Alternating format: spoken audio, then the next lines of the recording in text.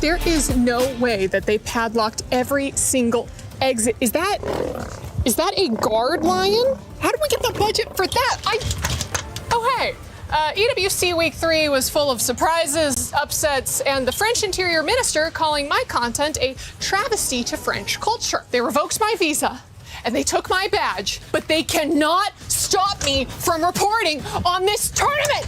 Let me in! Speaking of visa issues, PUBG Battlegrounds defending champion Twisted Minds had to have their coach unexpectedly fill a player role early in the tournament. Heartwarming as it was, that grandpa is over 29 years old, and the grand final lasted way past his bedtime. VP secured the last winner chicken dinner which sounds delicious considering that I've been banned from all eating establishments. Let me in.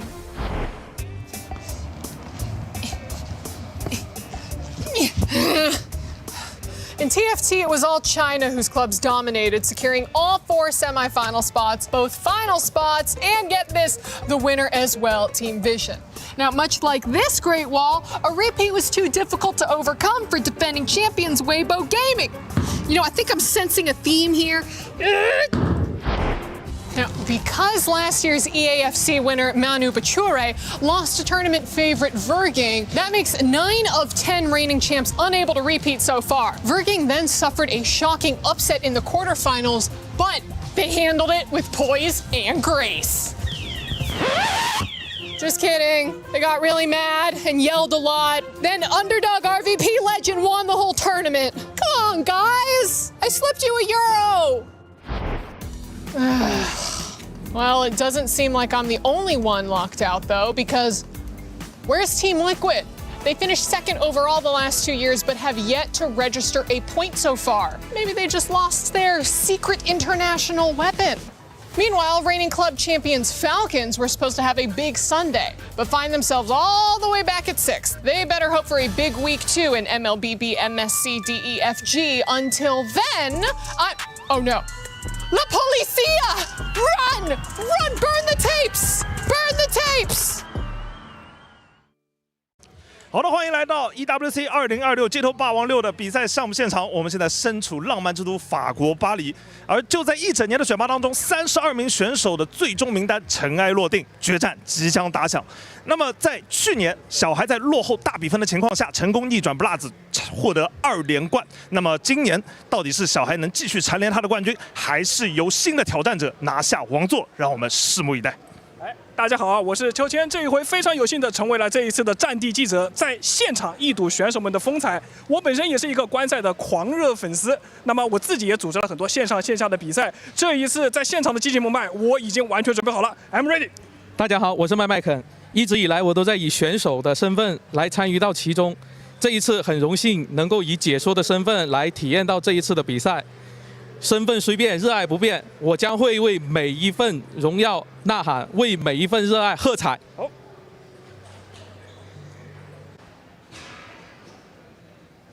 大家好，我是蓝钻，一个6代入坑街霸系列的新生代玩家。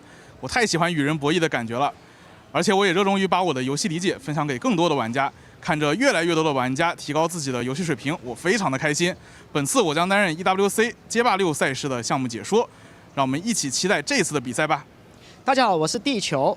我在国内大大小小举办过几十场社区赛，最初没有很宏大的想法，但是能够看到大家聚在一起，感觉到非常的欣慰。本次有幸担任 EWC 街霸的解说，也是希望可以把精彩的比赛带给大家。 Bienvenue en France, le pays de la baguette, du croissant, de l'amour et du manège doré. Mais pas du tout, KX, cette semaine, Paris, c'est la bagarre de rue. Bienvenue à l'Esports World Cup 2026. Mais oui! 32 joueurs, 4 groupes, un seul Français pour savoir c'est qui le patron. Et vous le savez, l'excellence n'arrive pas du jour au lendemain. Pour faire partie des meilleurs, il faut emporter l'Esports World Cup. Et vu l'enjeu, il faudra faire le point et bien sûr, essayer de ne pas mourir sans son pif. La précédente finale nous avait ravis, avec un match légendaire entre Shawai et Blaz. Et tu crois un rematch? Je pense qu'un challenger peut créer l'exploit. Parce qu'à l'Esports World Cup, rien n'est joué d'avance. Tous méritent. Nous sommes tous réunis ici pour le jeu et les joueurs. Ouais, alors les gars, il est temps. Le tournoi Street Fighter 6 Esports World Cup 2026, ici à Paris, ça démarre maintenant.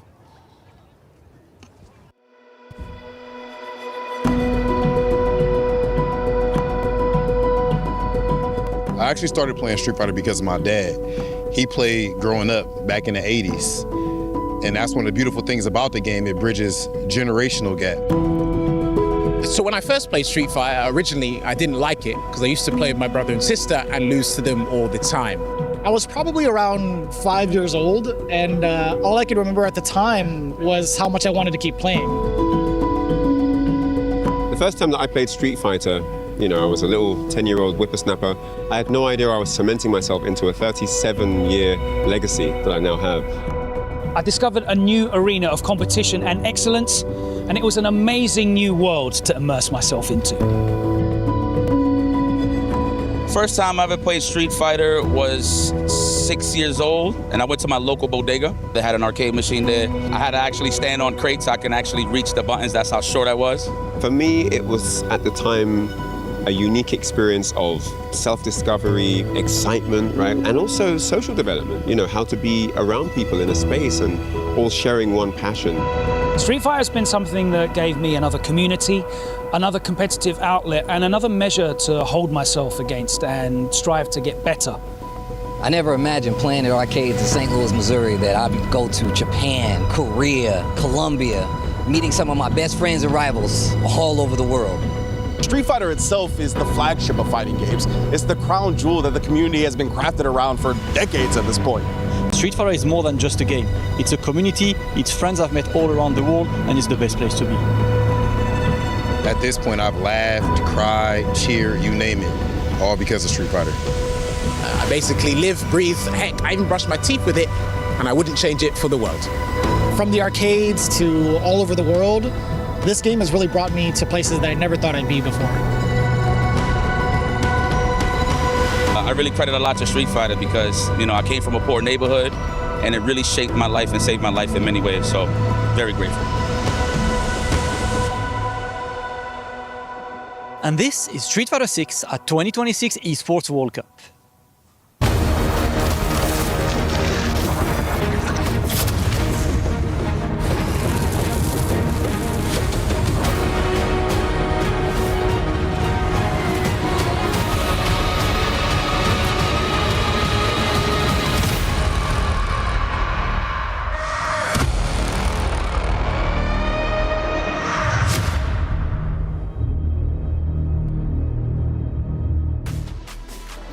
Welcome into the Esports World Cup here in Paris, France. It's week 4. The club championship race is getting close, but what we care about right now, it's all about Street Fighter 6. We are back with another fighting game, and I couldn't be more happy to be here. Hey, welcome into the Allianz Vault. I'm Taylor, Reflections Noble, joined by Logan, Sama, and Vicious. Boys, welcome back, Logan. How you doing, man? You were here week 1, now you're back week 4. It's great to be back. More fighting game action in this incredible arena, the Port de Versailles. It is going to be loud. It's packed out already. The super fans are in here. The super players are here. It's going to be incredible. That's it, Vicious. Great to see your smiling face, man. I know you're going to be bringing a banger outfit for the final day. I'm going to try to. I hope it pays the justice that the players are going to be playing at. I feel like it's going to be so extravagant to see these guys finally up on the stage this season. That's right. Up on the stage this season are the competitors for that amount of money. $1 million on the line. Man. $250 for first. And if you get first place, you qualify for the Capcom Cup. Yeah, of course. You know, there's a lot on the line here for these players. It's life-changing money for the person that wins it. But it's really about the titles. These guys, they travel the world. They want to get that title as the Esports World Cup champion. It means a lot. And there's a lot of players that we can talk about that is still missing because it's kind of been like held down by one person for the last 2 years. That's correct. They're going to have him in their sights. Right. There's a lot of players that want to get that title. Yeah, one person. Who could that be? We'll talk about that in just a second. You probably already know, though, we had the LCQ, though. It was a vicious fight for the last spots here on that very stage. And Reinhardt's going to catch you up to speed. The LCQ for Street Fighter 6 here at EWC got off to an absolutely volcanic eruption. It was insane. A massive 269-man bracket here. Double elim going down to the wire in so many of those classic bouts. There are a lot of your notables, a lot of your personal favorites that didn't make it here. NL, not there. DCQ, Zen, we see him everywhere. Didn't make it. Bonchan, Kawano, Hikaru. Kincho, the man who won the 2,000-man bracket. Didn't make it, guys. Problem X, Kusanagi, Ending, Walker, Hurricane, these top talents just weren't able to get the job done. The 6 men who qualified, ladies and gentlemen, Jewel Kevin, first place, absolutely dominant run, crazy comeback versus Hibiki. Hibiki, second place. Third, Moke. Fourth, Zien, and then tied for 5th and 6th, Lex and Itabashi Zangief. Notable shout out to Inaba from Japan and D-Balls, Crazy Ed from China. That's your rundown.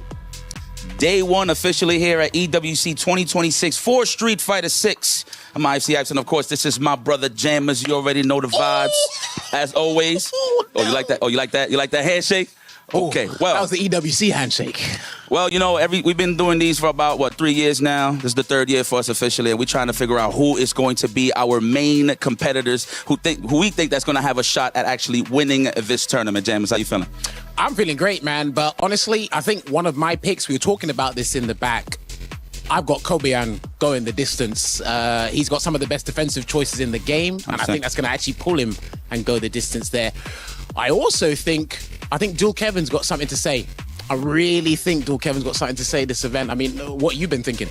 Well, for me, I mean, I'm going to be a little biased and say I love Mena RD. It's one of those things where he has nothing else to prove, but all he has is to gain, really, at this point. And an EWC championship will be the cherry on top for him. I mean, for me, he's already the GOAT. And then, of course, my other pick, of course, is none other than Victor Woodley, my man Punk the God. I would love to see him get a big championship. We've seen him win big championships before, but EWC would be amazing title. We didn't mention Zhao Hai. He can probably do the three-peat here. I don't know, what you thinking? Well, I mean, we always doubt the man, and he always delivers. That's the funny part about Zhao Hai. Mr. Consistency himself. I mean, Mr. Consistency, we do need to actually check out something regarding Zhao Hai right now.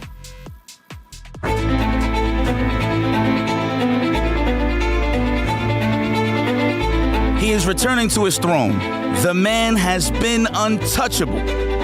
2 times and back-to-back EWC champion, Zhao Hai. Oh, team right pressure. Oh my goodness! Hey, what for good enough to death? Oh, Zhao Hai! If he completes the combo, which he will, Zhao Hai is your Esports World Cup champion! First time I so unbelievable. But the second time I win the champion back-to-back, so amazing for me, but I think I can still keep going. Now I'm 37 years old, but I think not too old. I will keep winning. And is it enough is the question. The survey says, Zhao Hai, there you have it, ladies and gentlemen. Back to back, the king has arrived. This time, for me, in my mind, maybe 15-15. Lose, maybe I'm okay. But if I win, I will be the 3 times champion. So I will write the history. I want to do that. He did it. Zhao Hai. Zhao Hai, the first ever 2-time EWC Street Fighter 6 champion. The challenge for the title is sent. Zhao Hai is ready to defend his title for a 3rd time. Zhao Hai, what a remarkable competitor. He comes back onto this stage and he's looking to go for the Triple Crown. How rare is that? I mean, come on, to win potentially 3 times in a row. I think Jammers yesterday was saying, he was like, dude, if that happens, I'm coming up here and I'm breaking everything. It's crazy, right? If he hits the 3-peat, like, we've got to start calling him Michael Sheldon, I think. You know, that's probably. That's crazy here. And the thing is, coming into this isn't even the game that he's favorite for. Yeah. Like, we saw him, he didn't deliver. That's right. When it came to Fatal Fury, but anything can happen. He's world class. He's elite. That's it. He's elite for sure. And so is Punk. Hey, it's a special day. It's birthday day for Punk out there. And to celebrate this momentous occasion, we've got a special clip throw. And I want you boys to talk all about it. Give me the historical analysis of what ended up taking place. Well, for starters, all right, there are sequences in this game where you would think it would actually get the kill, but as you can see there, he lived by a pixel, and there's moments in the FGC where we kind of say, what are you standing up for? And they just happen to be, in this stage, the most unfortunate thing to happen for Punk the God. Yeah, the most unfortunate thing is the routing there of that combo. He could have actually got the kill, but... That's right. Yeah, the scaling kicks in this game, and you can kind of predict what it's going to be, right. But when you're coming down to pixels, it's almost impossible. Well, happy birthday, Punk. It's great that you're here, and hopefully we can celebrate a little bit later, maybe even celebrate on the stage with you as you win. Hey, Elias Snake, we've got groups A and B. Walk me through them. Yeah, exactly. We're going with Group A and B, which are going to be absolutely awesome. We're talking about legends in this Group A. Daigo, Itazen, Killzyu, the home crowd's favorite, of course, on his home turf, right? And he's going to face again Mickey also. We're talking about Big Bird, Kobayan, Mena RD, arguably the best player to ever won everything on a Street Fighter, and of course Ibiki. Those matches are going to be so tough, and honestly, I'm rooting for Killzyu, obviously, since I'm a French guy, but you know, anything can happen here at EWC. Too many Zangief in this group. I think it's gonna be a tough one. The first test, real test here for Mena. If he knows the Lily matchup, we're about to find out in a few moments. Thank you, Elias. Snake out there laying down the law for Group A and B. Vicious, he said a lot of names out there that's looking to go all the way. Who stands out to you? One of the things I am looking out for, I want to say in regards to this bracket alone, obviously Mena RD, one of the greatest to ever do it in Street Fighter 6. He's going up in a matchup that we rarely get to see, which is 1 against Lily and 2 against one of the best Lilies in the world, not even just from Japan, but in the world. And again, that is a rarity in and of itself. That's right. Who's Punk going against, though? Punk's going to get Sahara, who's, shown that he can be one of the greatest players in the world. He's secured a Capcom Cup, which is an incredible achievement. That is certainly the pinnacle of the season, is what they all play for. But Sahara hasn't been the same since getting that title. Punk, he's been there or thereabouts. He's due securing a big win. So I think one of those things in regards to the way that they've been playing up until this point, I feel like all the momentum right now is going towards Punk. We can't doubt the current Capcom Cup champion and, of course, the character that he's playing. Right. But honestly, you're absolutely right. I think he's due for the big one. For Ultra 118, we've got Group C and D, and Group D is looking like the group of death. Walk us through it. Yeah, thank you, Tyler, thank you, Logan. Yeah, here in Group C is gonna be a tough one too. We got Fudo, Moke, who had just been qualified from the LCQ, Iguchi, Yamaguchi, 2 Zeta player division fighting each other in the first round. And we're gonna see also Josie Joe, Inao, Kaba, and Shigematsu. All of the players are gonna do their best at Esports World Cup, and I'm glad to see all of these matches. But we also have the D pool, which we have Losha, Xian, which also has been qualified with the LCQ with his amazing Kimberly. We also have Blaz, Gachikun, Phenom, Shaohai, Bruce Lee, and Dual Kevin. We can see a lot of characters from Street Fighter 6, which I'm really glad for, and I'm impressed by all the level of the player, and I can't wait. I'm so excited to see all of those matches. Ultra 118, thank you very much for laying down the law. Group D, the group of death. Yeah, it's going to be very, very exciting. Unfortunate that Boos and Kevin have to face each other. Don't mention it, man. Please don't even look over here when you say it, Logan. Sad day it happened, right?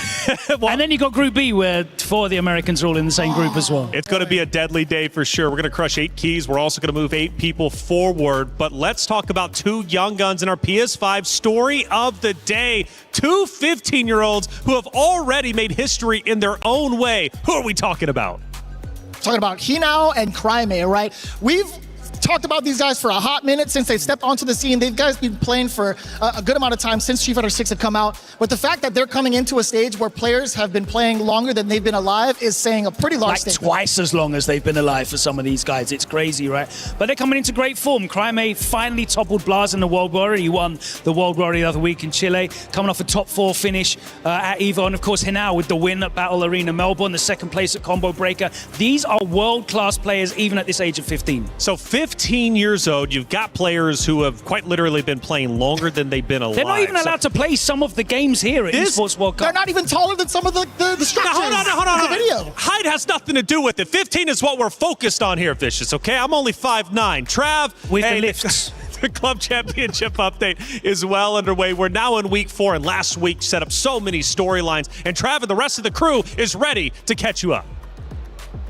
approaching the halfway mark here over at EWC, which means that the club championship points are getting much more crucial. A lot is happening, and it feels like the big dogs are not the ones that are stepping up to the table this time around, Lauren. So what's going on with your stage? All right, well, for a quick recap of what we had in PUBG Battlegrounds, it was VP that came out on top, and they did so in a very strong fashion. They headed into the last day finals with a lead and then never dropped it, to the point where they even went out early in the last match on finals, and it truly did not matter. They got the win that they needed in order to be trophy eligible for CC, and now they're in second place overall, so massive for them. But looking towards what we have coming up, we've got Warzone right around the corner, and it is another lobby stacked with CC squads. We've got defending champs and Twisted Minds, but they've been so inconsistent they might not be able to bring it home yet again. We also have Falcons in here, and this is probably the biggest one in this lobby because they actually could get a win in Warzone, the win that they need, especially with Hisoka, the best player in the world on the squad.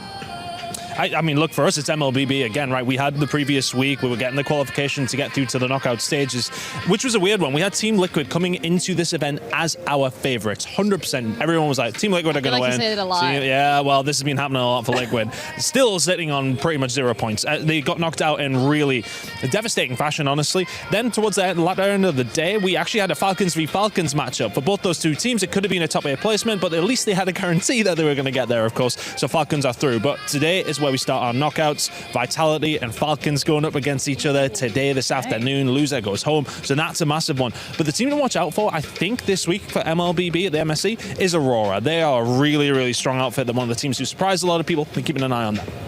All right, and then we have that stage 4, TFT last week. What's going on this week? Yeah, well, keeping it the same with Aurora, they kind of managed to only get second. They were just edged out by Team Vision in the grand finals. So Team Vision wrapping up their Esports World Cup journey. They were only in Apex and TFT. They managed to get 1,750 points, which I don't think is anything to complain about because that managed to get a team $700,000 last year. So I think that's a pretty good performance from Team Vision. We're on to Street Fighter 6 this week, though, and it's Team Falcons. They're fielding 3 players. They've got the reigning champ in Zhao Hai. He was supposed to come out strong in Fatal Fury City of the Wolves at the start of Esports World Cup, but fell out early. So he's looking to make a few reparations here and there and get the win yet again in Street Fighter 6. Seems like Falcons is the name of the game this week for us. Last week, Hyperspirit were the ones that were able to close it out on the AFC, but Falcons this time around are the ones that are the defending title champions. Overwatch 2 last year was the only title they won to actually make them eligible to win CC, so a lot of pressure going on this roster, regardless of the slow start that they've had so far this season. Whether or not they can do it, we're going to find out by the end of this week, and we will, of course, keep you updated.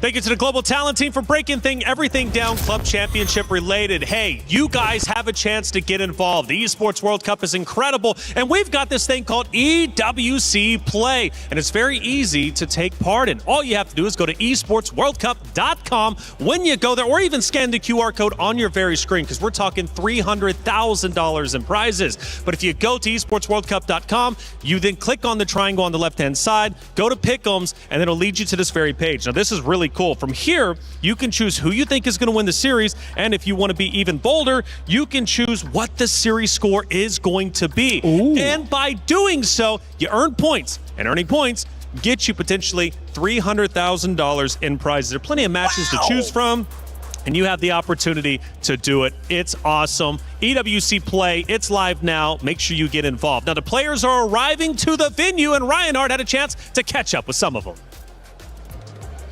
You gotta know, these guys have been training all night for this. All the weeks leading up. It's Bruce Lee. Good morning. How you feeling today? Great. Don't have to play, but be enjoying the matches regardless. Sounds like a good plan. Sounds like a good plan.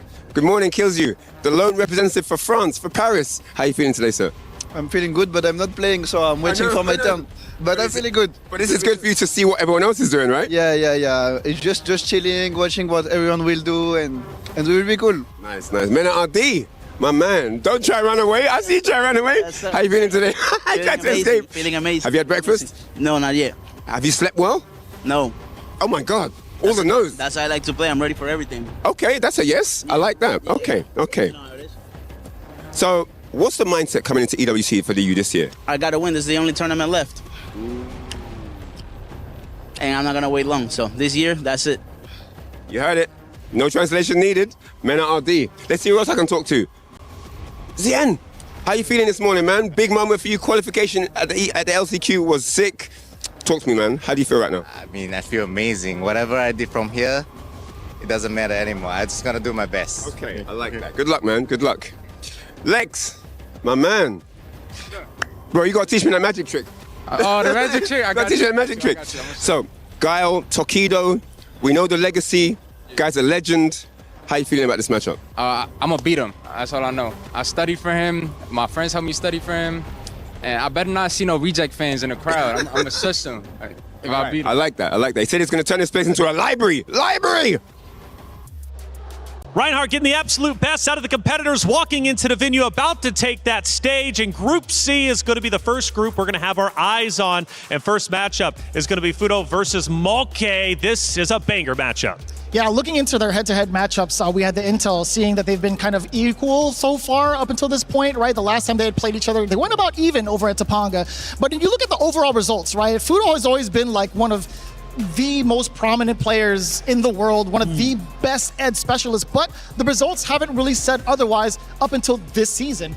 He had qualified via Street Fighter League, and on the other side, Mulkey also a part of that league. They've encountered each other a handful of times, but at this point right now, I feel like Fudo still has to prove himself with the character, a very strong character at that, and then Mulkey still has to find himself with his characters. But right? Fudo did get top 8 last year, though. Are we taking that into account as well? Yeah, he got top 8 at Capcom Cup as well, but since then I think he's only broken a top 8 combo breaker, finished 5th there. Correct, yeah. So he hasn't been the same dominant force. You usually expect to see Fudo like top 4 at any major. He was definitely one of the world's best. He's gone up against Mulkey, though, who's in a little bit of a character crisis. Is it going to be the Chun? Is it going to be the Mai? We'll find out. This matchup's quite difficult, I think, for Chun against Ed, so all up in the air. I think all matches are going to be quite difficult. It's hard to remain consistent when it comes to Street Fighter 6, but the competitors are going to have to find a way. Let's head to the stage to get day 1 started.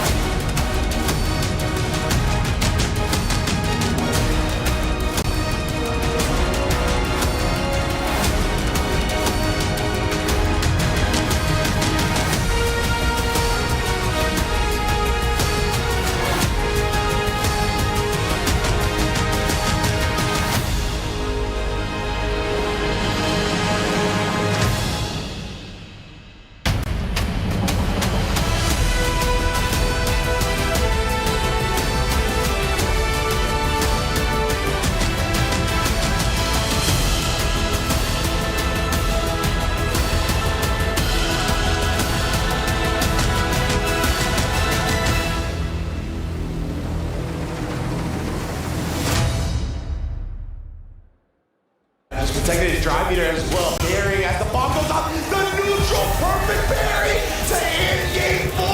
Ending 1. Their journey is about to start.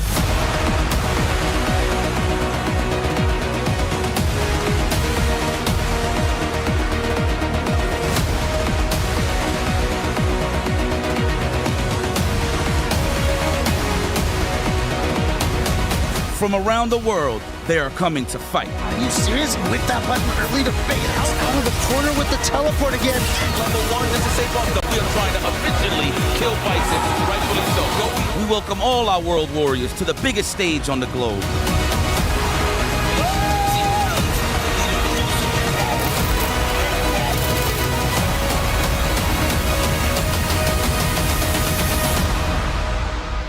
Welcome, Warriors, to the Esports World Cup 2026.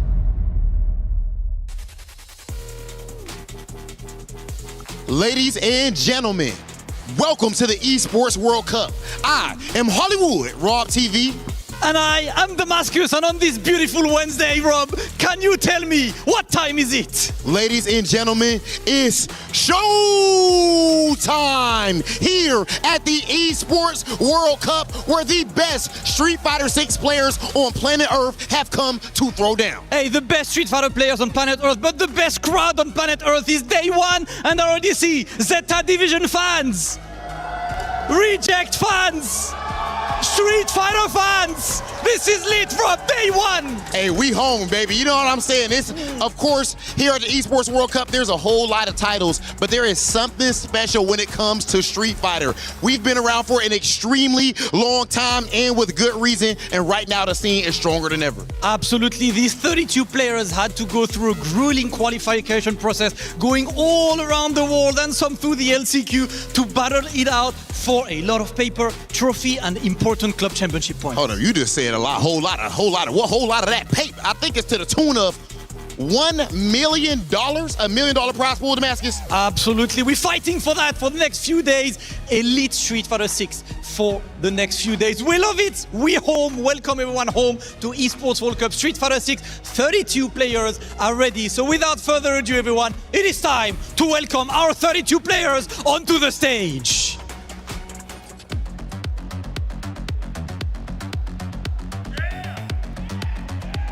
Daigo, the Beast, Umehara.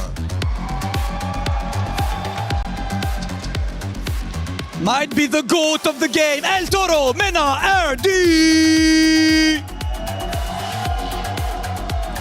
From the Middle East, Big Bird. Et le français de l'équipe, Kills You. Mickey. The Zangief Master, the Wide Shoulders, Kobayan! Lily Extraordinaire, Hibiki! And from one grappler master to the other, the absolute legend, Itabashi Zangief! Absolute beast from the new generation and old. That's what we get right here in the world of Street Fighter 6, ladies and gentlemen. And that closes the first group. Look at these 8 players, 8 bangers. But next group, Rob. Tokido!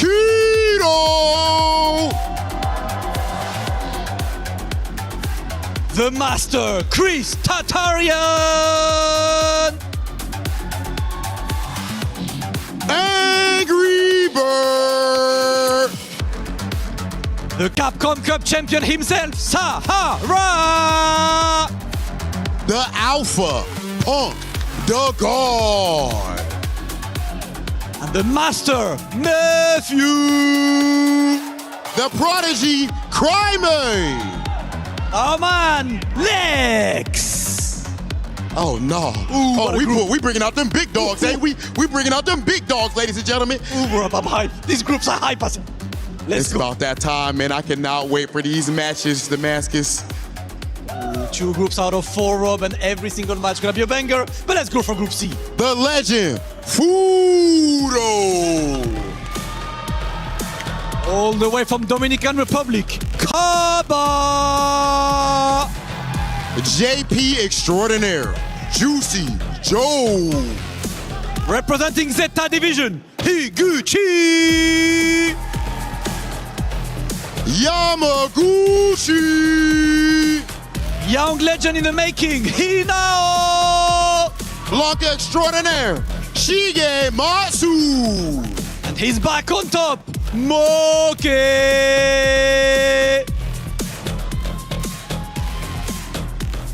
Oh my goodness, the fact that if this was the whole tournament, we already have a banger on our hand, Damascus. We have 8 more players. But we still got 8 more players. Yes, you cannot sir. make it up.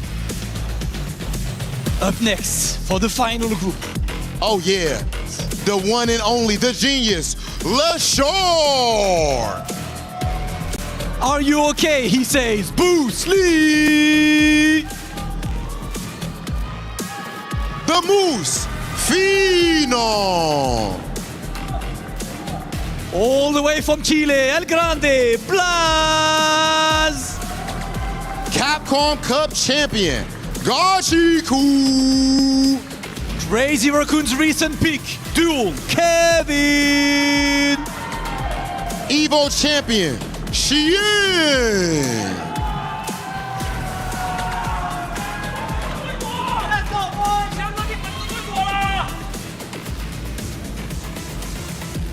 And of course, the one and only title defender, the back-to-back Esports World Cup champion. They told him he had to qualify again for this year as he changed clubs, joining the legendary Team Falcons, the EWC champions themselves. And he had to qualify through Combo Breaker, coming all the way from China. He earned his moniker Shanghai, meaning little child, because he was already beating people up at fighting games at the young age of 9. The Combo Breaker champion, the first player to qualify twice back-to-back on 2 different games at EWC.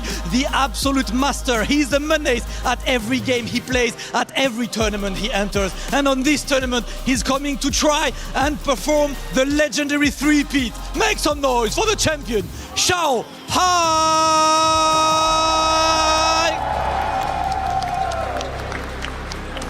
Ladies and gentlemen, our stage is officially set as all of these players look to reach the pinnacle and lift that EWC trophy. We're about to get into our first match. It's gonna be Fudo versus Moki. Steve, Ringe, what we got going on? Oh my, yeah. From Long Beach, California at the house to Paris, France at the Esports World Cup. It is Tasty Steve and Ringe in the building, ready to bring y'all the first 4 phenomenal matches of Street Fighter 6.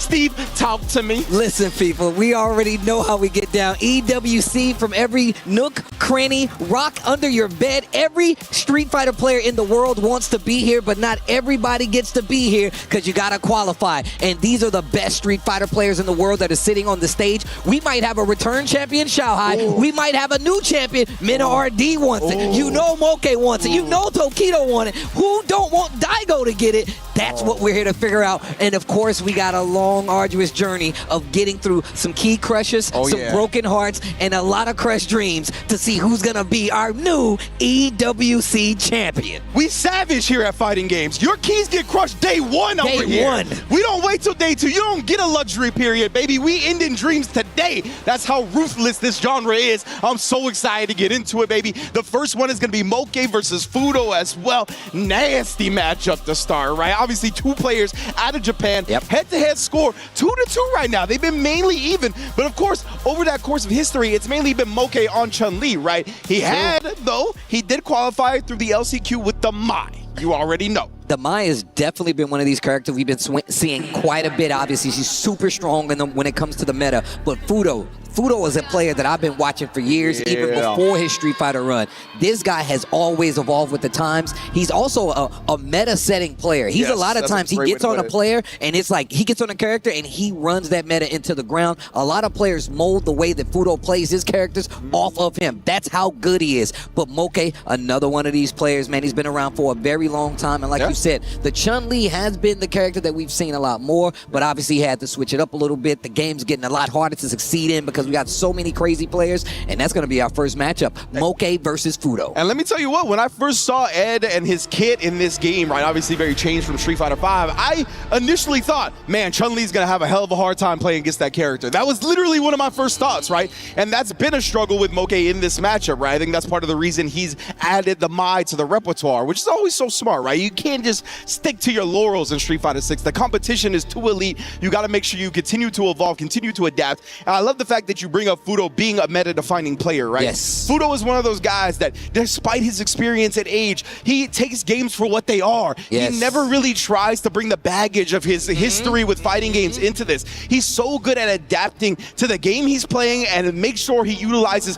whatever's going to take him to the top. Look, this guy Fudo is definitely one. I mean, look, even if you pay attention to SFL, you pay attention to just the CPT season overall, Fudo is somebody that if he shows up in any bracket, this man is definitely a threat. But of course, like you said before, the fact that he is settled on the Ed, I mean, of course, we saw him with the DJ winning at a Blink Respawn, of course. Last time I think they played each other, Blink Respawn 2025, I think it was the DJ, if I'm not mistaken. Oh, it might have been. But of course, the Ed, definitely one of those characters that we've seen a lot more of. I mean, Lashard didn't put him on the map, but he made that execution one of the things you had to look at. Ed, a very strong character in his own right. But let's see how it goes in the Mime matchup, especially considering, look, like I said before, Fudo has more than enough tech to shut down any player out there. Yeah, that's the thing, right? Is that Fudo is going to be knowing very well to do his homework against every matchup that's going to be coming across him. Whether it's going to be the Mai, whatever character you're going to be opposite of him, he's got the tools ready with Ed specifically. Like, this character is so good at just maintaining control in the game, and I think he's just demanding when it comes to the heat of the moment decision making, right? I think that's what really holds back Ed's from just dominating the entire thing. It is so hard to play so perfectly all the time. But Fudo is one of those guys, man, that has really been able to kind of measure his risk reward in a very efficient way. Oh, you know what I mean? Years. Yeah, through the years. He's always been. He's so calculated when it comes to like the characters that he plays, the setup. He's a counterplay monster. Yeah. He's one of these guys. If there's some crazy tactic, some crazy meta-breaking thing, he's the person that's gonna say this is the defense against it. And he's a lot of times been one of the few and only players that's been able to show it on such a high level to give its due. And of course, Moke has just been one of these players I feel like always fighting out here. He's definitely the epitome of a Street Fighter. I actually randomly ran into this guy walking around in Shibuya one day, and that's just just so random. And then my man still had the stick on him. That's how you know. Man. That's how you know this guy is absolutely a threat and definitely one of the best to do it. And of course, EWC is just not an easy tournament to get into. No. The qualification process is ridiculous. It takes place over multiple tournaments around the world, and a lot of those heavy-hitting players are showing up to claim those spots just the same. And Moke got in this via the LCQ, right? One of the most stacked brackets you're going to have all year is the EWC LCQ, and Moke managed to qualify, getting that top 6 spot. So it's just a testament to how much this dude grinds. He is, like Steve said, always out, always trying to play, always trying to sharpen his skills, right? That's the type of player Moke is. So I'm going to love to see how he's going to combat up against Fudo in our very first match. The Ed, he's just so strong on the character, so good at measuring his flicker distances, never getting caught up flickering too much either. He's so good at switching up the pace at which he plays at. So often he tries to draw people in, get them to overexert themselves, overextend a little bit, and take full advantage of that. As you mentioned, that goes back to the counterpunching style. 100%. Makes a lot of sense that he's playing a boxer and this counterpunching style kind of comes into play.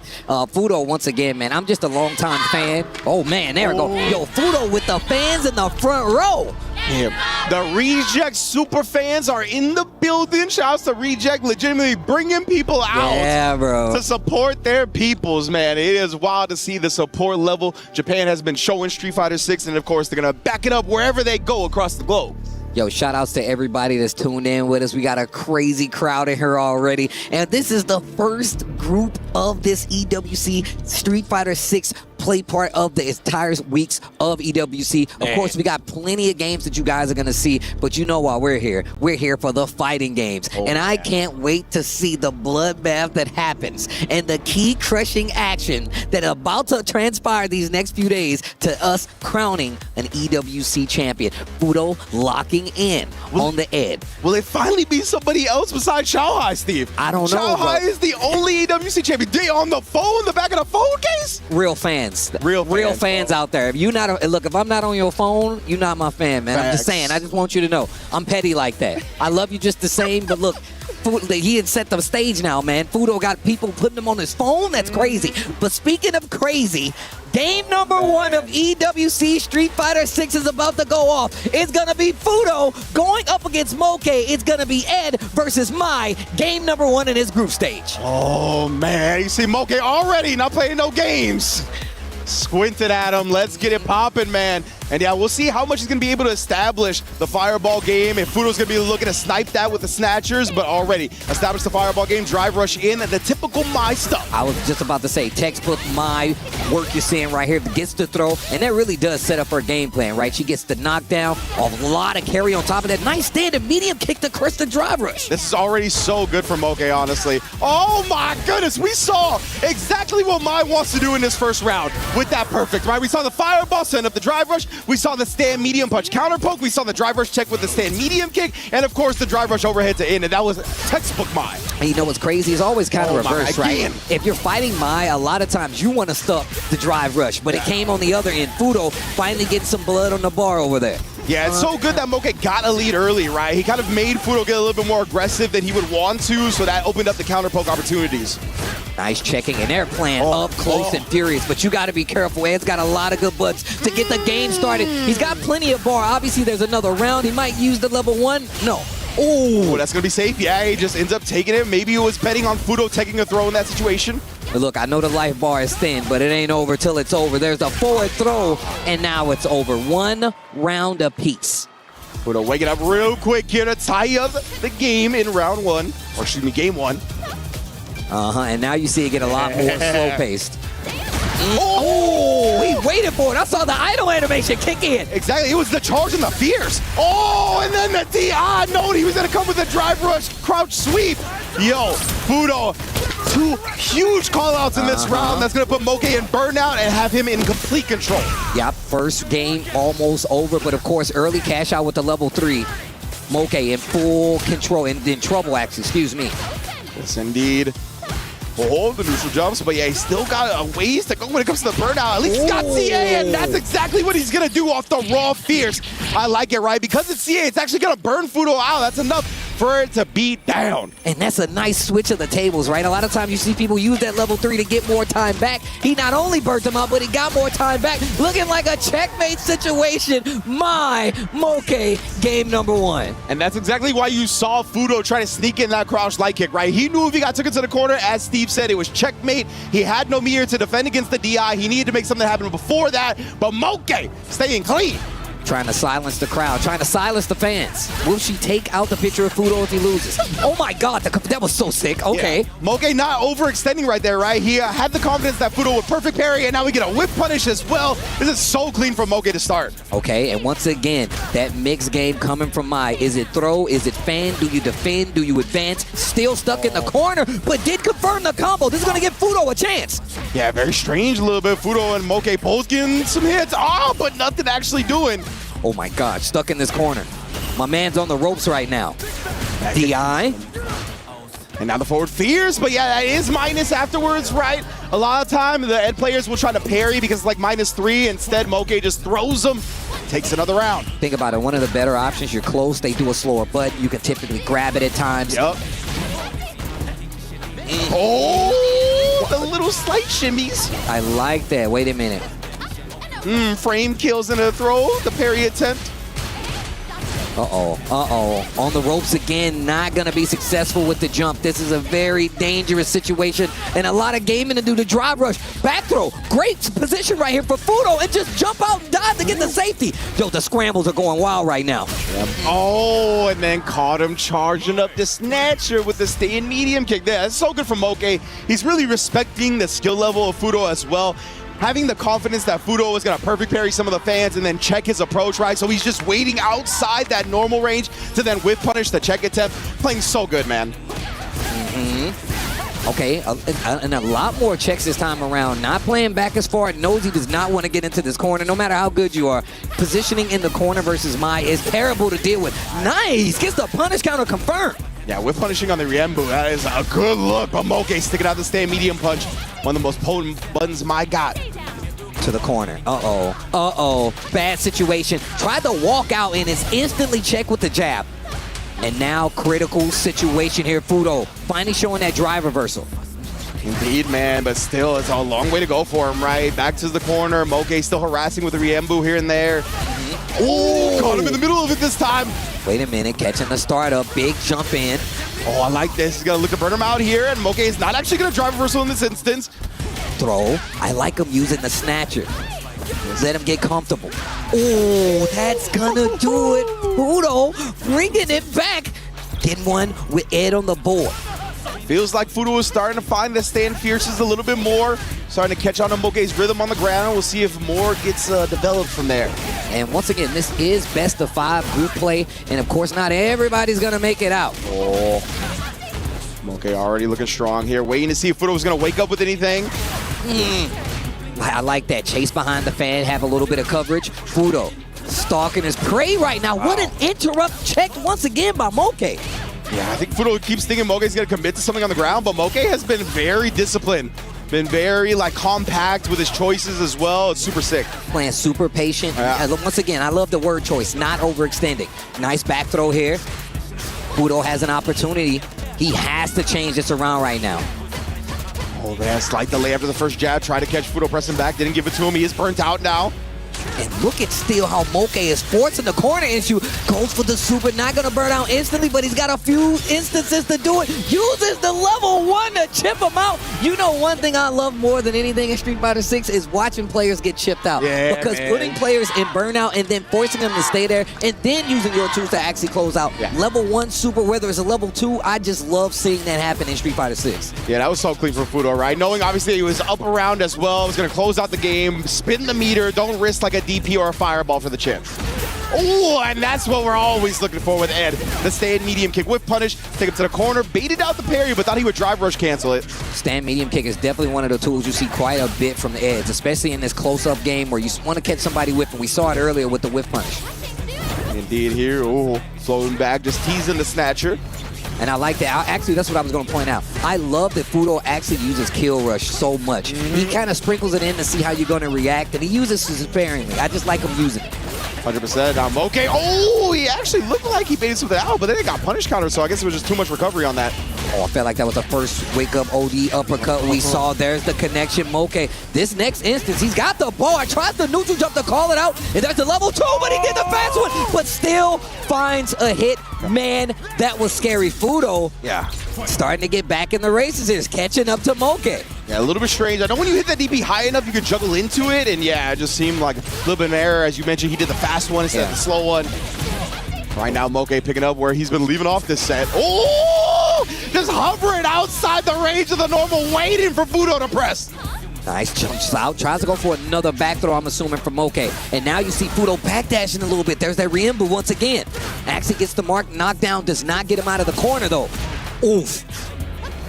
Man, oh man, and get the stature to show a lot of respect. That's why he did OD, but it's right back at you, fam. So good after the parry using the OD uppercut. There's the forward throw. Both of them in critical right now. Wake up uppercut. We saw it a couple of times, and we know it's always a threat from the character, but now Moke on set point. Fudo only got 1 game, but he's got a round. He could turn this around. Man, let that boy rip. That was crazy. Oh, the big trade and big combos off it as well. I like that. Kill rush, an instant answer with the wake-up uppercut. OD uppercut at that. The punch counter on that one, but no confirm. Okay, not spinning the driver's cancel on the stand medium punch either. Oh, no free block strings here. I like the call out. Kill rush backwards, trying to get himself a little more space. Not close enough for an anti-air, but he does find the throw. That's good for Fudo, right? He's been able to establish some space, build that drive meter back in the meantime, but no, he dashed forward and saw Moke was drive rushing. Didn't want to commit to anything because of that and got overheaded for it. Level 3, not gonna burn out, but Fudo is in big trouble. He does have CA on the table, so an exchange can put him back in the game. He can't take another throw. Peppering him with the jabs, and then the OD fan to close it out. The first set of the day goes to Moke and the Mai, staying alive. And of course, group stage play, a first win, especially of the day, definitely sets the mark, and you can see Moke popping off in excitement as he should be. Well played. Yeah, man, that's huge, right? Moke gonna be able to come from the LCQ, carry that momentum forward, take down one of the heaviest hitters in the bracket to open it up. That is a fantastic way to start. Yeah, man, and of course these guys, not their first time running into each other, so these guys have a lot of experience, and I feel like that's what kind of facilitated the scrambles that we saw so actively going into this matchup. And once again, look, we always talk about Mai being such a threat and such a powerful character to fight against, but you can see the spacing that Fudo was playing on display. Obviously didn't work out in the tail end, but you can see he was well versed in that matchup, but of course, Moke and the Mai unmatched. Yeah, Moke did a great job at the end right there, right? We saw the stand medium kick whiffed. They threw it for the whiff punish. Just clean play. Well, with that being said, we will be taking a quick break, and we're going to come back with more EWC Street Fighter 6 right after this.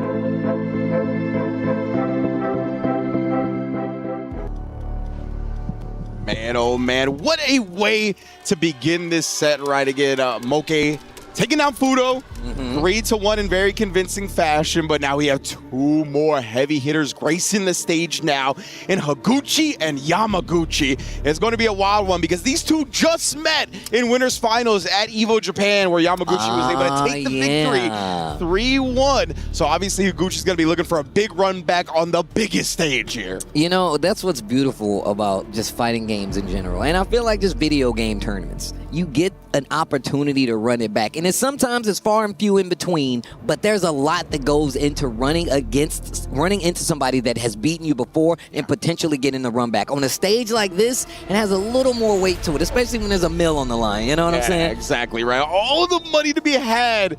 These players are definitely going to be looking to grasp their revenge here more than any other place. It's going to be fun to watch what Higuchi brings to the table right now, because Yamaguchi not only defeated him in winners finals, he went on to win the whole tournament, right? He is our reigning defending Evo Japan champion right now. Coming out, I don't want to say out of nowhere, of course, but definitely the overachieving in that tournament. Not a lot of people had him taking the whole thing, right? But that's just a testament to Yamaguchi's grind and how much work he's put in. One of the first disciples of Momochi and the Shinobism school, so it's so sick to see him grow into a world champion in his own right. It's really interesting because I feel like we have so many crazy good players, right? That it's easy to kind of look over Yamaguchi, especially if you prior to, Evo Japan. But the same thing goes for Higuchi. Like, you have to know, and obviously there's a lot of world-class caliber Gao players out there, but still, Higuchi's one of the guys you have to pay attention to, especially when it comes to the Japan side of things. Yeah, man, Higuchi, obviously, one of the premier Gaios worldwide, always going to be a danger whenever you see him in the bracket. They got a 1-1 head-to-head score coming into this, right? Obviously, Yamaguchi taking that big one at Evo Japan in winners finals, but whoever gets this one is going to edge them out in the lead a little bit, so it's going to be fun to watch these two, not only right now, but going forward, because it's such an even battle when they get into a tournament environment. And of course, they're two sparring partners. They are on both Team Zeta, right? So because of that, these two are very, very familiar with each other. It's going to be fun to see how that plays out in the match. See if we see some hard call-outs when it comes to timings or habits. That's always something to look out for when it comes to sparring partners. Yeah, and that's why I kind of touched on it last time, right? Obviously, fighting in tournament is a little different than being an actual training partner. But if you have experience with somebody, and I say that's how you know you're good, when you got to fight your training partner in any tournament. I'm always happy to fight a training partner in tournament. But here we go. Higuchi versus Yamaguchi, the Gao versus my. Wait a minute, they're not ready yet. He took the headset off. Okay, got me hyped for nothing. I'm glad I looked up and saw him actually take off the headset. Yeah, the fans were getting us hyped. I felt like since the fans were getting the noise, I was like, oh, so this is a real match right now. But now, getting the hand warmers, making sure that we're all prim and proper going into this one. Again, this is the Esports World Cup after all. Mad money on the line, mad pride on the line, so you make sure all your buttons, everything with the peripherals is prim and proper. Yeah, man, and especially considering, like, look, we know that Zhao Hai has been the two-time champion now. You know they trying to switch that up now, especially considering this guy, Zhao Hai, has definitely been a terror when it comes to just popping up in a tournament and just stealing your shine. You know what I'm saying? Yes. And no other place has he done it more than here at EWC, right? Nobody had Zhao Hai winning that first Street Fighter 6 tournament. I'm sorry. He's one of the best players in the world for sure. Nobody had him winning that first tournament. He came back, did it again. He said, I'm a two-timer. But they shake hands. I like that. Like you said, prim and proper. They shake hands. These games about to be played. I love the fans sitting in the crowd. Zeta squad in the building. Man, they got toys and everything. Yeah, you already know, bro. Decked to the nines. The Zeta supporters are out here in full force, of course.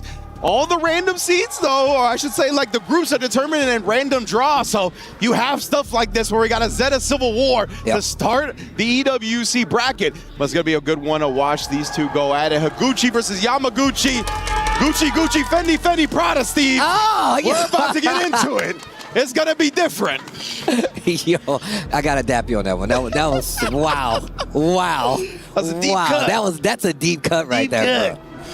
Oh, man, as these two get set up. Now, Gal is another one of these characters, really good at controlling the pace when we talk about the matchup. And they definitely have a bit of a fireball war. But, of course, historically known is going to be in Gal's favor. I feel like it's a lot harder to deal with, especially if she gets a powered-up fan and if she's willing to spend some of those resources to kind of force her turn. I'm interested to see the pace that we're about to see played in this matchup here. But here we go. It actually goes down. Higuchi, Yamaguchi, the Zeta showdown. One of them's going to lose. Gal versus Mai. Let's get into it. Yeah, I think you really highlighted a very important point, Steve, is the fact that Yamaguchi is going to have to spin those OD fans very carefully when it comes to trying to get through the projectiles of Higuchi. Right there, though, we already see the drive rush. Let's get aggressive. I like that, and I think that's going to be the difference, right? To close the distance, instead of spinning it on more booms and the OD booms, I'm going to drive rush in and just try to keep you at bay with the OD booms. Precisely, man.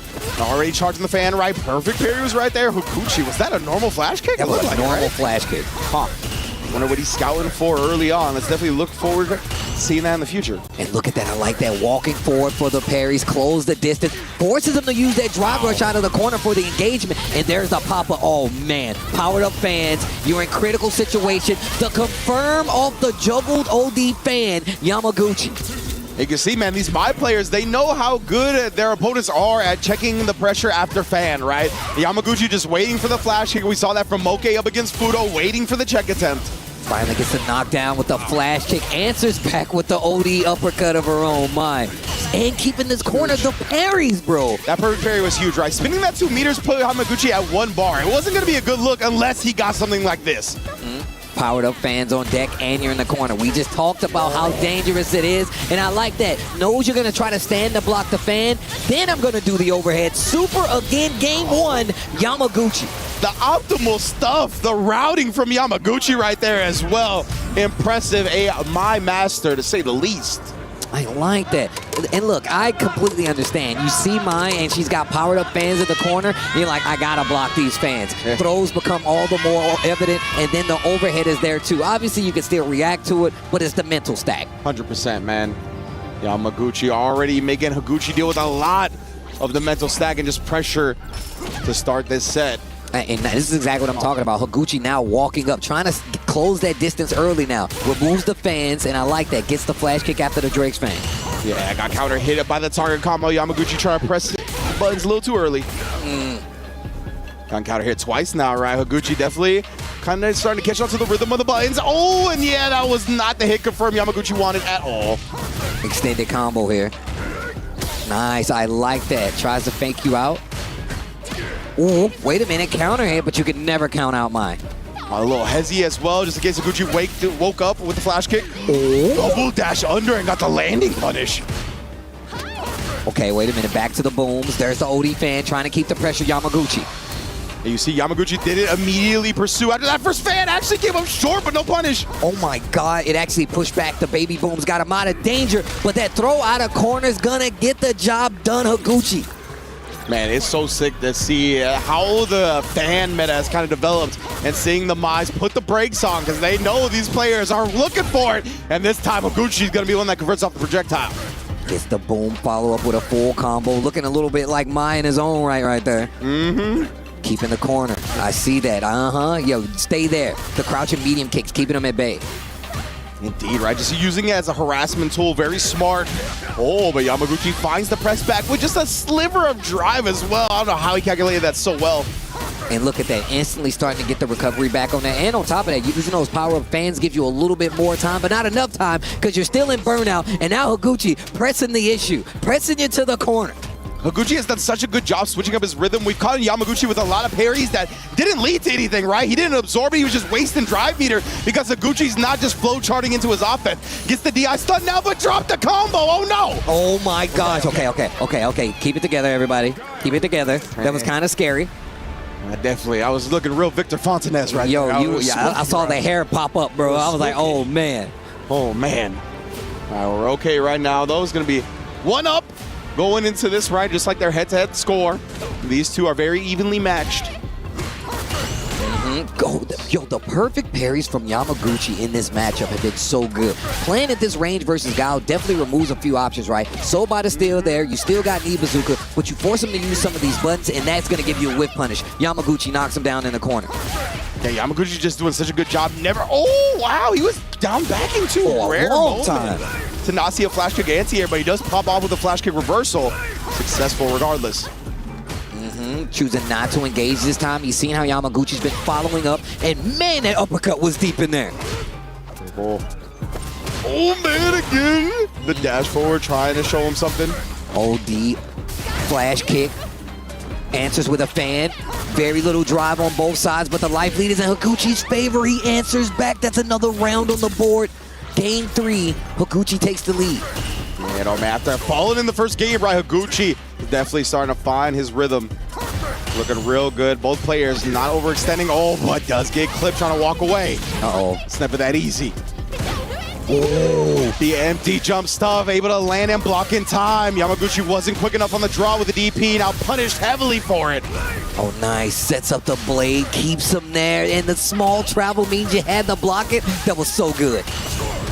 Bro, these perfect parries. Yeah, man, he's been very on point. And this time, though, Yamaguchi finding the whip punish, gonna cash out with a full level 3. Wants to take control here, especially when he's got another round to go. Spin the level 3 here to try to build it back up. Got pushed too far out and got hit, so just wasn't gonna be able to connect the throw. Baby Boom Parade, welcome to it. Burnt out again. He was trying to avoid it too. Oh, but he knew he had so little drive, he was gonna have to perfect parry whatever he did, so he just tried to avoid it with a jump. Higuchi covering that angle perfectly to take a 2-1 lead. Higuchi switching up his approach. I love what he's doing. He's like, oh, you want to keep perfect parry? And like I said, now he closes the distance. I love the switch up there. I didn't mean to do that. I love the switch up that we're doing right here, especially to throw Yamaguchi off his game. Indeed here. Nice little backdash right there from Higuchi to avoid the proximity block. He knew Stan Fierce was coming next.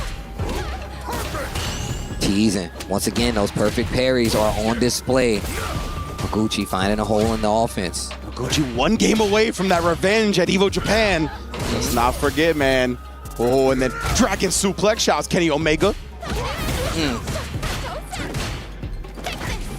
Ends up jumping back, but there it was that time, and caught Yamaguchi trying to pursue. Great answer. Higuchi playing back a little bit, getting a little bit more of that drive back. He was working on fumes. Of course, Yamaguchi closing the distance. Does not want Higuchi to get comfortable at all. Well, then again, outspacing perfectly. Just that bit of a walk back. Made sure that step kick whiffed, and then counter poking with the stand medium punch. No commitment on the driver's cancel, though. Back-to-back throws. What are we doing next? Oh, I was going to say he can't take another throw. Yamaguchi switches it up, goes for the hit, and what an answer again. He got caught low. I wonder what Higuchi was doing there since he was in the corner. Oh, scheming on. Ow. Playing back. Oh, yeah. It's quiet in the library. Nice flash kick, the OD version. Yeah, Yamaguchi was looking to stay at the optimal range for getting anti-air any jump-ins after throwing the fan. Stand medium kick action, trying to keep him at bay. Slow-paced game here. Yamaguchi knows if he gets this knockdown, he gets to play. Higuchi knows just the same. Gets the back throw in the corner. Yeah, being able to switch up the real estate is huge, especially when you can follow it up with a level 3. Higuchi now establishing exactly what we saw from Yamaguchi, right? When you're down a round, spin the level 3 here, try to build back that meter for a potential round 3. And it's actually perfect because you force Yamaguchi to start using a lot more of those resources to try to close out the game. And great awareness, Higuchi using the OD flash kick to get through the fans. So well played. Seen it a couple times too. Yeah, and Higuchi didn't do that at the very start of the set, right? He kind of waited to see how Yamaguchi was going to approach the post-fan pressure. Didn't want to pop off too quickly, but now interrupts the Sonic Boom. What a backdash in the corner. Higuchi staying alive. Forces himself out of that corner. I like this. He does not want to be stuck there versus my big jump in. Finds a mark. Punish counter on top of it. Never expect the Gauss to jump of all the characters, right? Bruh. You betrayed me. Sneaking it in over the projectile. Very smart stuff from Higuchi here. 1 round away. And look at this range he's playing at. Make him second guess throwing the fan. We've seen him represent the jump. Another backdash, but did find the hit. There's the suplex. Man, now Yamaguchi is so hampered by the drive meter being low as well. Burnt out in the process. Tries to jump the baby booms, got caught for it. Oh, and one more again. Higuchi covering the angle of escape to take revenge for Evo Japan. 3-1 in the set versus Yamaguchi. They shake hands like friends and teammates. Higuchi gonna take the set, and that was looking a little different at first because it seems like Higuchi was on the ropes. Yeah. The perfect parries was on display, and like I said before, this is definitely an attrition match. You don't want Guile to sit full screen and just keep chucking booms. And on the same note, we know Mai likes to close the distance by like leveling, setting you up, peppering you with the fans. Yeah. I love the approach and the time that it took for that game to kind of open up before it slowed down. 100% right. And it really was something to go back to what we were talking about at the beginning. It was very resource dependent for Mai, right? You saw how many times Yamaguchi went into burnout in this set. It was multiple because he needed the fan to get through the OD projectile, or he needed the OD projectile to get through Guile, right? So because of that, Higuchi was always at the prime spot. And we prefaced that already, but with that being said, we got to take another break. But when we come back, don't go anywhere. There is more Street Fighter 6 on the other side.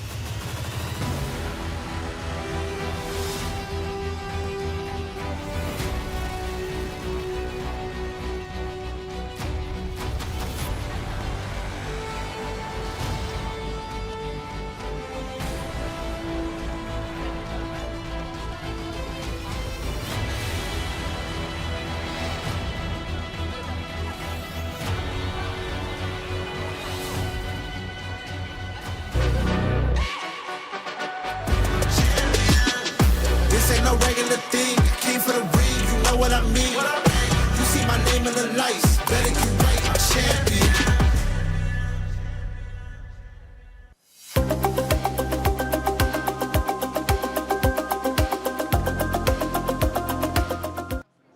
We're back at it already with the Esports World Cup. 2 phenomenal sets in the books with Moke defeating Fudo and Higuchi defeating Yamaguchi. But we continue here in Group C action, I believe.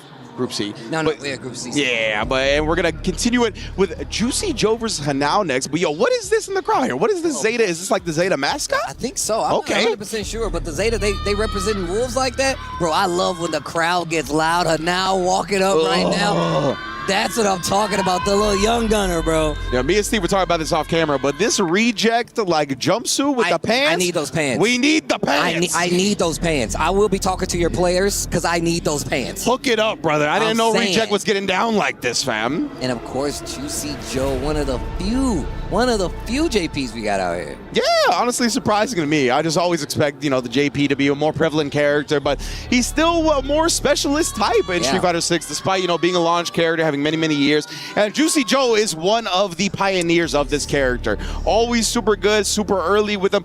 Really pioneering a lot of the tech that we saw when it comes to level 2, how to use this character to kind of strike down some of the matchups that we thought early on were a little bit tough for him, like the Kimberly and whatnot. Juicy Joe never really rested on the usual laurels. You hear the Hanao chant? The Hanao chant. Yo, it's literally like a crazy chant. Rising Ace? That is an OD tag right there. What a nickname, bro. 15 years old, one of the youngest players we got here at the tournament. My goodness, bro. He just won BAM. He just won a CPT offline premiere. This kid, the momentum is out of control. I'm just saying, bro. My man's got the energy for it, man. He's young, bro. I'm telling you right now. Give me a juice box back outside, back into the game. I'm just saying, bro. When I was 15, I could play games for 30 hours. I didn't even have to use the bathroom. Ugh. The juice meter is full. The Backyard Sports is on display. You already know. But, man, Juicy Joe, like we talked about, obviously Hanao's going to definitely dominate the conversation a lot right now because he's 15 years old, has been a phenom, has been winning BAM, has been winning offline tournaments, right? But Juicy Joe is one of the most consistent European players in Street Fighter 6 from start to now. You know what I'm saying? He's made Capcom Cup multiple times. He's always at SFL. Whenever it's a big opportunity, this Hanao one over here on the left is killing me, bro. Yeah, bro. Who else does it? It's him and Dogra and then somebody else too, like in SFL. God. They all been doing it.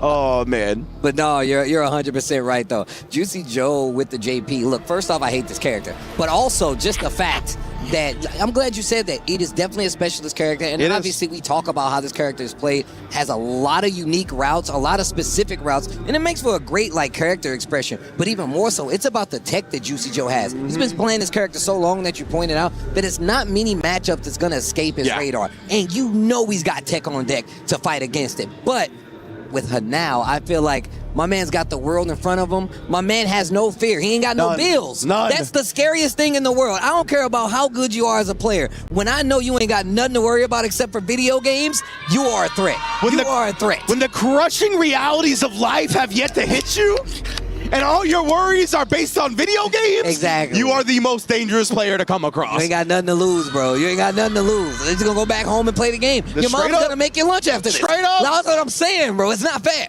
The favorite meal? What you want, son? Just Spaghetti. coming on in. Give me the spaghetti. All day, every day.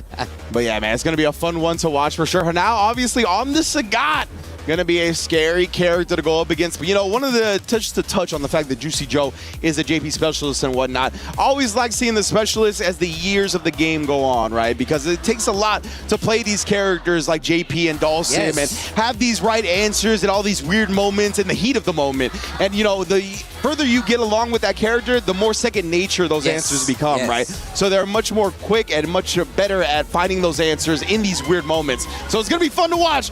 Juicy Joe versus Hanao stepping up to the plate. JP versus Sagat. Let's get it popping. And I feel like this is another matchup, Range, that we don't really get to see as much. Yeah, not that much, honestly. But here we go. Will it be the Range game to save the day on the side of Hanao? Or will Juicy Joe put him through the obstacle course? And according to our intel, this is the first ever meeting between Juicy Joe and Hanao as well, so keep that in mind. So you guys are getting the first chapter in the story between these two, because you know it won't be the last time. Nice confirmed. Hanao gets him to the corner, and this is not good already. Yeah, that's a beautiful spacing shot by Hanao. That Tiger Nexus -5, right, but it was outside the range of Juicy Joe's button, which is hard to do against JP. That was kind of wild. Oh, let me out of there. Amnesia, just in case you forgot, I didn't. And still ready with the combo. That's another one of those situations that an unfamiliar player might not be ready to deal with. That boy JP, a.k.a. Juggle Points. He is out here. I mean, look, that's the income tax dude. You know he's counting it all. In facts. Okay, back throw. This is good, right? You always want the real estate up against somebody like JP. You don't want him to be able to use the spikes and the ghosts. We haven't seen that many projectiles. He was ready for the teleport out of there, but he's not dead just yet. Oh, wow. Put himself in burnout to close it out. What a sequence to make it count. Now, hold on. I never thought I would see Sagat in this situation versus... Like legit, bro. The processing speed of Hanao is out of this world. Beautiful, perfect parry, though. Recognized the plus frames from the Tiger knee, so he knew he was going to keep the pressure going. And now the obstacle course. Can you get through it? Holding the parry. Oh, and then jumping the Tiger uppercut. Okay, wait a minute. Yo, Psycho Ghost. The side switch too. Do it again and look at his drive bar. That's one of the reasons that this dude JP is a threat, because then you still got to hold the frame advantage after the knockdown, and a perfect to set the stage for this game 1, round 3. They're tied up already. Both convincing rounds from both players, right? Juicy Joe beat him to the button this time, establishing the space. Yo, the other side, and my man pulled the trigger on that anyway. Then he canceling the parry attempt into the drive rush, gets thrown out of it, but did avoid the punish counter. I like that. Setting up the projectile after the string to see how now it's going to react, and he burns himself out because he knows he's got 3 bars.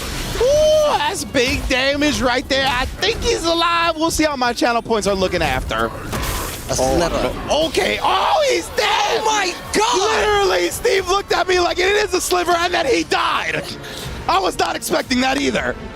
This man Hanao, the calculations out of this world, knew he was going to be able to burn himself out because we ain't going to see no more meter in that round. It's over. Can't take it with you, bro. Not a pharaoh.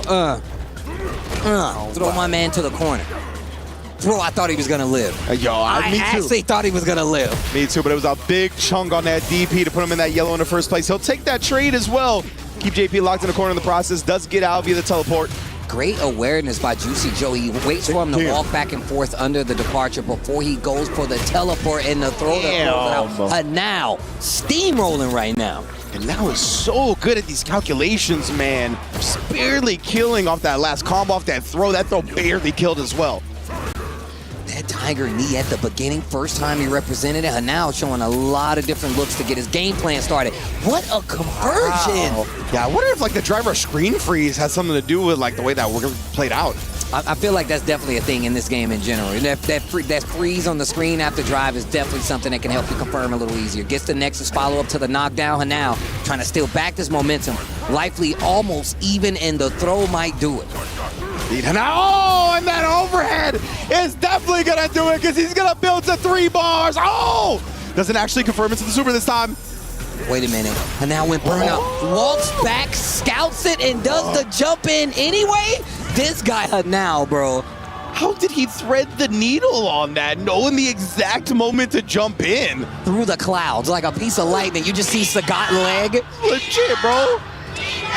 Oh, the Hanao chance from the Reject super fans in the building. Look at this guy that now. That picture is OD. He definitely, this kid is very expressive. I love seeing the showmanship that he brings to the table. Juicy Joe definitely thinking about it. I mean, look, Hanao seems so ready to deal with this matchup. We talked about how unfamiliar we're all with it, but it seems like Hanao's been here before. Legitimately, man, he looks so good and so prepared for this. Like that last jump in, just so ready for all the timings that JP's got. Oh, God, I love that move. Caught Juicy Joe reach and hit him heavily. Okay, and the departure has not been working. You can see Hanao dashing forward just to place himself right under the departure, and the teleports haven't been working for Juicy Joe, and he just hasn't been able to get anything going as he is now in critical condition in the corner versus Sagat once again. All of Hanao's jumps there haven't been a lot, but they've all worked out. He did get caught committing to the target combo right there. Level 2. Take him to church, switch sides, and this is really good for Juicy Joe. Nothing's really out of the reach. He stops the combo short to let him not be prepared for the recovery, and now this next situation, you could possibly be dead. Oh! All right, it's fine. Ends up getting the throw at the end there. Builds himself a nice little meter as well. Yeah, man, I love how funky that DI setup was, right? Because as you mentioned, he didn't want Hanao to reversal the DI at all. That was really good. And on top of that, but it also cut him short because he didn't get the bar. The level 1 could have killed. He had to go for a normal hit to get it. Crazy exchanges between these two players. Man, yeah, that was a wild one. I was like, do not DI this 15-year-old, but he had the setup to do it. Hold these knees. Damn, the sharp knees. I like that. Sets up the departure. And look at what it does when he actually sets up the departure. Hanao has to hold the screen. And I like that, trying to get it off the screen because it's not active afterwards. And now this is the game that you want to play as JP and Juicy Joe. And departure is hesitation the special, right? Whenever you see that, the opponent immediately starts having to move a little differently. Speaking of which, Hanao does it with the backdash right there. The long distance crouch medium punch makes sure he gets a full conversion. That is burnout and a very dangerous spot for Juicy Joe to be in. The you do me, I do you, the DI. Hanao once again takes the lead and is now on set point in this group stage. And just a sprinkle of visual trickery, right? The whiff jab into the DI, that's all he needed to throw Juicy Joe off. I will never call myself old, but when you hit me with a button before the DI, man, oh man, that gets me. Man, oh man, that gets me. You may have given me a gray hair. Instantly. Ooh, and now though, Juicy Joe has turned it around, right? Got 3 bars on deck. Nice timing of the departure. Let's put the level 2 up there. Oh, but yeah, the drive reversal was ready, and now does get burnt out in the process, though. Real confident in his offense, confident in the jump. And wait a minute. Oh, I like that. Goes for the lockdown option to keep him close. I love what you're doing now. And he burnt him. You got to put him through the obstacle course. And now Hanao's full charge with the green and does it again, Ringe. He threaded the needle again and gets the closeout. Juicy Joe goes down and Hanao takes the set 3-0. I want to say he jumped forward 3 times and he hit all 3 jump-ins. Like, the pose on him as well. This kid, brother, rising ace for a reason. Hanao of Team Reject sends Juicy Joe down 3-1. Sounds like they're singing a song. He now. Yeah. It sounds so sick. 100%, bro. They got a cadence to that chant. Man, look, that reminds me when I went to a baseball game in Japan. They had songs. Oh, yes, they do. For the individual players. I was like, how do they know? They had instruments and everything. It's the exact same thing, but Hanao is going to be the winner. Juicy Joe, once again, this is the first time these guys have ran across each other to our knowledge. them fighting head-to-head is definitely something you need to be careful about because this matchup itself is something brand new. 100%, man. I love seeing them duke it out for the first time. I'm looking forward to whenever these two face each other in the future as well. But Juicy Joe for now, that's it. We're going to take a quick break before we get to our last match of the group. Don't go anywhere.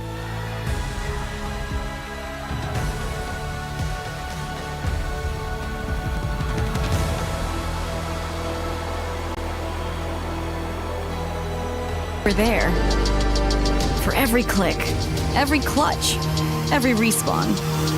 We were there for the years of grind, and we're here. Now, the proud founding partner of EWC, powering the biggest event in gaming, shoulder to shoulder with the world's best, making history. Greatness deserves a stage. Lenovo Legion, reach your impossible.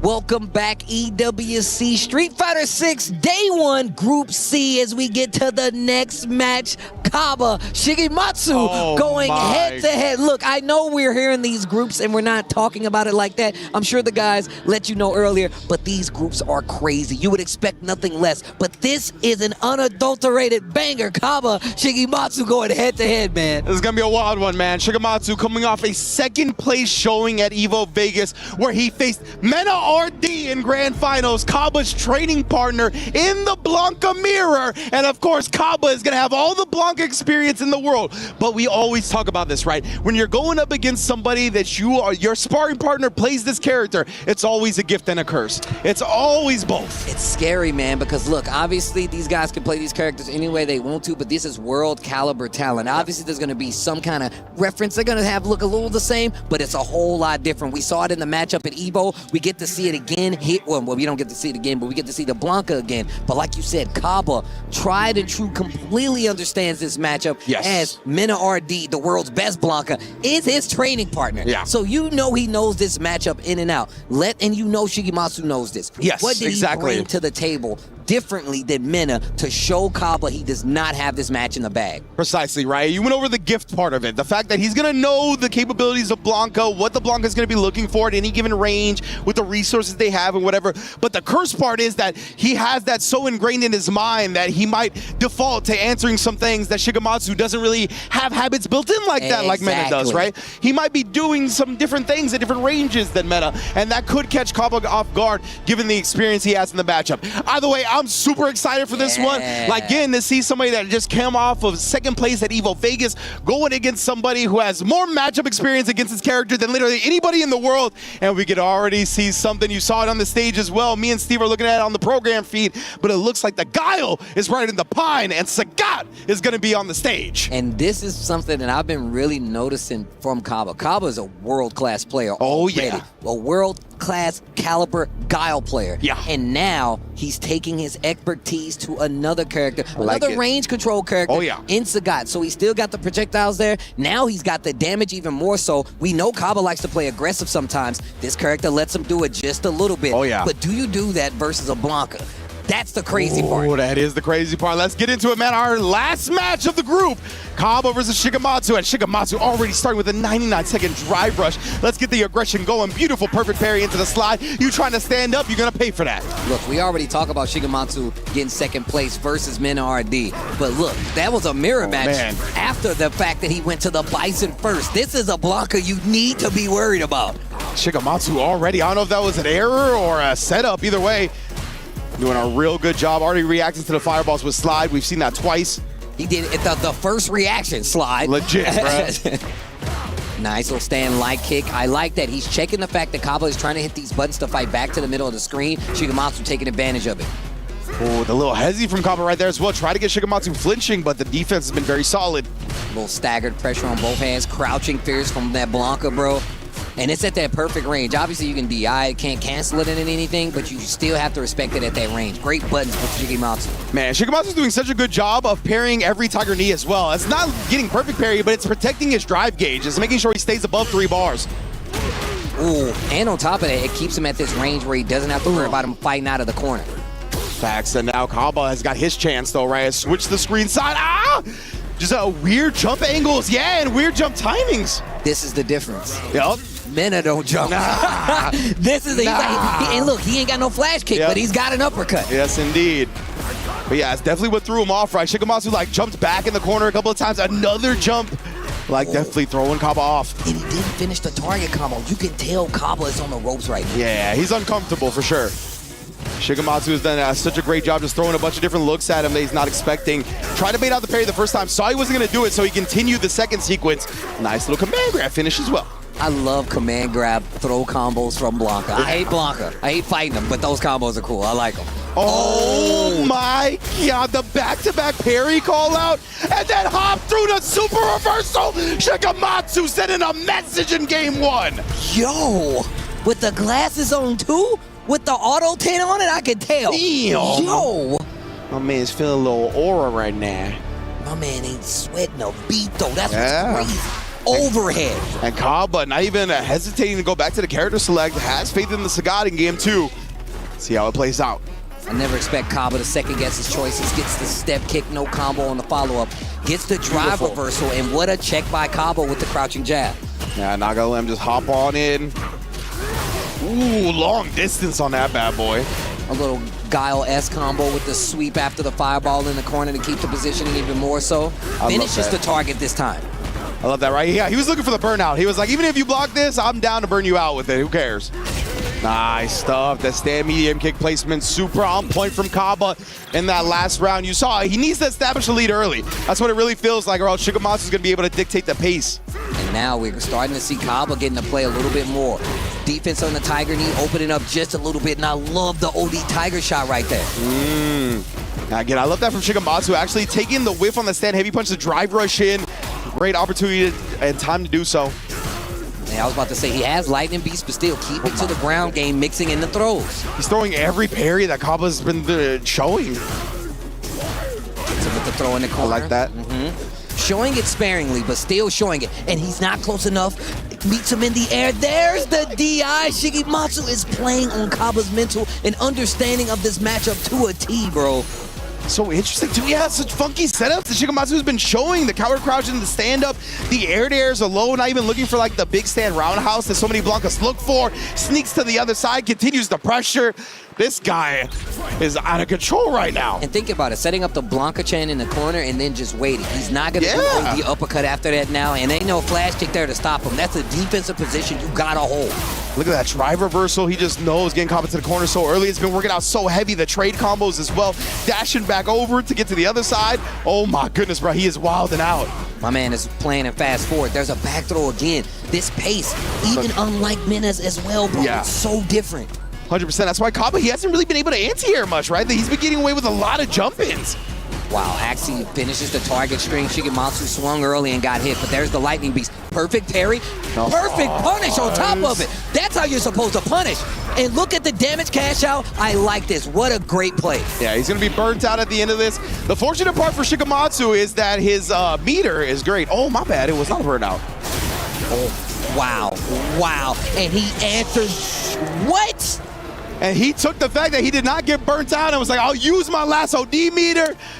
Blanca ball into the Lightning Beast. You already know how it goes down. And Kaba was doing a great job of kind of like making sure the Lightning Beast wasn't even on the table. The perfect parry gets the punish. And he was like, no, that was cute. Yeah. I'm going to do it anyway. Real cute. Think you've conditioned me? No.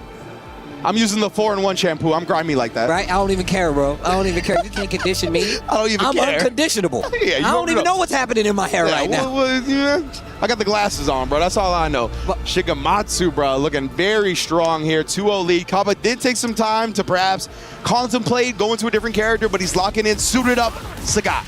Okay, great block on that overhead. Gets the hit, drive rush to close it out. Another thing, Shigematsu really puts himself in these situations, oh no, where he doesn't mind spending a lot of his drive to get his point across. And it's these corner positions. Yeah, 100% right. He will spend a lot of resources to establish the screen advantage. Right there, though, he didn't burn himself out. Just try to do that exact thing with the drive reversal. Oh, so unfortunate. Slightly missed time on the stand medium punch. And now could not walk under the rainbow ball. Sets up Shigematsu to get on set point. He tried the limbo under the bar with the tallest dude in the game. That's crazy. Yeah, bro, that was ambitious. Kaba, nice cross cut. There you go. Okay. Kaba starting to get something started. He's no games on the board right now, and this is set point for Shigematsu. Overhead. Oh, Tiger Nexus harassment. So good in burnout, right? That's not going to be punishable. Nice, but now he has that screen behind him, and he could potentially fight back here and get his drive bar back. What a whip punish, and then he gets the level 3 on top of it. That's definitely going to give him back drive gauge, and now this puts him in a position where he can actually still win this game. Huge damage on the board. Bro, the single normal to CA damage was nuts. That was like 60%. Okay. Oh, he's not dead. Oh my God, how much magic you got in this pixel, Shigematsu? Oh, okay. I'll take that. It was a mundane pixel, not a magic one. Oh man. Only a matter of time, pixel. That's what that was. Well, I like that. The harassment with the sand medium kick. Kaba has been good at that. Really. And now he's starting to make him slow down. Shigematsu's been playing so fast, and now Kaba's getting an opportunity to attempt to make him slow down. Facts. It's definitely been what Kaba's trying to establish, a slower pace. Shigematsu's been so wild with his approach. Baits out the DP, and again, I can't blame Kaba for going for that because Shigematsu's been so aggressive. Oh, look at that damage. Look at that damage.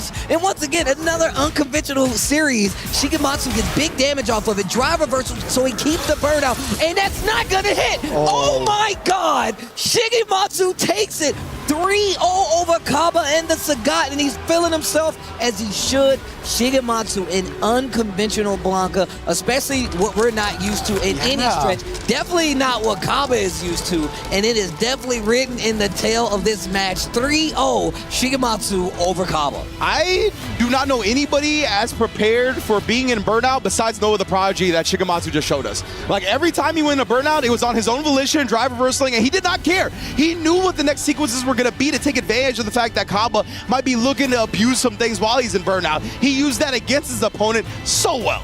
Man, and just the way that he played this. And this is one of the things I noticed about Shigematsu at EVO when I was watching the match. He plays so different than Mena. He plays a different pace, and he took advantage of the fact that he knows Kaba could not anti-air or put it on his head anyway. Indeed, that was the curse and not a gift. We will be back with more Street Fighter 6 at EWC. Don't go nowhere.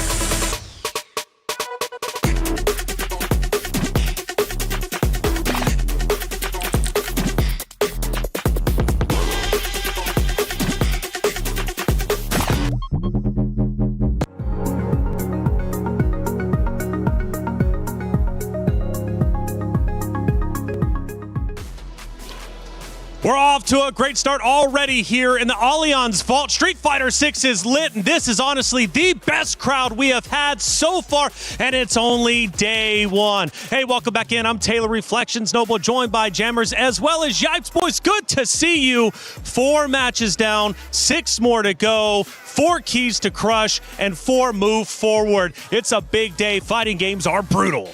I mean, look, it's been nothing but a bloodbath, and look, we've only just started with 4 matches. Obviously, pleasure to meet you, because it's the first time working. You're going to have a good time with us. Don't worry about that. But I tell you what, man, that first match with Fudo and Moke, you do not want to be first in my first thing in the morning. I mean, look, at the end of the day, we all thought Fudo was going to win that match. But Moke, of course, obviously switching characters, switching gears, knowing what's on the line right now. So I appreciate him that he's trying to play at the highest level. Yeah, Moke played incredibly well. Incredible control. Coming in with Mai against Ed on the side of Fudo. Now, last year, Fudo dominated his group. This time around, he's got to fight for his life. I think these guys, you're going to learn over time reflections that a lot of these guys are better under pressure. That's when it's really, and sometimes your back's against the wall is better than your back against nothing, because you still got things to walk away from. Yes. But these guys, they know what's on the line. They know what they have to do.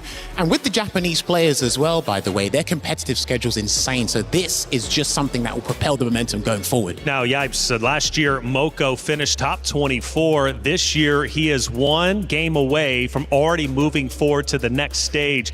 Looking a lot better this year than last. So like I mentioned, so the thing about this game is if you want to really make it far, obviously you can play some of your favorites, but when it's time to pick some of the best weapons, you just got to go for it. So I like the fact that he went from the switch to Chun-Li and to Mai, and his results have been phenomenal ever since. Well, next matchup was all Zeta. They had to cannibalize each other. There could only be but one winner. We watched that one go down. It was a 3-1. Higuchi ends up taking the win. Incredibly strong. Now, this one was fun to watch for a number of different reasons. It was the first time we're going to see a Guile come into play for Higuchi taking down Mai. Well, here's the interesting thing. I'm sure that Ringe and Tasty Steve mentioned this on the commentary desk. If you actually go back through Higuchi's history, his track record against Mai is actually pretty damn decent. So when 100%. I saw this lineup, I said, okay, he's comfortable. When you are playing at the highest level, Yipes will tell you this as well, you have to know this matchup like the back of your hand. And Higuchi, out of a lot of the top players recently, has gone, you know what? We're going to drill this matchup with a hook or by crook. And he done that there with a 3-1. Yipes. So Higuchi on track to win out his group. He did so last year. So he's picking up where he left off. Yeah, I mean, look, he's the self-proclaimed strongest Guile, and he's always going to showcase that. So it's one thing about getting the W, but he really does have pride with the character. He wants to showcase this weekend. That's right. Ended up being a 3-1. For Zeta, though, hey, no worries. They still got the lower bracket to work through. We could have 2 Zeta members moving forward to the next stage, but that was 2 games down. We moved into our third, and Juicy Joe went against the young gun himself, and now who ended up playing incredibly well. This guy, 15 years old, has already accomplished so much. Now, of course, Jammers, this is his first EWC, but it's not his first time under the bright lights. No, this kid is relentless, and because of his age, he doesn't pay taxes, which means he doesn't care. Is that what we're focused on? No, listen, I'm telling you what, man, he can go in with so much bloodlust, but also That's reflections. Right. He has good mentorship. Daigo and Fudo are part of the same team. So they're like, hey, keep playing the way you are, and if we spot a mistake, we'll tell you. Other than that, let it rock. You know what I was thinking about, Yipes? I was like, man, what makes him so good at 15 years old? And I'm like, he has nothing to fear. What did you fear at 15? Absolutely nothing, man. I had no real responsibilities. I was just hitting some buttons, so I feel like he's following suit as well. So, I mean, he's just one of those kids where, like, you think he's an OG at his young age. That's how great he's playing. Which is insane to say OG at 15 years old, but he really is performing well. 3-0 overall, played incredibly well, and Reinhardt had a chance to catch up with him. Ryan, what did he have to say? He now with dominant strides here in the early going on day 1 of Street Fighter 6. Dominant over Juicy Joe. ひなおくん、まずはおめでとうございます。どうですか、調子は？今やっぱりこの大会に来ては EWC すっごく緊張してたんですけど、やっぱ試合に入るとなんかちゃんと冷静に、例えばなんかジューシー女王がやっぱりなんか焦ってるのかなって思って、結構なんか爆勢とかそういうなんか多い行動があって2カ所ぐらい、それをちゃんと冷静に分析できてそこを咎めて勝ったのが嬉しいですね。So I asked him about the match, and he said that, he was very, very nervous coming into the tournament, but playing the game, he saw that Juicy Joe was actually nervous. He had some patterns, overusing the backdash, and he's very, very excited to have done the victory here today. で、これからあと2回勝てばトップ8ですね、一応。はい。いけますか？はいね。でも正直今の自信とか結構あるから、まあ勝ちたいね。So, 2 more wins to top 8, and he is definitely pumped up for the job at hand. And he thinks he can do it. He's very confident. That's it here from the interview corner. See you guys later. In our DNA, whenever we let it out, it becomes our superpower. Now imagine an entire city being built to supercharge it. Kadir City, powered by play. Great interview there with Ryan Hanau, man. One of the crowd favorites. I felt like everybody was going absolutely insane when he took that stage. Jammers, why does the crowd love Hanau so much? I think it's not just him, it's the whole Japanese community just in general. They love and support their own, and it's so great because they have such a rich culture with fighting games as well. And that just shows not only just them, but young people as well can come in and play at this stage and just have something to enjoy, because if you love video games, well, you're going to love kids his age just beating the hell out of everyone that's on the stage. That's why I'm telling you, we were in the green room. I was in love already watching Street Fighter 6. Such an amazing game, but we are not done just yet. For Group C, it's now time to crush some keys. Ryan, what's coming up?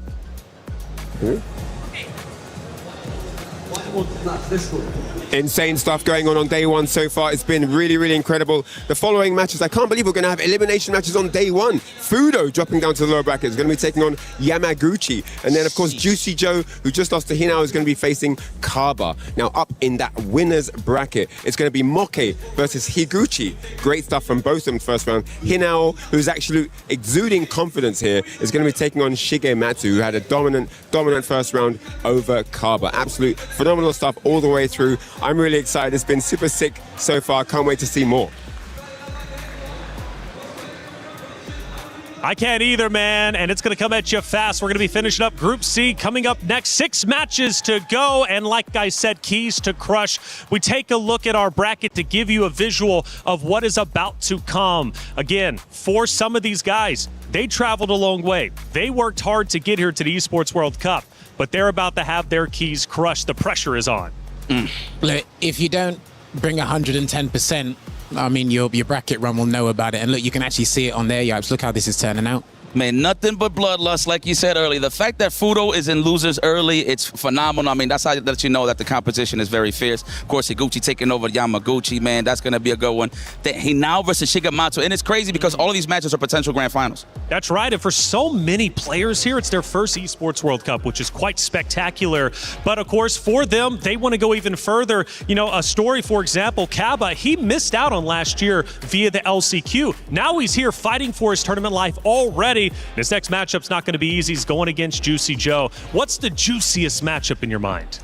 Well, this time the juice has to be worth the squeeze. First of all, he's got to get it out because I'm a massive fan of Juicy Joe. I've been watching for a little while. We've actually been talking about him in the European scene for so long, and it's something where, again, he's got good compadres that can warm him up. He needs to get ready and just play for the fans. You can hear them roaring They're in the insane, background. man. This is probably the best crowd we have had so far in the Allianz Vault. Now, for all of you at home, Street Fighter is incredible, not only as a game, but also as a movie. Are the world's best fighters. I won't deny it, I'm a street fighter. But only one of which will be crowned the world champion of Street Fighter. 3, 2, 1, fight. You win. Perfect.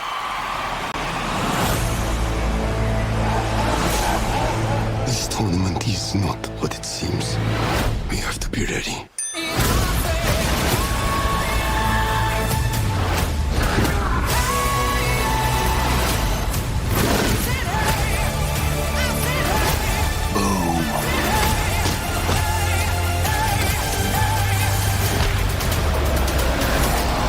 I'm positive that a fireball came out of Ryu.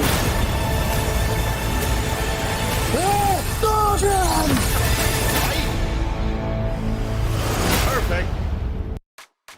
Whoa, that gets me pumped up and ready. It's Street Fighter all the time here at Esports World Cup, and the stage is set. The stage is ready. Group C's finale going to be coming up. Who's moving forward? Who's going to have their key crush? Let's head to the stage to find out. Thank you, Taylor. Listen, banger first matches. The hype is there. The crowd is there, Rob. And already banger matches to move forward to stage 2. Look, bro, I had to make sure I even put a couple of these down. Brother, Moke with the 3-1 over Fudo to start things off. I mean, that was absolute domination. Hanao with the 30 ball over my dog, Juicy Joe. Even though that's the homie, I cannot be biased up here. My man's looking absolutely insane. And then, of course, Shigematsu with the 3-0 as well. But our next matches, there's a whole lot more on the line. They're about to be important because first we have the 2 qualifying matches to go straight to the playoffs. And then we go to the losers bracket to have elimination matches, Rob. Every single match is important. People are about to be going home, ladies and gentlemen. I mean, you ain't got to go home, but you got to get where, Damascus? The hell up out of here. That said, our next match is a decider match going on between Moke and Higuchi. Ladies and gentlemen, are you ready for our next match? Okay then, enough said. Let's get into it. The winner of this match moves on to phase 2, and the loser drops down to the lower bracket. Let's send things over to our commentators. That is correct. We're into the qualification spots for phase 1 here for the rest of our group. Here in Group B, Vicious here with Logan Sama, finally on the commentary desk. They let me do some commentary. Love to hear it. Out of the cage, out of the studio, and into the action, and for a very good reason. Moke versus Higuchi with such a phenomenal start. Yeah, I mean, Higuchi's definitely got the warm-up in this matchup. Going to be playing another My Moke. What a fantastic first set from him that was. I mean, Fudo was definitely the odds favorite to take that one, and Moke just didn't let him play at all. Not at all. Higuchi, though, getting the big result against his teammate Yamaguchi, of course, coming off the back of a loss at EVO Japan. Yamaguchi, of course, winning that bracket, but... Damn, the smile and destroy. I did misspeak earlier. I did say Group B. I meant to say Group C. But yeah, as it progressed right now, you're looking at Moke versus Higuchi. Kind of fast forwarding to what we're at right now. We just had Battle Arena Melbourne not too long ago. Interestingly, he's locked in on the Chun rather than the Mai. Yes, that's exactly what we were going to get into, right? Is it going to be the Mai pick specifically for the Guile? No, it's going to be the Chun-Li. And why not, right?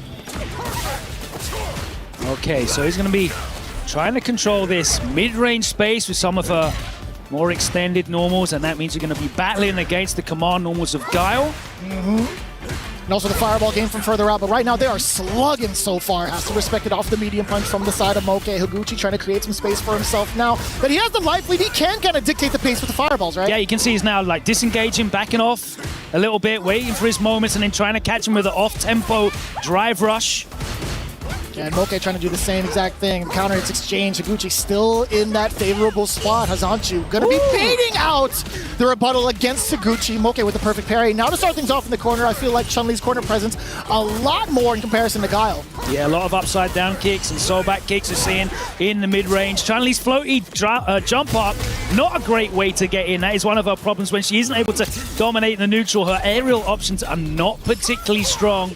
And Higuchi, a great level of control here. He's controlling this space. He is dictating the spacing in this matchup. Can Moke force him into the corner and then start to abuse that? That OD up kicks is definitely going to help there as he puts him in there. Brave tech on the throw. Lovely whiff punish. Ooh. Now you're starting to rely on Reed just a little bit, but as this corner control happens for Moke, what's going to be the pressure like against Higuchi? Can he force him out of this corner? Can he force himself out with some of these elongated normals? And I like that. The bust out with the OD flash kick creates some significant space for himself, but he's still at the deficit. Moke with the stab. No upside down kicks for you. Safe jump. Nice patient defense from Higuchi. He's got a huge way to come back here. And he's got to do it now, I feel like. Especially while in burnout, drain as much as you can. I don't think he's going to be using any of his super meter just yet unless it's for the kill. So now that Moke touching grass again, it's going to be still a lot of the fireballs trying to create that opening. Oh, yes! What a chase against the jump back. Showing the space hit again. Higuchi ready for the Zanchu, but nothing after it. Oh, no. And that question mark. He had the drive gauge there as well to get the double drive rush cancel and into the level 3. That may have been the kill. The scaling would have been pretty high though, so maybe not. But yeah, definitely a big mistake not to get anything off that perfect parry. And now Moke looking to come back. That is crazy, by the way. The forward roundhouse just eliminating the level 1. And it's so much control now from the side of Moke. All the way forward. Does clip Higuchi trying to press the button after a block standing medium punch. And it was slightly delayed, it felt like. Yeah, absolutely. You can see that there. Moke managing to win that mid-range game. And as I said, pushing Higuchi back into the corner. And when Moke's the one with Chun who's able to dictate what that spacing is, her neutral buttons are fantastic. Those mid-range pokes. She's able to use her walk speed as well to get in. And again, you saw him there just change the timing up. And he was able to catch Higuchi out. These guys, of course, in a community where they're forced to play each other very, very frequently, whether it's, you know, online or offline events, online ranked. They're going to have a good read on each other's defensive and offensive habits. Let's see here. What you are noticing, though, is Moke's doing some great preemptive, predictive stuff. Right, yeah. That Hazanchu has been pretty much kind of going unscathed, though. Stuffing with the forward medium punch as well was fantastic. And again, he's fishing for there. One of the things that Guile has to do is be preemptive in terms of his space control, though, using the soul bats and the upside down kicks. Yo, that was sensational, causing the hitbox to just completely disappear. No overhead there for you, Higuchi, as Moke buses out. No tech or delayed button there either from Higuchi. He's been very patient on defense. Difficult to open, but Moke has had the keys. Yeah, you can see it exactly why he's had the upper hand, even in Battle Arena Melbourne, going up 2-1, but the chip was inevitable. Higuchi getting the round here in game 2. What do you do now as Moke? Still within the range! The big punish counter coming in for the Fierce. The stab normal yet again. Let's get some corner control. Hanging out on the east side, we do get the slide past the fireball. Nice little stance change there, and he wasn't able to react to the Sonic Boom start up. No, the angle was off, and you see that so many times in Street Fighter 6. We hate to see that. We genuinely hate to see that. Gucci gonna level it up. You know, off of a mishap. Fortune shined down upon him.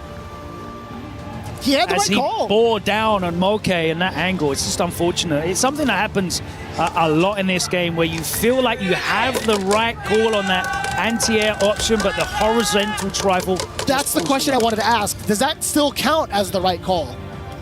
Well, no, not in that case, but that's Right. the point, right? You know, especially if you're walking back slightly, it's so difficult to correctly identify whether the trajectories are going to line up with your horizontal movement. That's why so often it's safer to just go for a jump back light, maintain the corner control, give up some damage, give up some screen, but boy, you know how much damage can be done. You saw him catching out with the level 3. We've even seen if like you're jump wrong, back air throw too. boy, Oh. you're wrong. Yeah, absolutely. She has got that in her locker as well. Both, actually. Back in the corner, Higuchi finds himself trying to find his way out. That was the right angle. We get the throws going. Not for too long, though. Obviously, Chun-Li going to have to work for it a little bit harder than most. Again, creating that space and a lot of chip damage towards the drive gauge. Ever so important. Higuchi's game plan, slow and steady, obviously. A little bit of a stagger catching. I want to say movement against... Yeah. I think it's just walk up. Oh, great conversion there, knowing that that was going to hit on the punish counter and drive rushing behind it. Now Higuchi in the corner. Big life deficit, and he's going to have to be proactive to get his way out. He walks into a standing light punch. Is he going to spend the 2? He is. Absolutely. And that is going to be the first round for Moke as well. And that's the thing you're seeing here. Both of these players are having to be proactive to try and grab hold of control in this mid-range game. They're both doing such a good job of capitalizing when they are right. Yeah. That walk speed is doing such a tremendous work for the side of Chun-Li in this matchup No specifically. full conversion there that time for Moke, but it was the same thing. Great read there. Zanchu going through the Sonic Boom, and we're back in the corner. The overhead, the harvest. And he caught a parry this time. The mix. Very potent for the side of Moke. That's just like enough. I thought that was going to be like a pixel. Yeah, I thought he was going to have one more guess, but it took him over the line, and Moke looking to get this one over the line and advance into the next stage of this tournament. 2-1 up now. A huge difference from the last time they fought each other not too long ago. Yeah, Drive Rush goes underneath that stand light punch. Nice to see everyone adjusting here. And the overhead connects. A little bit of a... Okay, He actually did bait it out, and it didn't hit anything either, so... Couldn't even tell you what it was. Punish counter a little bit too far for the conversion. The jump in is clean. Oh, and for the first time, Higuchi's actually looking at the other corner of the stage. Beautiful answer. That upside down kick, you saw him drag for it in, I think, the second game. A sensational answer to Zanchu. Great tech there. He's got a big life lead. The counter hit, bouncing him off the ground. And we love that, too. The counter hit, we were just talking about that in the green room. I love that addition to Guile's kit. You get the big conversion, starting things off from the side of Moke. Forward throw now. What's the pressure going to be looking like? Just outside of the range. Higuchi ready for it as well with a big but crouching medium punch punish counter. So much estate gained for him. Yeah, 2 big miscalculations in spacing of Moke. Potentially here, but he is still a game up. Nice block on that overhead. Finds himself back in the corner again, and Higuchi. Is that a sign that Higuchi is able to now impose himself a bit more on the neutral? He's going to have to fight his way out of here. He's got the burnout, the walk-up throw, and it's almost even. This is going to be the big equalizer. He could chip him to death if Higuchi finds it. Yeah, absolutely. Tried to get over the baby boomers, but the air legs was not enough. Higuchi levels it up. We're going to a game 5. And is this the first game 5 we've seen so far? I believe so. On top of that, why was Moke in such a rush to dump out the drive gauge during that block sequence? I was so kind of worried about like where he was going to go with it, right? He had the first drive rush and then eventually did it again off of a cancel. That is so detrimental to your drive gauge, obviously. And just the momentum being built, you are at the deficit, sure, but I was so surprised he decided to just go full offensive. I think this game is so rewarding in terms of like backing yourself and betting on your own decisions. He obviously made that decision that he felt like he was going to be able to open up Higuchi, but that's the big risk, right? We've seen that a couple of times where people have made hard reads, hard decisions, they haven't come off and they had to pay for it, and that's another one. There's 3 big decisions for Moke that have just not worked out for him. Tap parry, another one that doesn't work there, taking the 2K. Oh, no!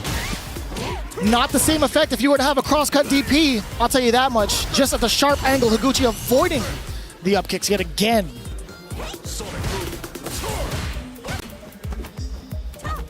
And now Higuchi playing the rest of the stage out.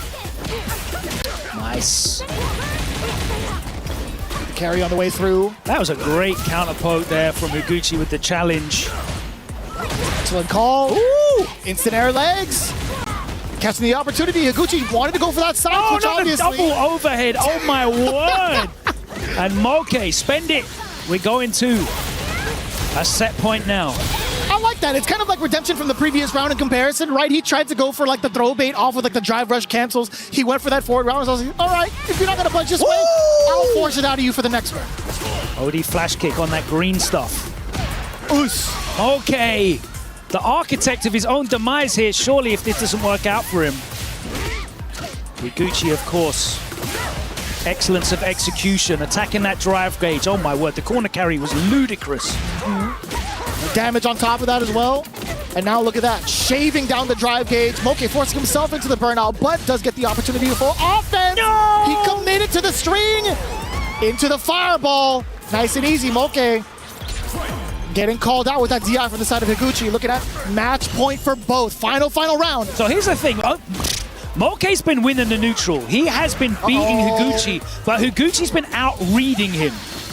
And this is why we've got to a final game, final round. Higuchi, huge life lead though here in the corner. Oh, that's gotta be it. That's gotta be more than enough. Just a DI to catch Higuchi off guard.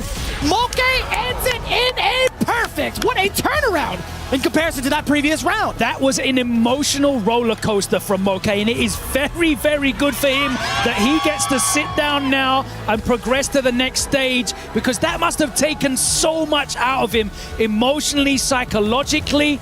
But he got it over the line, and Moke with 2 big results, overcoming Fudo and then Higuchi, players that are definitely in the top echelon of Street Fighter 6 right now. Moke, is this his time? The wave of momentum is with him. He is playing some great Street Fighter. Perhaps this could be the day. And he's back with quite the arsenal. I'm glad he brought up the Chun-Li. I'm glad he's not rusty. We were talking about that a little bit in the green room. We wanted to see if the Chun-Li was even going to come out to play. And there you have it. Surely proving his stuff. We love seeing that coming in from Moke. Congratulations to him. And we'll move on further in with the bracket right after this.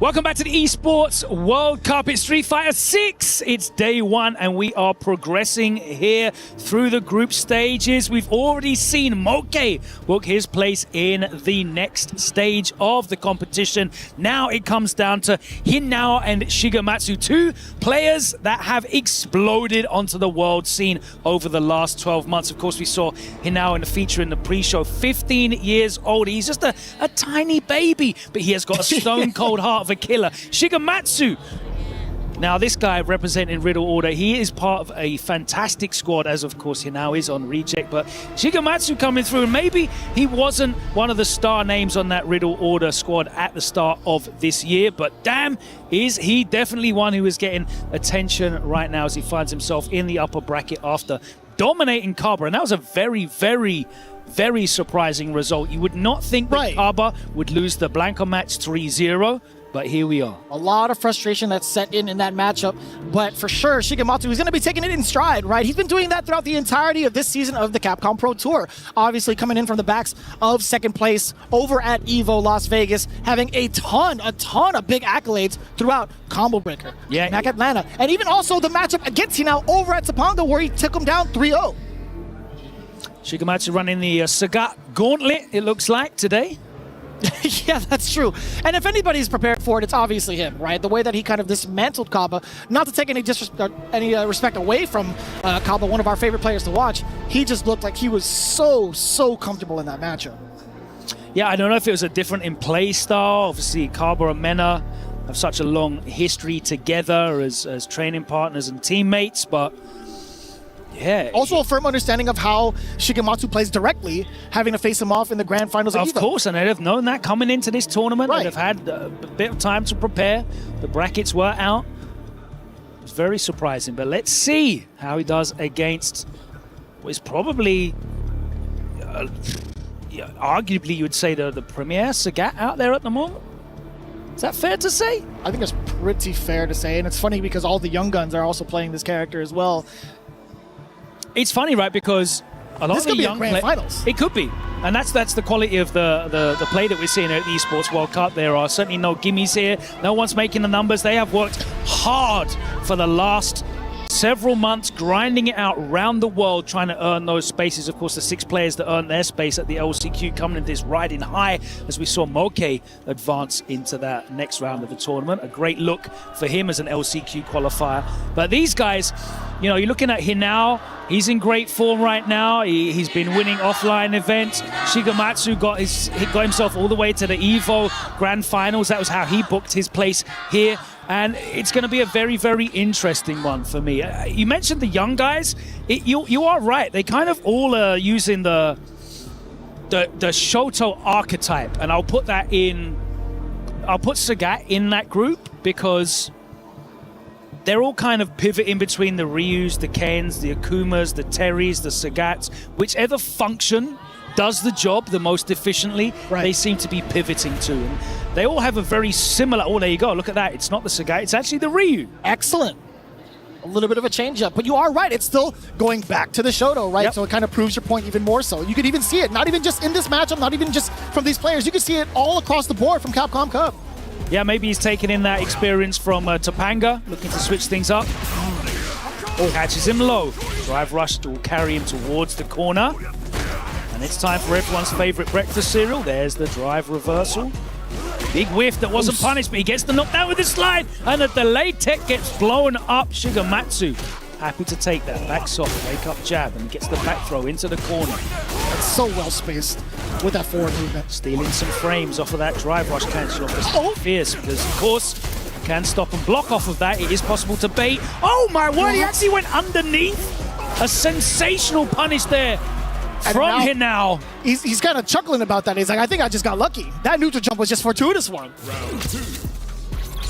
And what even was he trying to call out? Phenomenal stuff. What a stop! Standing short? What is happening right now? Oh, you just ate it for breakfast? Nasty! So many duffs. Scalen's going to kick in and he's going to have a couple of pixels of health left, but that was all heavies. Oh my god! This character does That's Ryu, son! What? That is dump trunk Ryu. That had just touched yellow. What? Dog. Why did people stop playing this character? It's nice to know that the Karate Man on the front of the box is still... He's got slippers on now, man. One of the best. That's plus 10 to power, plus 10 to strength. Insane. Even Shigematsu's taken aback by it. He's like, damn, that killed? I just started second round. Yeah, I was thinking about like, okay, the mix-up of this, level 3, what's his wake-up options here? Get up. No, sorry. Oh, you got stuck with the fierce, and that was literally it. There was 3 standing fierces in that combo. Yeah, it's crazy. So insane. Oh, again. My word. Do it again. Shoryuken. It was like 4 or 5 fierces in total in that combo. I still can't get over it. Brother, within like 25 seconds. I don't know what Shigematsu's doing on wake up, but he needs to stop it. Whatever it is, it's getting stuffed out, unfortunately. I mean, he's trying to make these reads. Great block on the overhead. Just chasing the overstand light kick. Get some space back and representing with that low forward, just to make sure Shigematsu has to think about it.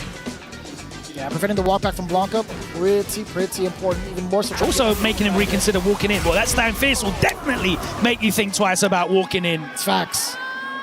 He has been checking a lot of the forward movement thus far, and now finding so much success against Shigematsu's movement. Oh, again!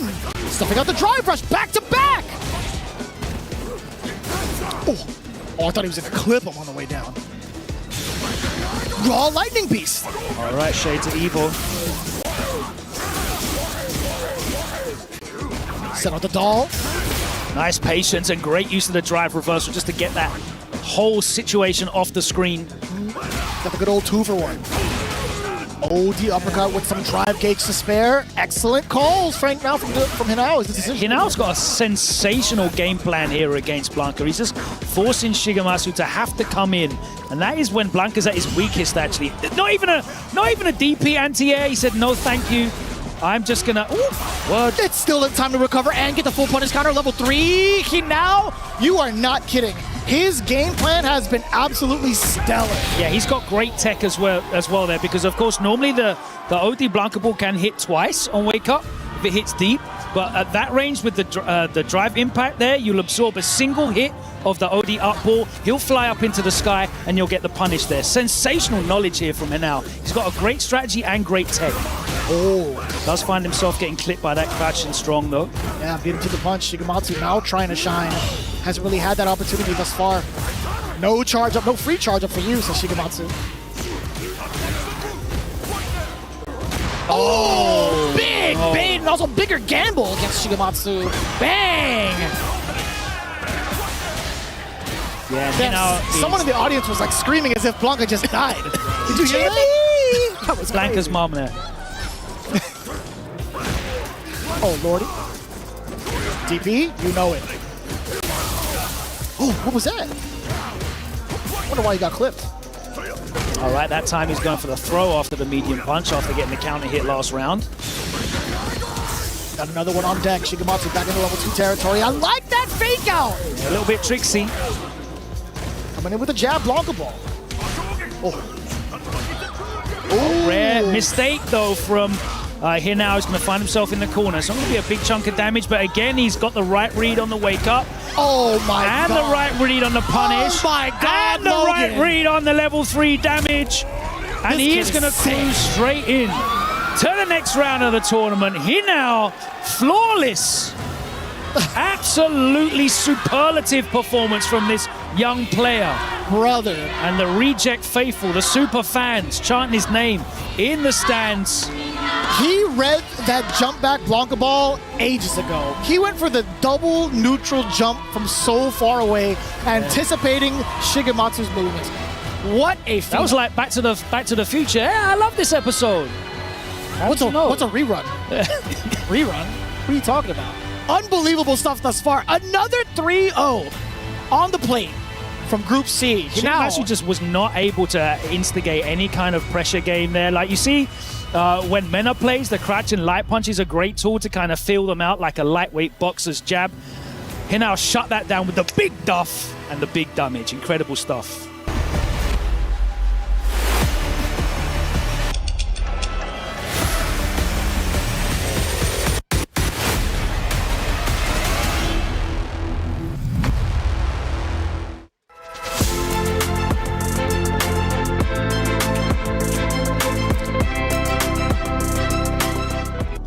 I was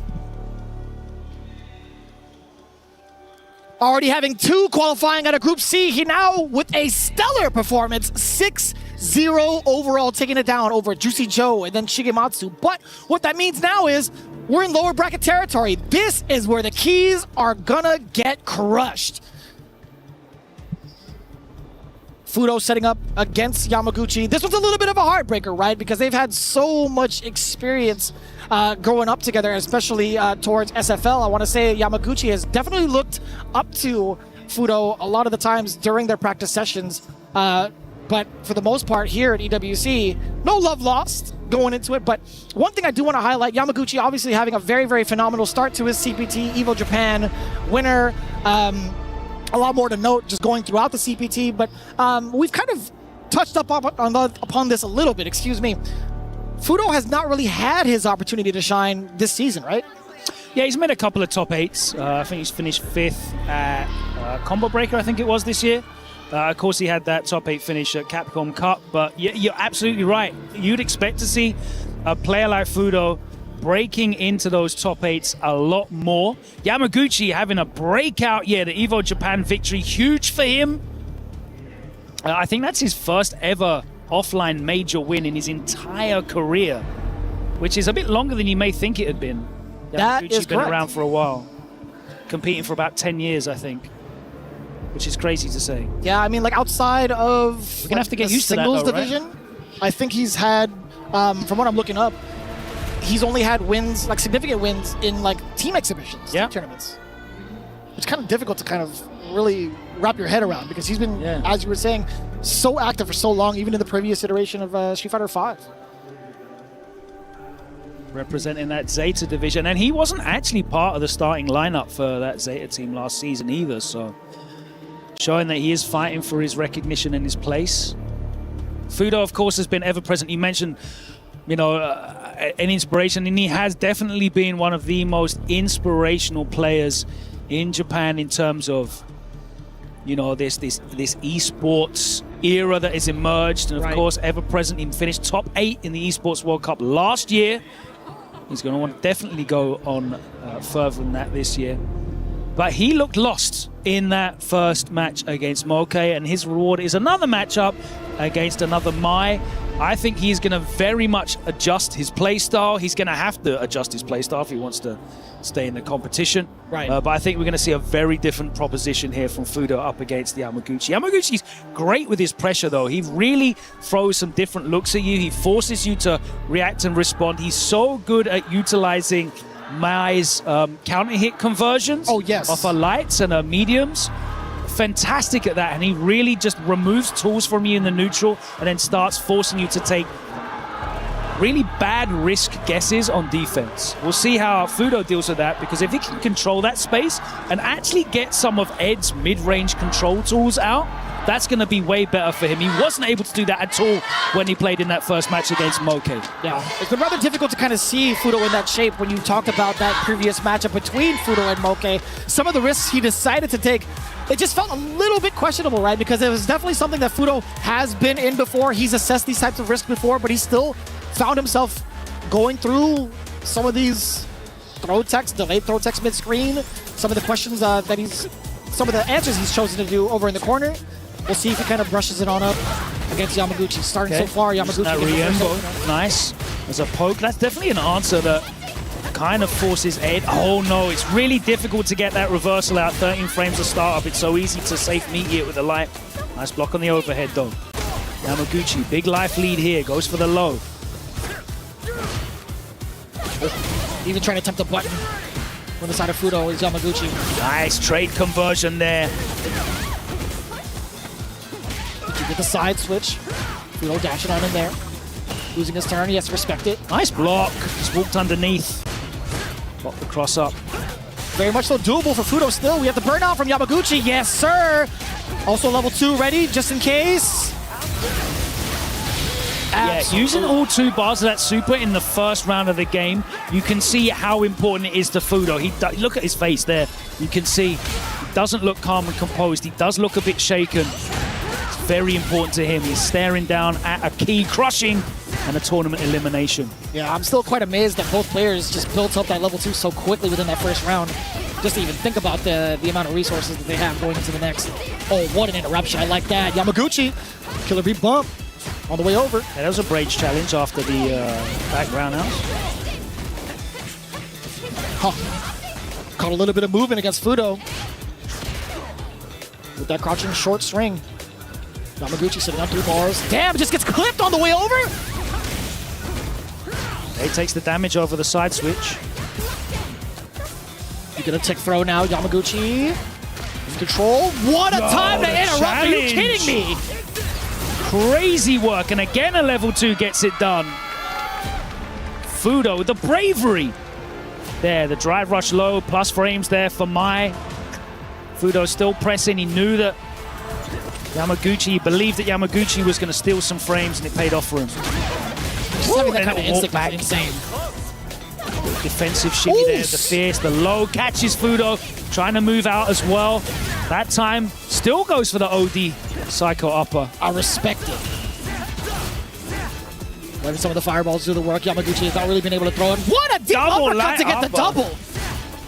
Yeah, and you're going to start seeing Fudo try and go for this, for these flicker baits. Yeah, there's the backdash, and there's the drive rush if nothing comes out. Hello, Sengan. Oh, kind of scary. A little bit of a hesitation there on the jabs. Needs to be careful with these drive rushes in neutral, though. Oos. Definitely get punished heavily for it.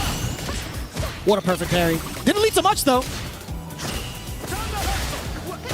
The counter hit frames. I don't know if the pushback was there or was 2+, but throw completely whiffed, blows straight through, but he burns himself out. Yamaguchi with the opportunity. It was a lock. Oh, he's saved! It was a lock. It didn't matter. Okay. Plenty of damage here for sure. Yamaguchi salvaging that moment. A little dicey. It felt just a little bit dicey. Fudo being locked and loaded with that super bar could have been dastardly against Yamaguchi. Coming up with the right reversal, perhaps, but either way you spin it, Yamaguchi now checking the drop rush. Motion input check as well. Impressive. On the way over now. Oof. Bless you, sir. So the counter hits are hitting. Charging up that fan. Needs to be careful not to be predictable, but it's a huge life lead here. Waking up with the button again. Right into the level 3. Although it doesn't equalize the damage, equalize the life bars, he's trying to get as much drive gauge as possible. And also don't equalize the drive gauge either. Yeah, it's closer than he's ever been to touching grass. Just immediately off the rip, right? He goes back in the green now, speaking of touching grass. Yeah, being back in the middle of the stage after that level 3 was everything for Fudo. Off to the, I want to say, life lead with Yamaguchi. Oh no, poorly spaced. Yamaguchi just edged in inside of the range, and he knew his numbers. Got the punish there. Oh, just like that, Yamaguchi tying it all up. They're flicking that crouch and medium kick out, but he gets beaten to the punch. Punish counter that time. Damn, there was so much damage to the drive gauge just off of so many of these heavies. Like that, catching the delay. Yamaguchi's doing a great job of actually outspacing that crouch and medium kick. No, you are not kidding. His spacing has been so on point, and Fudo's kind of tightening it up, just like that as well. Now waiting for the heavies from the side of Yamaguchi. Man, it is back and forth when it comes to timing out the normals. Not even going to try to go for anything else after that light. Level 2, more than enough damage. Yamaguchi stealing away the momentum yet again.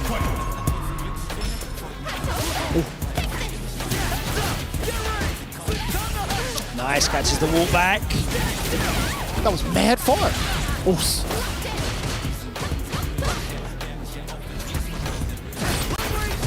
The fact that you can do that target combo and still get away with it, go ahead. It's crazy. Yeah, actually used the fully charged one there. I haven't seen him do that much. He's been kind of backdash cancelling it a lot. There you go. Oh, that was a beautiful whip, but you see the little micro walk backwards as well. Yeah. He's just trying to coax Yamaguchi in. That's where the damage is available. But I do like the threat coming in from like the flicker. Spend it. You kind of have to. Oh, he has to spend one. That's great for him. You definitely have to, yeah. Right into the route to get that level 1. That's what I'm talking about. I don't know who that is, but I like that energy. Super fan title activated. Oh my word, that ult combo, that was crazy. We see it so many times, but it's still crazy to us. Triple lights. Why are you reaching for? No free hugs today. On the contrary, Only there's plenty of free hugs coming in your way. Yeah, I think it was buy two get the third free. I think they were all. I mean, free, that's not a hug, right? She literally grabs you by the collar and tosses you over her head. Do any of them count as hugs? Some of them. Maybe like Honda's. Honda's does because he does guy that. with the suplex. That's a lovely hug. That's fair. I mean, Yeah, we can count that. the landing isn't lovely, but Depends on who you ask. All right, so Fudo, right, for the first time, actually getting the corner positioning nice quite PT. early. Big life lead here. Oh, that was unfortunate because he already committed to a button. He wasn't able to punish that whiff throw, but Fudo, look at man, he is stressed. And I understand it. Just trying to scathe by round. Although as commanding as it was, still have Yamaguchi one whole game up. Or I guess 2 rounds up, I should say. Oos! 1 round. I can't do math today. Jesus. Hello. Luckily, we don't have to count over 10, otherwise you take your shoes and socks off. Yeah, man. No one wants that at the desk. Yeah, I keep it clean on the desk. Oh! Yamaguchi doesn't, though. He took the big risk. Cleaned out. Damn, son. He has been going for that, though. The up kicks have been working out for him because he knows that Fudo needs to go in. But Fudo was in a position there. He had the round lead. Forced the guess from Yamaguchi, and it wasn't right. And we're going to a game 5. Again, another game 5. I love this. We're getting all the nail biters here. No blowouts. You got to extend it as much as possible, man. Now you see the threats coming in from Fudo from the mid-range, from the flickers. Yamaguchi, of course, going in for the drive rush, excuse me. Oos! It's so dangerous. And with the fans hot and heavy yet again. Nice hit confirmed. That's level 1 as well. I haven't seen many level 1s from Yamaguchi at all. Not in this set, for sure. Oh! Counter hit yet again. Ah, tricky stuff. Putting out the layers now. The overhead between the fan pressure. Yamaguchi, damn, he's got the full tilt. Facial structure-wise. My man was like leaning down. He's got the chin up at the same time. I don't even know how you do that with your face. Maximum concentration. On match point, as it should be. Catching the low yet again. Fudo, 1.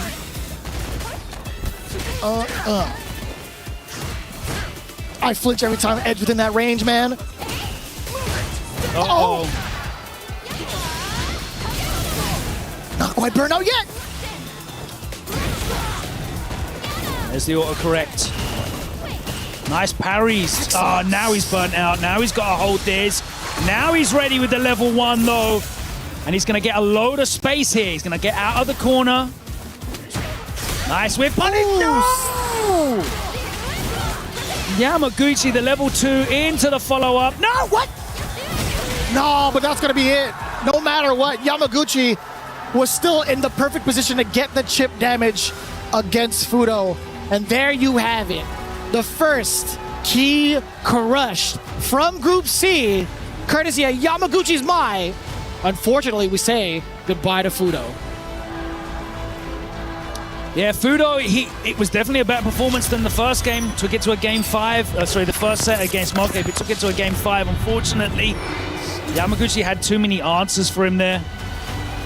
There's a number of instances where, Yamaguchi had the perfect response, and he just shut down a lot of Fudo's tools because he knew exactly what was real, what wasn't.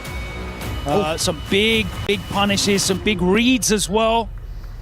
I think Fudo was going for a lot of like the spark cancels up close. Very minus on that, getting punished for it, and it took away a lot of his close range pressure. A couple of times, yeah. I think that alone kind of speaks volumes, right, towards the type of pressure he wanted to exude against Yamaguchi. But and then you saw like Yamaguchi trying to encroach in space, Fudo trying to defend it with the crouch medium kicks. Yamaguchi perfect spacing outside of that, getting a whip punish back on it as well. Superlative performance from Yamaguchi. Fully understands that matchup. Of course he does. Ed's so prominent right now. Fudo handing the key over to Yamaguchi. It's going to be our first crushing of Street Fighter 6. And Yamaguchi sends Fudo to the nether realm. And just like that, ladies and gentlemen, Yamaguchi, congratulations, brother. That's the big dog right there, Evo Japan champion. And he takes down the legend that is Fudo. Of course, here at the Esports World Cup, we have a special tradition. After one of our competitors fallen, their tournament life, their tournament soul is officially crushed right here at the Key Crusher. Our key master making sure Yamaguchi know what's going on. You gotta be heartless. You gotta be heartless, Yamaguchi. It is what it is. Fudo, no, not like this. And there it is officially. We have our first key crushed here at the Esports World Cup. Absolute bangers, back to back to back. Yamaguchi is trying to punch his ticket into that next phase. He still has to win one more match to do so. Let's keep things rolling with some Street Fighter 6. Was built to move. Not trapped at a desk in one singular posture for 12 hours a day. It's time your chair evolved. This is Secret Lab Titan Evo. Ergonomically engineered for you, gamers, hybrid workers, artists, backing your every move. Welcome back. We've already said goodbye, and those Reject fans in the front crying tears into their Fudo signs. But we have another elimination match coming up. Oh. Hard to see it, but that just shows the amount of passion that goes on throughout the realm of the Japanese FGC. We love seeing the support through and through. But we got to progress, right? Yeah, that's just the nature of competition. Versus Kaba coming up now, and Juicy Joe also cannot avoid these Sagats. He's got to go up against Kaba here in an elimination match, and you might see tears in my eyes if we say goodbye to a European player. I mean, I think it's pretty much evenly split, right? You've got Juicy Joe to represent. A lot of us are big Kaba fans as well. It's going to be very difficult to kind of see, but one thing's for certain, right? You're looking at this matchup yet again at JP versus Sagat. Very excited to see what type of adjustments are going to be made between the two, considering they fell significantly short against their opponents over on the upper side of the bracket in Group C.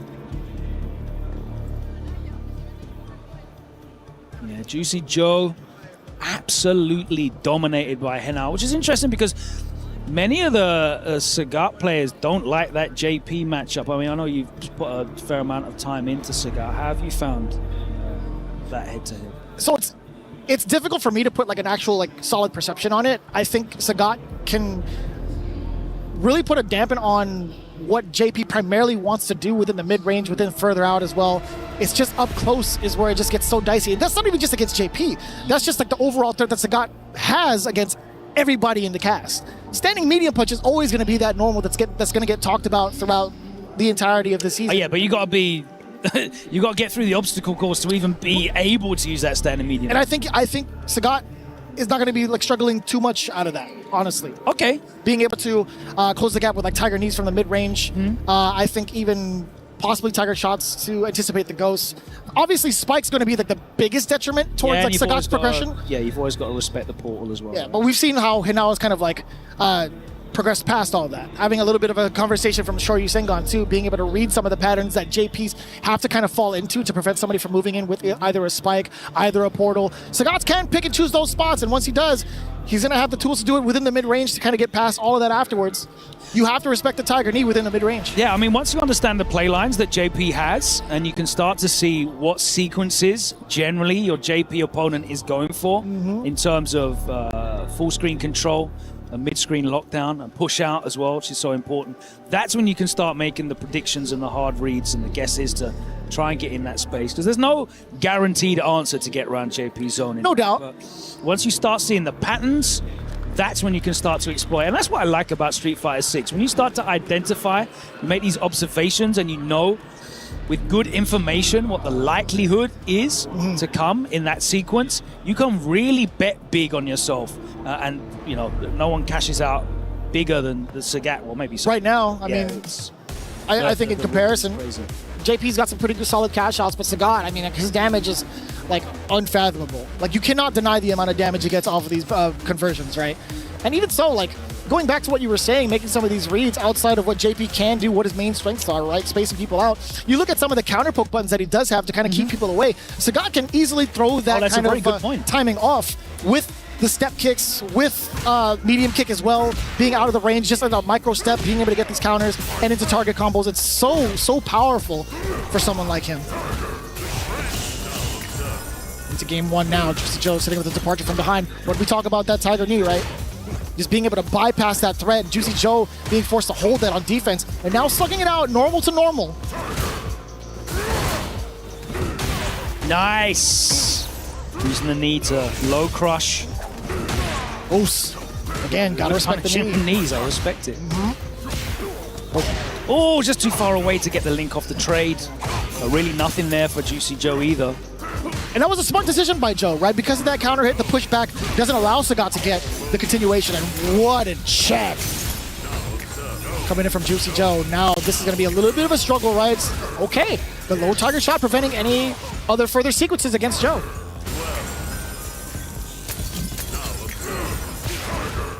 Yet again, being able to snipe out the departures. Nice. Excellent call out so far from Kaba, right? The departures not being as much of a threat to kind of back yourself up with the spikes. Yeah, and Joe being forced to use OD gauge, whether it's the OD goes to set up the portal setup afterwards on block, or whether he's just doing the raw OD portal from full screen.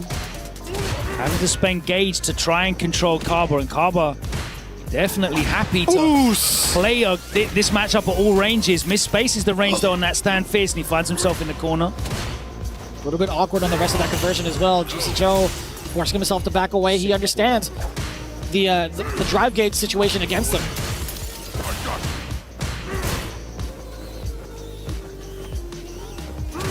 The timidity from both, right? Nice. Not gonna spam. Very interesting. Has a significant life lead, has a lot of confidence. Totally understandable. On the other side! Call out. And that's the problem when you start making the slightly more desperate reads to get in. And it's not the first time we've seen that against the... Or at least from the side of Kaba, right? He started the whole set with an immediate drive rush at the start and hasn't really... Oh my god, the counter hit overhead. What was the normal that he stepped Damage out? Town. I've got no idea. I think it was a light. There's no way. He didn't even get the opportunity to be born. Yeah. The damage on the end, sneaking in the drive impact just as he ran out of drive gauge. Yo, Kaba. Give me that. Give me a throw. Don't do the overhead, though. I like that. Oh, a little bit of a hezzy. Oh my god, a big jump in from JP. And the stab on the way down. That animation gets me every time with the jump fierce. Extension. On the way through. All right, what's the mix here? Great block from Kaba. Great patience as well from Kaba, because of course, all he needs is a single hit to close this game out, but he's waiting for a clean one, and there we go. The empty jump forces the anti-air to whiff, and he's ready to get the punish and close out the game. Superb patience there from Kaba, not overextending, not taking any big gambles. If he'd have pressed a button on that jump in, he would have got clattered. There would have been a ton of damage to follow that up and corner carry, and he'd have been probably guessing for the round.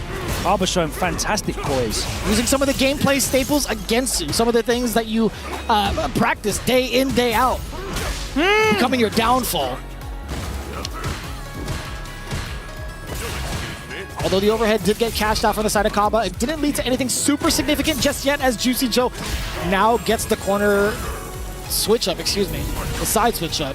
A little bit awkward too on the decision to drive rush forward. Yeah, nice patience from Kaba.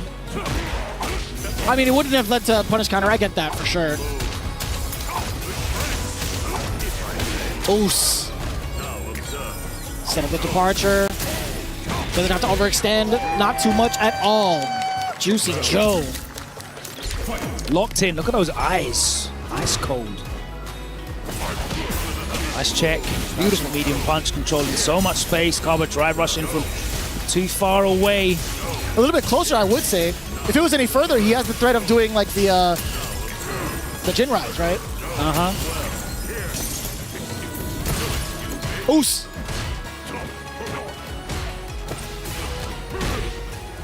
Very fortunate for Kaba to actually catch the start of that drive rush.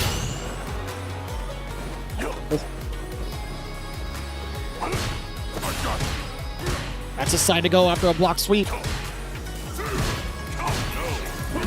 Oh, too far for a conversion after the counter hit. Juicy Joe trying to keep Kaba away. Standing medium punch, a great tool. Most definitely. Oh, that was so slick! Wow. He slid across the screen. Yeah. Fake goes to set that up. Then he drive rushed in.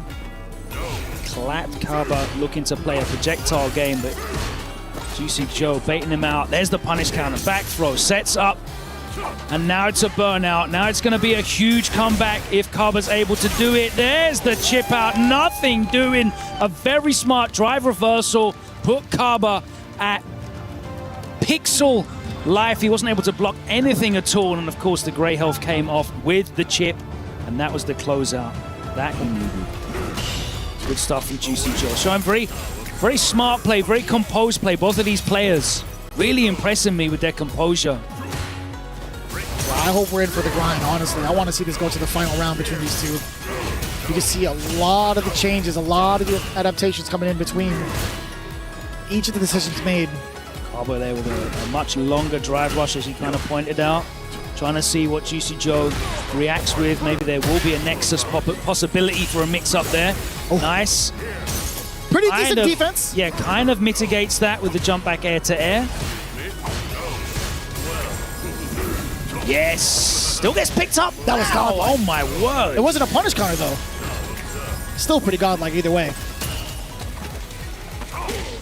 Kaba must have thought he was out of there. Oh my word, he's going to be out of life now as Juicy Joe going to close it out.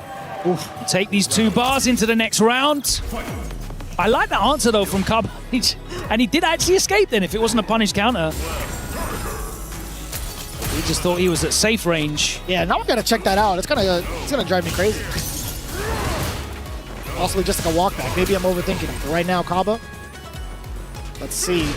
What type of threat can he present? Juicy Joe, it feels like he's covered all the ranges quite well up until this point. I might have spoken too soon. Answers the parry into drive rush. There's a perfect parry though from Juicy Joe. He's going to set this up again with the corner carry. Set up the portal. Oh. Not even going to try to attempt to whip punish that medium kick. So deceptive. Oos! Got a counter hit against Juicy Joe. I don't even know what normal that was. Didn't even see it. Yeah, I think he literally just hit the first couple of startup frames. Never even got to come out at all. Oh, the amnesia. Back throw, we'll love that. Target combo, of course, into the activation because Kaba's already burnt out, which means this is going to be pretty much unblockable. The defense, though. That was godlike. That was pretty godlike. Oh, Kaba, you survived all of that. And then at the raw DI, but he drops it and it's into a reset anyway because why not? Oh No my way. word. No way. Not like this. That was the illest defense up until the point of the drive impact. I was like, yeah, the target combo into the level 2, you're already burnt out, you're already in the corner, you are cooked. But Kaba somehow found a way to weather all of that. Wow. And then just at the raw drive impact. Whoo-wee. These guys are slugging. That sequence was mad tricky. And that's so ballsy from Joe as well, because like that block sequence was superb. And you've got to be looking at him as a JP player, like how? No, Juicy Joe was like, all right, cool. Let's see you react to this then. And that's very smart psychologically. All right, Kaba, the suit is on. It means business. I was just about to ask. Is he calling the meeting against the accountant? Is he actually the auditor? Who knows? I want to know where the money in my account's gone. Zangief in the background probably asking if he got paid real money or bison bucks. Oh, yeah, I like that. Nice getting paid? Yeah. You guys got paid? The classic. Oh! So Juicy Joe at the deficit currently, right? Is not going to be at liberty to set up anything really. No, he's got no space to work with either. Harbor, beautiful spacing on that, and the crouching medium punch opens him up. Big deep breath there from Joe. Harbor looking to level it up, and again, slightly poor spacing on the drive rush. Oh, he tried it. I like the adjustments. Just going right into the drive impact off of the drive rush. Crouch medium punch as well, right? There we go. Oh. Get back there. Oh, forward throw. All right. We'll take it. What a whiff punish. Damn, that was still out there? What a whiff punish. I'm a little bit shocked. I'm not gonna lie to you, Logan. I'm actually quite shocked the hurt box lingered for that long. What a Didn't beast. actually balance JP, they weren't lying. Listen, man, even just watching it, a little bit of a shocker, but man, does that feel good. We are getting our game 5. Kaba leveling it up. Damn, that was quick. It was a quick 2 rounds against Juicy Joe in that game. These guys are fighting Now you're in the streets, layers, man. on the stage. It feels like it goes back to square one in terms of like all the adjustments that have been made up until that point because of the fact that we're starting to see like the That's checks. the best of one, so I can just from throw driver. whatever I want at you. Let's go. You know, very much akin to that level 2 sequence when he just threw the drive impact behind it. All right, let's see what you show me what you're ready for. Where's your brain at? Now we're back into the threat of the tiger knee. Yeah, exactly.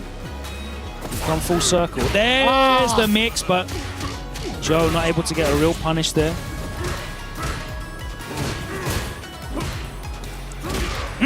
Just eat that fierce.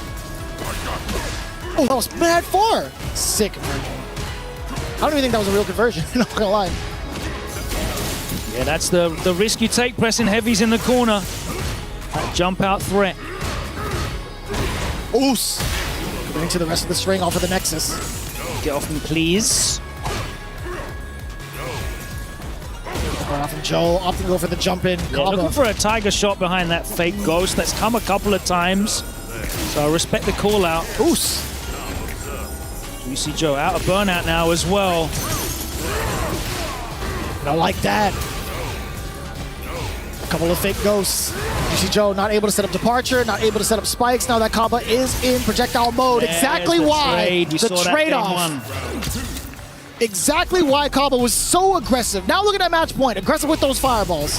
It was very interesting to see Juicy Joe kind of play aggressive in terms of movement. He was the one that was trying to get in, trying to traverse that middle space. I feel like that makes the match easier for Sagat, but... Oh, trying to get sneaky with it. A little bit too far out, though. Juicy Joe had so much space to clear. You can see he's trying to, with that long-range drive rush, mix him up. Drive rush step kick, we'll take that, okay. Get a bit of a reset as well. Like, he needs to be careful that he doesn't just lick out like a level 3 when he sees a drive rush from all the way over there. Perfect parry. He's gonna get the side switch. Yeah, back into the corner. No messing around. Absolutely no messing around. And I respect that. This is an elimination match. There is nowhere to take those 3 bars. And Sagat, 3 bars in the corner there. Any touch would have probably led to you dying. I respect that cash out from Juicy Joe, but now he's at a significant disadvantage this round. You have to be as diligent as ever to keep the big bald fella away. Yeah. No sign of a level 2 on your horizon. Oh. I think it's fine thus far. Kaba, he's slowly encroaching on the space of Juicy Joe. Right in this mid-range, right? Ooh, the step kick actually caught movement! Right into the level 3. A lot of damage on board. Let's see. Not quite. No, but you've got a block now anyway. There we go. Spends the 2 bars. I respect. That's a great spend. Oh, you could kill him right here. Oh, no, actually, Amnesia's still a threat. My mistake. What? What did he jump over there? I didn't even see. I was looking at everything else. I closed my eyes. I'm not gonna lie to you. I looked away from the screen. It was a horror movie, man. Out of burnout. Immediately spends the 2 bars. Kaba, big life lead, though. Joe trying to find a way to build these bars up. Getting hit. No, he's still alive. But barely. Single hit for Kaba. Joe doesn't want to press anything at risk getting whiff punished. He's got to be so passive. Perfect parry against a low step kick. This could be a start of something special. How much bar does he have? I can't see it. Yeah, he's got the 2 bars now. Here we go. Big reset. Oh, the command grab! Command grab, he saved it to the last Do it again. round. Oh, what is going on? Oh, and he licked it off. My He licked it off for the tournament. Kaba fighting for his life. They were swinging it out for 5 games. It's only right he swung all the way for the fences. He pushed all of his chips in the middle of the table. What a set. A set indeed. A crazy call out. The stress coming up from both. Kaba just won that match, but man, he looks just as stressed. Juicy Joe, what a way to go out, unfortunately. But man, nobody could have called that. He can't even be mad at that. He genuinely cannot be Kaba mad doesn't at even that. look like that happy now. They're both just stressed. The cortisol dump, the adrenaline dump must be crazy at the end of that set. Wow. Man. And he just accepts his fate. What a gentleman. He's like, oh, you did it. Okay. All right. A huge difference. Kaba staying alive, man, after that There we rough go. shot in the upper bracket. But he's going to be moving on into the next set of matches. I Big will say. respect to Kaba for his patience in the moments that he had to hold it down. He couldn't really afford the risks. But the moments that he could afford the risks, they definitely paid off. Fantastic defense. Both sides, both passive and blocking, but both preemptive as well. Great stuff there from Kaba. He's going to advance. He's still got one more to go, though. Guess what? Yeah, he's rewarded against a matchup against Higuchi. Higuchi, that's right. Just to kind of refresh your guys' memory. The eye patch is staying on for that. Yeah, most definitely. I think it's a lot more to go through. Yamaguchi versus Shigematsu, Kaba versus Higuchi. But as it stands right now, Juicy Joe, unfortunately, getting his keys crushed as we have Damascus getting ready to stand by with Kaba. And it is time, Kaba crushing the dreams. He went to Capcom Cup and went absolutely cursed, losing to JP twice against Yonangel, losing to Juicy Joe at SFL World Championship, and he came back here with a plan named Sagat. The clutch was immaculate. Kaba manages to defeat Juicy Joe in an absolutely incredible match ending. And now it is time. You want some juice? You got to press the keys. Kaba about to enjoy crushing his first key of the weekend. Make it pop. Get us a sound, get us some noise. Ooh, I like that. I like that. Congratulations to Kaba. GG's brother, congratulations. He will be back for one more match afterwards to qualify to stage 2. Kaba, congratulations. More games coming up. It's been super hype. Street Fighter 6 is too good, man.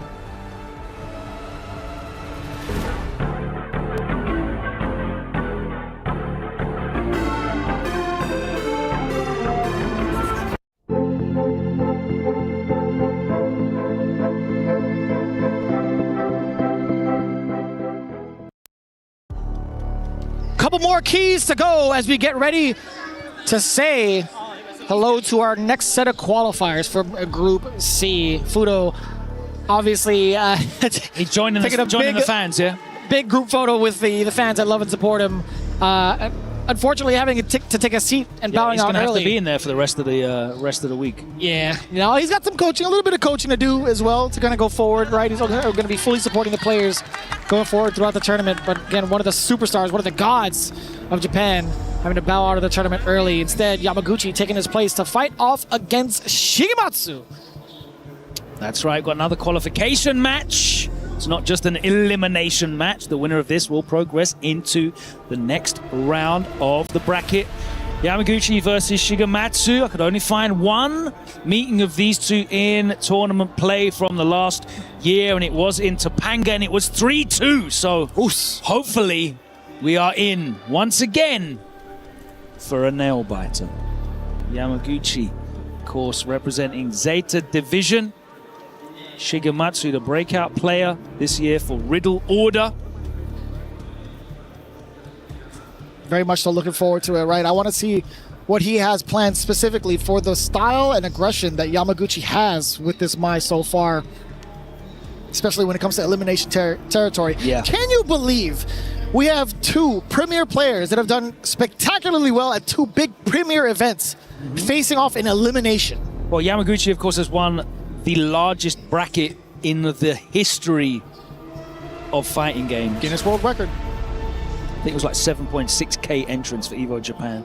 Shigematsu made it all the way to grand finals at EVO in Las Vegas. Big breakout performance for him. And yet we haven't really seen them play off against each other as often, which is quite a conundrum, honestly. The fact that it was only in the side of Topanga, but I think it's more so on the side of Shigematsu. You talked about breakout performance. Boy, this is definitely one for the books for him. This year has just been so ridiculous for this Blanca. Yeah, one of two Blancas on that Riddle Order team. Can't believe you got me saying Blanca. One of two Blancas. Got him. On that Riddle Order team. The other one is Takagi, right? Yes, both part of the coaching squad for Daigo Umehara recently for his famous Kimonomichi set. Bro, it's Blanca. Blanca. The announcer says Blanca. All right, when I hear you say Zangief, I'll accept that for you. I'll do that. Yeah. Do that. All right. I'll even shorten it to Gief. Gief. We'll take that. Yeah, I feel like the lack of head-to-head meetings is more on the side of Yamaguchi, actually. He hasn't traveled as much offline as Shigematsu's been everywhere. I feel like the Riddle Order army have been ever present. Like, I've seen those yellow shirts at pretty much every offline major. Yamaguchi, not so much. He's been at a couple, of course. No, I'm looking at it right now. I mean, there's been a lot of, I want to say, how much representation did Riddle Order have throughout like the entirety of the CPT? We've seen that yellow jersey a ton. Yeah, they've been, of course, Junior's been a big breakout player on there. We've seen Junior make a bunch of top 8s with which character? With Gief. Yeah, Gief. I'll say it, bro. I'll commit to it. All weekend long. Call me out on that, I promise you. But this is going to be a very interesting one at that. I mean, again, without any like official head-to-head results, it's crazy to see them now up on the EWC stage facing elimination. I can't harp on that enough, right?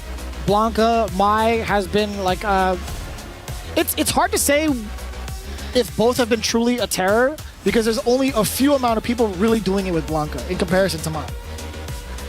Well, it's interesting, right? Because you had Evo, and then I think the next week you had the Japan World Warrior, and it was Nishkin and Takagi in grand finals of that. So it's like they all like they woke up like sleeper cell agents to take over the world. I already forgot about that. I saw that it was a mirror match. I'm like, oh boy. It was like a flash in the pan though as well, right? Because it's not like Nishkin have been putting up big results. No. Takagi hadn't really been either, so. And Michigan, like, at the start of Street Fighter 6 Season 1, he was, like, the premier Blanca. Yeah. Right? Absolutely. Well, other than, of course, Mena. It took him a while to adjust because we saw the Luke come out of him. But either way, Game 1, Shigematsu, Yamaguchi. I enjoyed him at CEO. Jeez, what a reaction. Get the heck out of here. And it wasn't even just like a normal. He went just straight aggression with the OD up. He had the charge, so.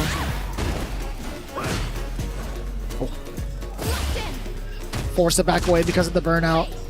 Totally comfortable with that considering the life lead. Oh, airball. Jesus. Normal airball. Another one. Normal airball. Brother, get him out of the gym. Believes in you. Building houses. Not with the airball. Yeah, the airball. Nothing but bricks. You don't. What? You got me messed up, man. Don't look at me with those eyes, man. If anything, you gotta shut the doors at the gym. Too much of a draft. Oh, catch that roundhouse a little bit. There you go, the old faithful crouch strong into drive rush cancel. I'm still mind blown with what you just said. It's got me mixed up. A ton of damage, and also towards both the life and the drive gauge. Yeah, Jesus. corner and burnout, and there we go.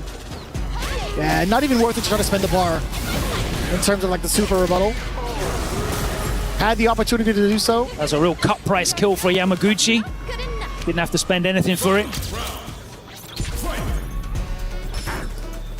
Both sitting at 2 bars as well. Oos! First big strike coming in from Yamaguchi. Again, spending time on the West Coast. Not for too long, though. All right, there's the activation. Now making it a round trip. And Shigematsu, one of the Blanca players that he just spends it pretty much. He uses almost all of the meter for that level 2 when he gets a hit. Lordy! Cashing out on the damage, and you see why. That felt like an exhibition. As soon as he activated that level 2, that was all Shigematsu catching Yamaguchi's normals. A ton. 2 punish counters, I should say, into a ton of damage. Stealing frames off that drive rush cancel. Yamaguchi with the OS. You have to be careful, of course, because Blanca can hop back and bait it out. We've seen that. We've definitely seen that instance not too long ago. Ooh! Oh, just within the range? Yes, sir! The big splat. A call from Yamaguchi. Oh. Yeah, Yamaguchi choosing not to use the level 1.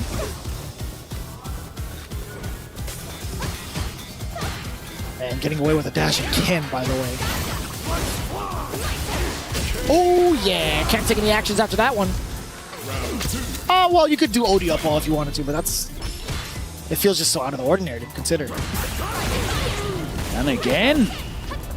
Shigematsu going to have to adapt to that because Yamaguchi is OSing that for free. The hop could come into play, as you had mentioned. Yeah. Oh. Just within range. Catching in the normal. That was a counter off of the crouching medium punch. Shigematsu also close to burnout yet again.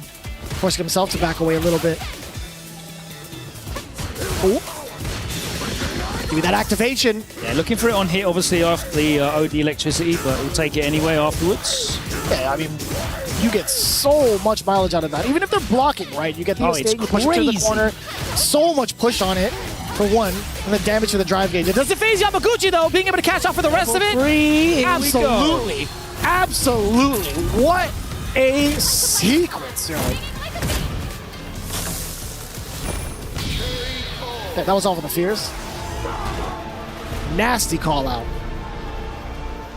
Yeah, that level 2 on block didn't really lead into anything other than drive gauge depletion.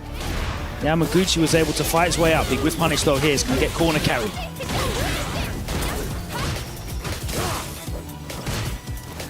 Still within the range to threaten. Oh.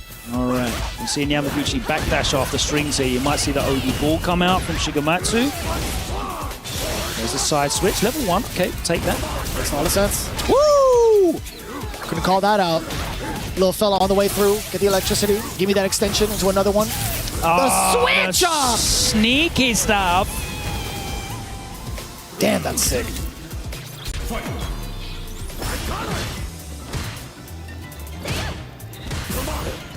Oh, yeah, there you go. Yamaguchi took his foot off the accelerator that time. Oh, still within range to catch an Uch jump. Now you got to think to yourself, if Shigematsu goes for that strategy again, you think he's going to go for another hop? Oos doesn't even get the opportunity to. Oh, sweep that. Oh, yeah. He committed to the uppercut. He gets punished appropriately. Decently sized, I will say. Oh. Yeah, there's the activation. Yeah, he can't walk out of there. And nice, I like him holding back there. Calling out the shorter version. Excellent punish counter. Yo, Yamaguchi just outside of the range of that, what, jab Blanca ball? Yeah, he's doing a great job at getting outside of the range. No mix-up allowed. Goes straight back in, and he basically burns the entirety of the level 2. That's gone now. And Yamaguchi still with a life lead. This is a great situation for him to be in. Single hit confirmed will do it, too. Yeah. On the way down? Yeah, gets the landing frames. Wasn't a punish counter. Uppercut? No, maybe in fear of the up ball, perhaps. The air ball, excuse me. ball, yeah. Air ball, excuse me. Oh, overzealous. Trying to catch the walk back, but he's doing a great job at like walking back and blocking, walking back and blocking. Yamaguchi, a spacing clinic here. Trying to catch a delay. Off of that roundhouse. Being able to steal away from Blanca. That was a very, very funky interaction what just happened. Nice with punish, the drive rush roundhouse gets clipped. No, not today. And burnout as well. This is going to be horrible. Okay, so going to spend the level 1. There we go. Power up. It's time to guess off of these fans. And even if you guess right, there's so much chip damage on the way through. Oh, what's that? It caught an OD. It drained so much drive. I saw the yellow start. I don't know what it was. I think it was Fan. I genuinely think it was Fan. Oh! Baited. We haven't even seen that as an option in a hot minute. The vertical shimmy. I don't even know if Airball would have been able to counter that. It's funky. I think there is a possibility. Never mind. There's the bait. Oos. I like that. The punish counter with the DI. Yeah. Spends the bar, gets the burnout.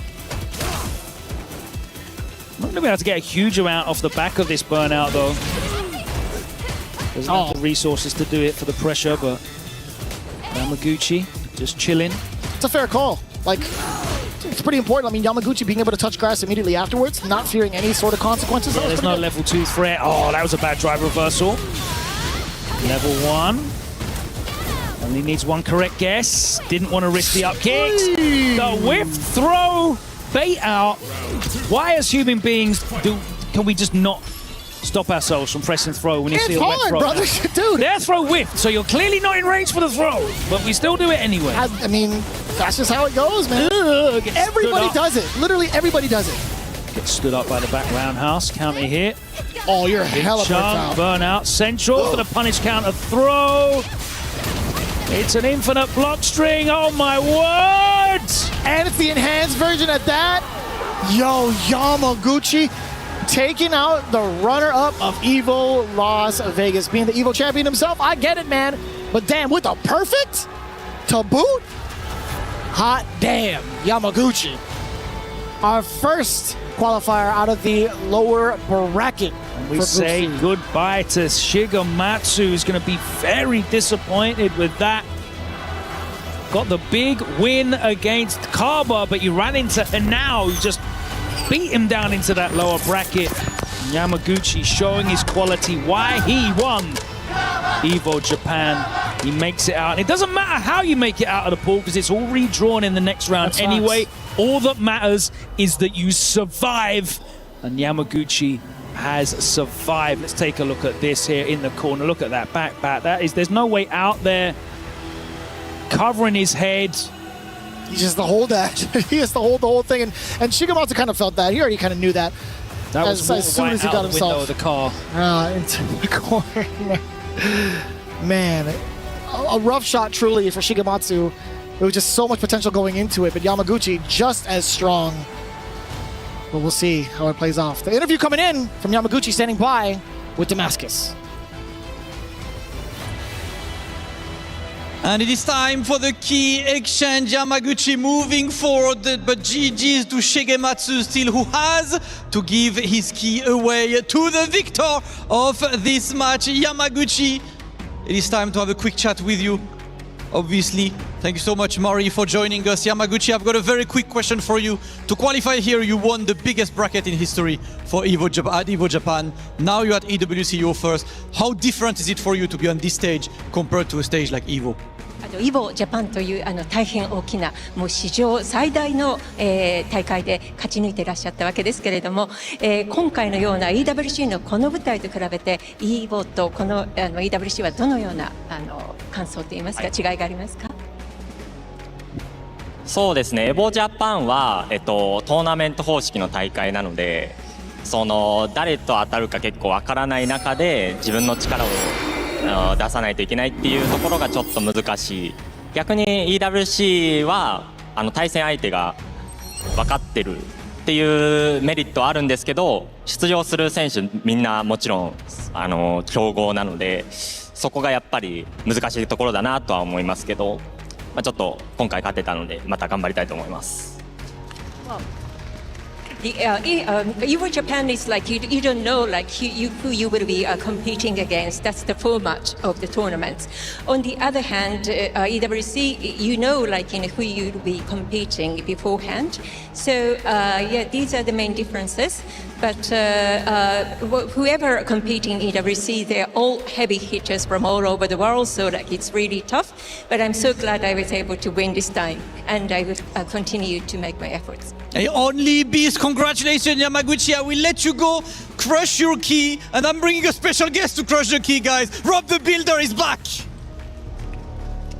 Ladies and gentlemen, Yamaguchi showing yet again that he's what? A big dog. The one and only. Congratulations again. That's my dog right there.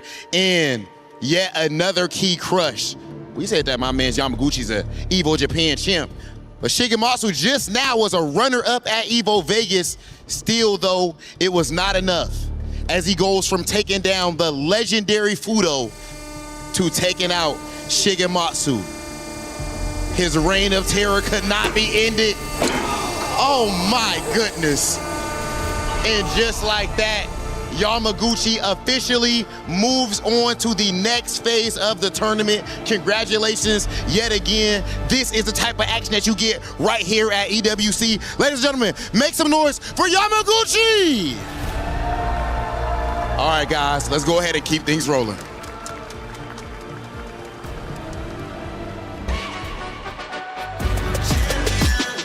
This ain't no regular thing. I came for the ring, you know what I mean. You see my name in the lights, better get right, I'm champion.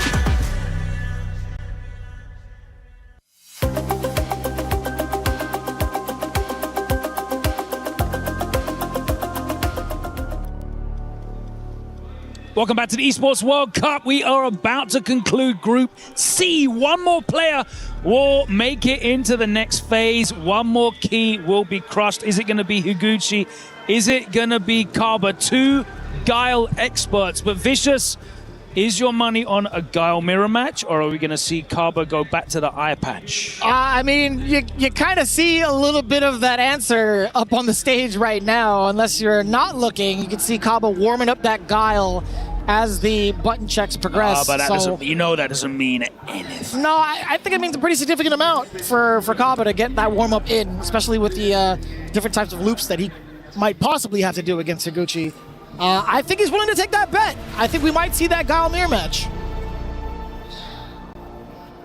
Well, it's a fresh matchup. These guys have not played in a major tournament final stage since 2023. Jesus. And that was 2-1 at FAV Cup. So whilst both of these players are super active on the international circuit, they have not met each other in a stage of a tournament as deep as this in a very, very long time. And these are two of the guys that are synonymous with developing Guile.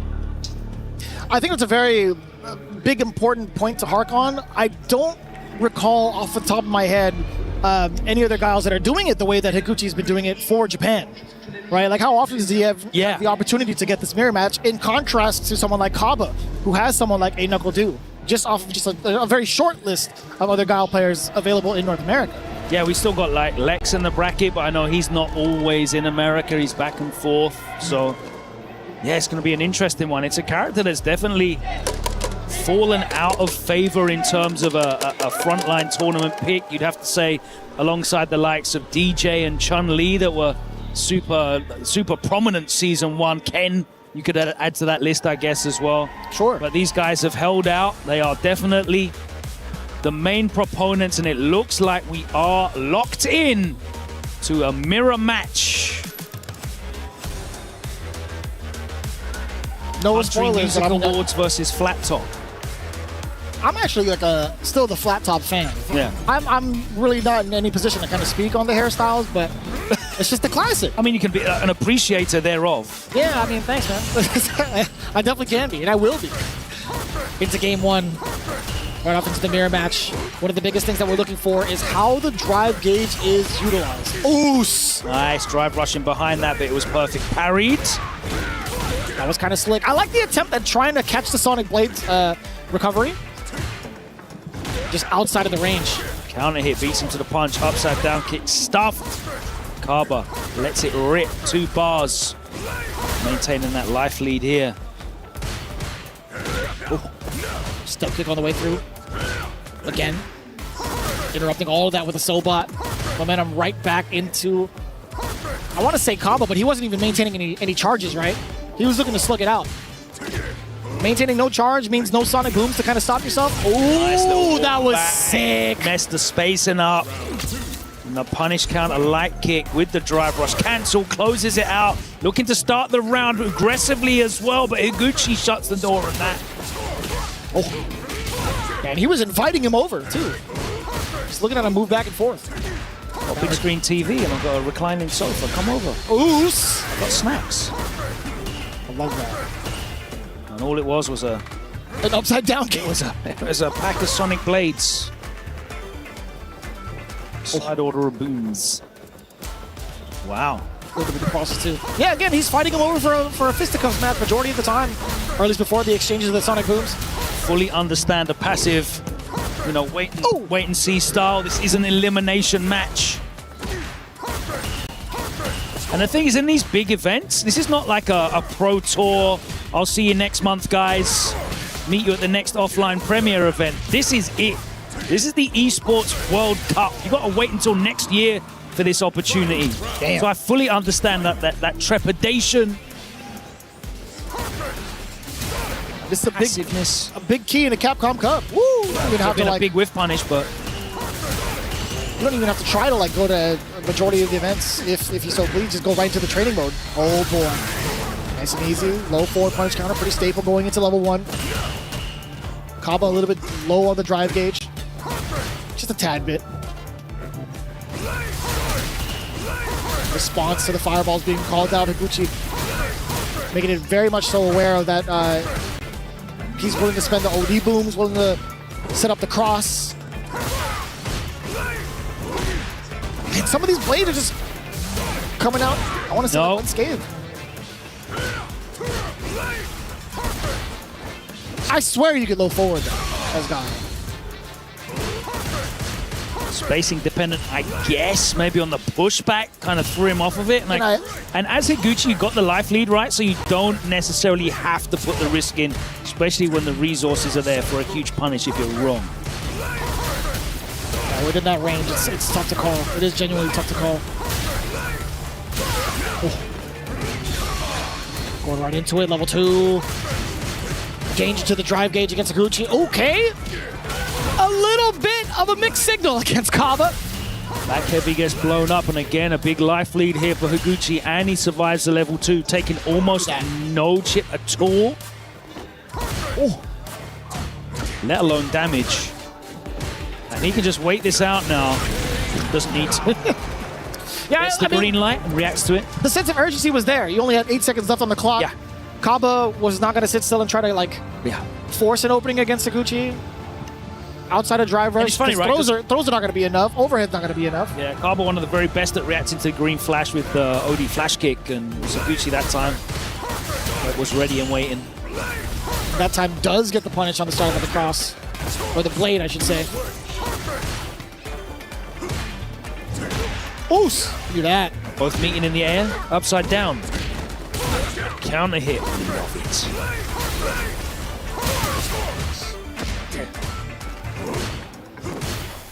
Trying to push each other back with the upside down kicks. I love that. Right into the forward throw. Hold this fierce into the boom sequence. Yeah, give it to me. The crouching heavy anti-air. The classic. I like that. A slight hezi on the tick throw setup, going right into the target combo. Very, very smart. It's such an interesting matchup, you know. It's such a pure game of mid-range dominance that you need to look for. Big risk on the target combo, and he gets the punish and the kill, the standing light kick. But they're having to take risks to get inside that medium range, but they're slugging it out with each other and throwing out these command normals, the Sobats, the upside down kicks. They're a lot more comfortable here, where it's just a pure back and forth sonic boom. Am I gonna blade up? Am I gonna OD up? Yeah, that exact range too. The exact example you were talking about. Yeah, see, it's just about who's beating each other to the punch, and there's a lot of resources here. Maybe it's going to be a knockout blow. Oh, I like that exchange. Kaba making the right call. Drive rush right into the knee. The bazooka knee, excuse me. Going for the sweep. What a fake out too. Kaba into the level 1. Hella chip damage. Still stuck in the drive impact. You know, totally reasonable. That's a good call out. Higuchi pretty much low on life. And it's a great call out as well if Higuchi tries to throw out any of those command normals as well. It will blow straight through and clatter him regardless. So pretty low risk unless he's holding charge for the super. And at that point, the super wouldn't have even been worth it. But this level 2, absolutely worth it. If you force the burn out, you do. Oh, it just completely clatters the crowd's fears. I couldn't even tell you if it was like the timing or the positioning. Yeah, or if I think was it like, hadn't come out yet because he was still crouching and kind of punch hadn't come out yet. But that was more so against Kaba than it was Higuchi. Yeah, a little bit late, I believe. I believe that. Big counter here. Boom! I like that. And this time Higuchi actually committed to the back throw. Excellent call off from Kaba. Yes, calling out the cross, calling out the blade, excuse me.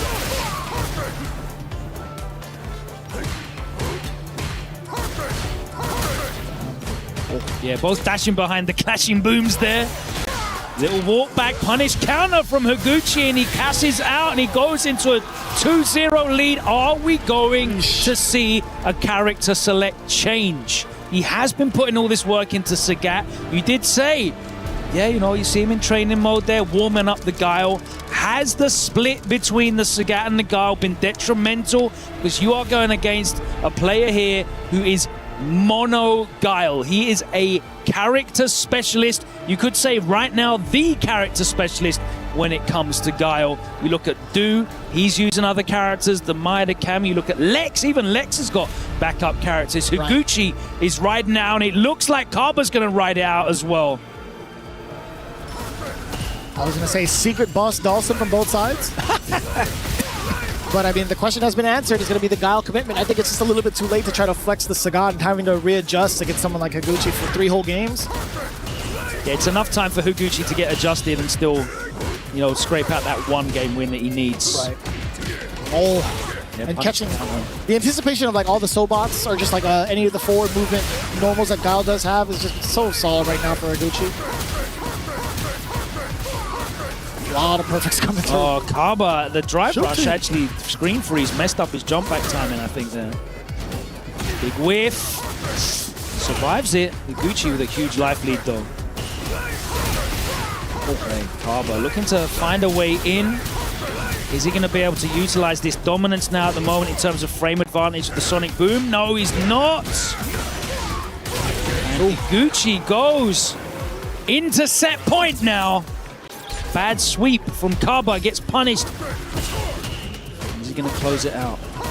Oh, did you get a pretty heavy Mary, read against the Sonic Boom? Higuchi immediately fires back with a read of his own, going in for the OD flash. And it's crazy, right? Because he can just big blind you the whole time. He's got 2 games up. He's a round up. Anytime you get in, he can potentially throw out an OD flash kick and not really care. It's going to be so difficult for Kaba to be able to bring this back. Nice! Or is it? Or Big is it? size 14 army boot. No, you tried to go for the overhead? Yeah, the overhead reset would have been the game, though. So I respect Higuchi. You can take those gambles, that's what I'm saying. With And this much of a lead, it's on Kaba to be ready for everything. Such a stress, such a drain on the mental RAM. The capacity to process and predict and identify all of the possibilities. Nice anti-air, occupying that space. I mean, the one benefit is obviously this is his character, right? He's been putting other people through this, so he knows what to anticipate.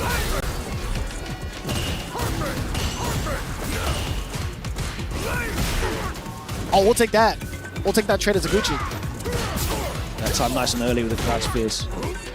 looking for an activation. Perhaps, no! He's got the 3 bars, he's gonna cancel again! That's not gonna kill. But he is gonna get him out of position. He's gonna survive barely. Yep. Where it is gonna be almost insurmountable. Oh, and the blade just getting crushed. Dashing up within that space, anticipating the blade, and getting the big sweep over Kaba. No pun intended. 3-0, by the way. Impressive play from Higuchi. Yeah, there was no way in, and you could see that Kaba was looking to use some tricksy plays in terms of the boom clashes, but there was no room for him drive rushing in behind.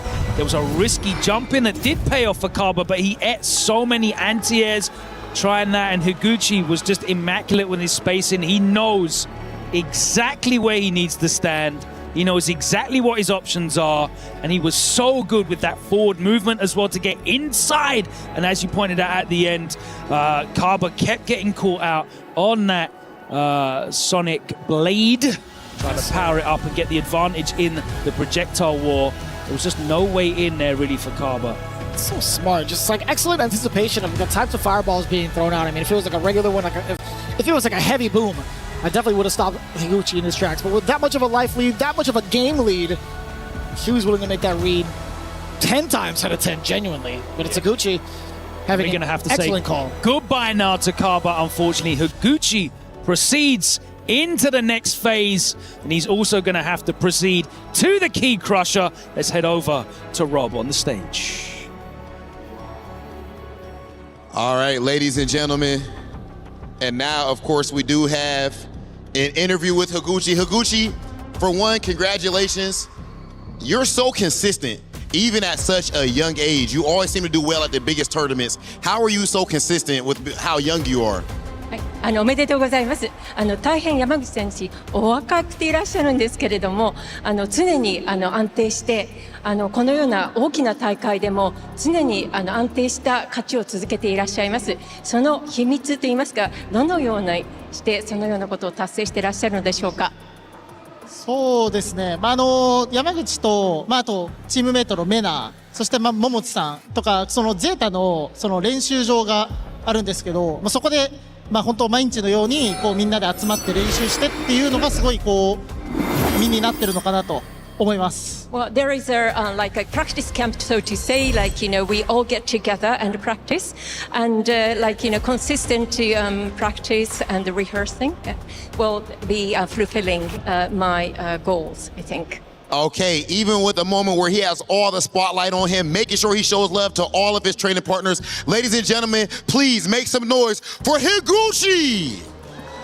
Higuchi, go ahead and crush your opponent's key. Thank you, Rob. And it is time for Higuchi to destroy the opponent's key. He's moving forward to Friday, stage 2 of the tournament after a strong start. The Guile Master is done, he said himself, right? Consistency is key, and it comes from my community, from the people who train with me. He's been a hard worker, he's been a student of the game, and he is rewarded with one of our favorite moments at Esports World Cup, aka time to crush the key. Commiserations, of course, to Kaba. Had to fight his way through that loser's bracket, unfortunately unable to run through that Guile mirror. But right now, Higuchi, representing Zeta Division, gets his moment with the Crusher. It is time to pop that key, my friends. Oh no, we're crushing the Crusher as well. Ooh, the entire Crusher is destroyed. The key, the Crusher, the opponent, the Guiles, the frames, the drive. He's killing everything, brother. Higuchi on point, a bit too much, my friend. Too strong, as that will be fixed with our friend. My brother, you are too strong. That's all I have to say, guys. He's too strong. That key will be destroyed in a moment. He's destroyed everything, competition included.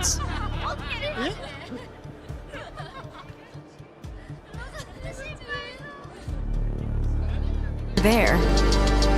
For every click, every clutch, every respawn.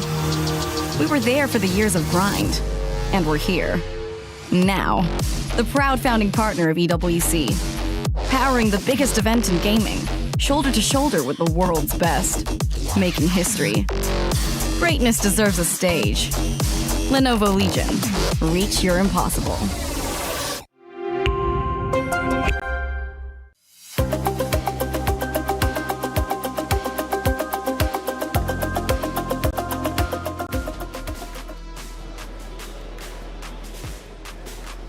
Well, there it is for Group C, now all concluded. The keys have been crushed. Well, -1, the crusher broke just for a second. Higuchi too strong, not only in the competition, but also for the key crusher. He'll be back, though, I'm sure of it, to crush that key and get rid of Kaba. Hey, welcome back into the Allianz Vault. I'm Taylor Reflections Noble, Jammers, and Ringe. Welcome to the desk, man. How you doing? I'm doing great, man. Glad to be here, especially after those 6 matches that we just saw. A set of 6 incredible matches, including, 2 people getting sent home? That's it's right. wild to see, man. Yeah, 4 people, in fact. We're crushing keys all day long. We're going to be finishing up 2 groups. This is Group C. It's now over with. First match, though, was a good one, at least coming back from the first 4, right? Of course, it was Moke going against Higuchi. Now, Guile versus Chun-Li, and Chun-Li brought the hype.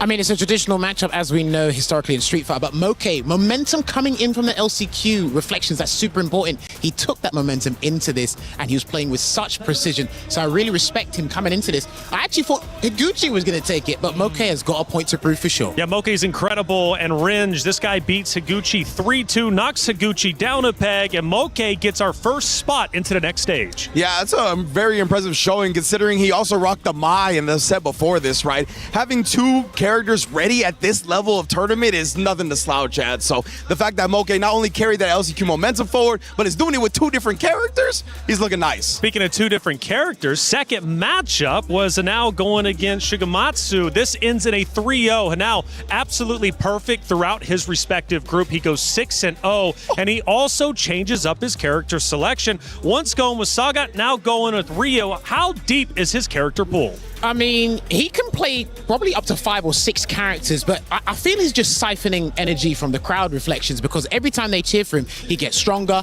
Ryu's damage is colossal, so he's just taking advantage of that. And boy, he's always giving you a nice little pose to kind of show him what's up. I mean, what were you thinking, Ringe? Yeah, it was very interesting to see him break out the Ryu, because Sagat's got some tools up against Blanca, right? He's got the stand roundhouse in the corner that if you block it, it's plus frames, but it also takes down the up back ball. But you can see the crowd is so into it, man. And obviously, Hanao is one of the fan favorites. We've heard the Hanao chant every single time he's taken to the stage. This crowd is loud. If you're not here, I'm sorry. You guys need to be here. For Hanao, though, I think we take a look at a couple of different stats from him, because he's been absolutely out of this world. Again, to go 6-0 respectably, especially at such a young age, again, he has a storied history already. He's already been competing for several years. He now joins the EWC stage for the first time. He's got the crowd behind him, and he is looking dominant. Well, I mean, look, just read that off. First place, Battle Arena Melbourne. Second place, Combo Breaker. Evo Japan, 33rd place out of 7,000 entrants, by the way. The biggest Street Fighter tournament in history. Yeah, that's in the Guinness World Records, so you can note that one down. And of course, he got the Chinese premiere back in the CPT last year. And Damascus made a very valid point. He's actually got 2 premieres when most players' reflections at this highest level have only got 1 under their name. He's got 2 in the span of 6 months, maybe a little bit longer than that, but it's insane. Ringe, another stat line. What are we looking at? Yeah, right here, right? The total whip punishes on both of his characters, Sagat and Ryu. You cannot whiff against those characters. They got tremendous buttons that reach long, that are quick, that are going to cash out with big damage as well. And then the anti-air rate is 100%, bruh. He hasn't let you jump in once.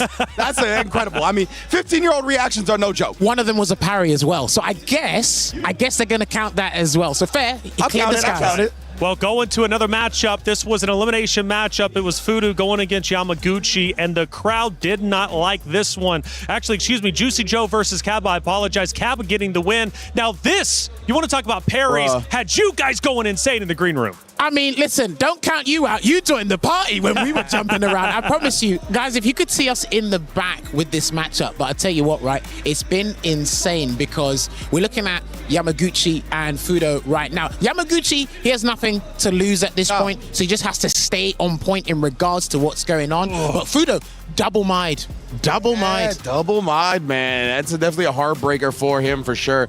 But this was a crazy match to watch, and you see the heartbreak in the audience when it came to Fudo going out as well. Made me emotional, man. I mean, Fudo, like, you know, of course, one of the crowd favorites out there. They come in to support, and unfortunately, his key was crushed.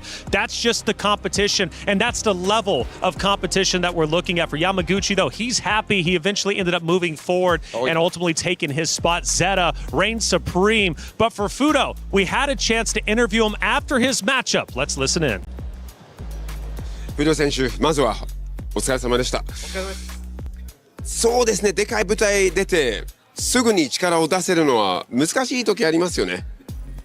そうですね、ただ今回一応前に勝てなかったら優勝できないなと思って、前戦はすごいやってきたんですけど、やっぱちょっと届かずって感じでした。So yeah, he was saying that, you know, last time he wasn't able to get a good result. This time he did prepare a lot, you know, he did train, but just the goal was too far. The goal was too far away. そうですね、終わった後の感想、なんかやっぱり自分を出せた感じがしますか？そんなになんか悪かったなっていう気持ちもないですかね。まあ模型の試合の時にちょっと中段食らいすぎて、あれはちょっと微妙だったかなと思うんですけど、それ以外はまあ別にそこまで悪くなかったのかなって、かなりきついところに入ったかなとも思ったので、まあそこもまあしょうがないかなとは思う。So in the Mokke set, he feels that he ate too many mediums. He just got clipped by things too much, and that was the reason for that downfall. And I think with that start, you know, it's sort of like you're kind of on a hill, right? You're on a slope, and yeah. Yamaguchi was just too good on the day, so... Play is in our DNA. Whenever we let it out, it becomes our superpower. Now imagine an entire city being built to supercharge it. Kadir City, powered by play. Thank you, Reinhardt, for that interview. Fudo, you could see the emotions on his face. It was not easy to take that loss. His key was crushed, but the day will continue on. We still have more to talk about for Group C. Let's talk about it with Mr. Karate, who's in the venue. And man, Mr. Karate, first off, welcome back. How you doing? Hello. How are you guys? I'm very happy to be here. Hey, good to see you, man. Check it out. A lot of matches just took place, and one of them I want to ask you about.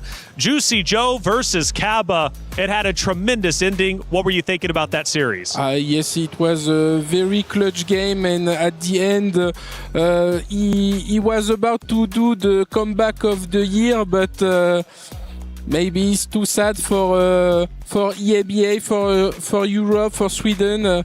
I wanted him to win, but it's life. Kaba is so strong with his Sagat in this matchup, and it was very difficult for him to come back. I mean, look, you can see it there. We've got to brand this match of the day, probably match of the whole weekend, to be honest with you. But like Kaba using Sagat for the circumstantial matchups, is that where we got it? But I was saying this in the back reflections. If Joe did not perfect parry, after this, if he did not perfect parry that low step kick, we would not have got that amazing moment. No. Such a good matchup indeed. Kaba, though, ultimately would go forward and to get 3-0'd by Higuchi. As far as Group C goes, Mr. Karate, any big surprises and big takeaways? For Group C, yeah, I like to see Inao, and I'm sad Shigematsu lose because I love Blanca. I'm the only one who love Blanca with Blanca players, I guess. But Blanca is such a hype character, but we will see with Mena, I guess. Yeah, we'll have to see. Mr. Karate, thank you so much for being in the venue, giving all the coverage. Guys. Hey, you're awesome. We'll be hearing from you over the next several days. That's Mr. Karate. He's in venue. He's breaking it all down. And so is Mr. Reinhardt. He's out there with the fans. Who'd you run into?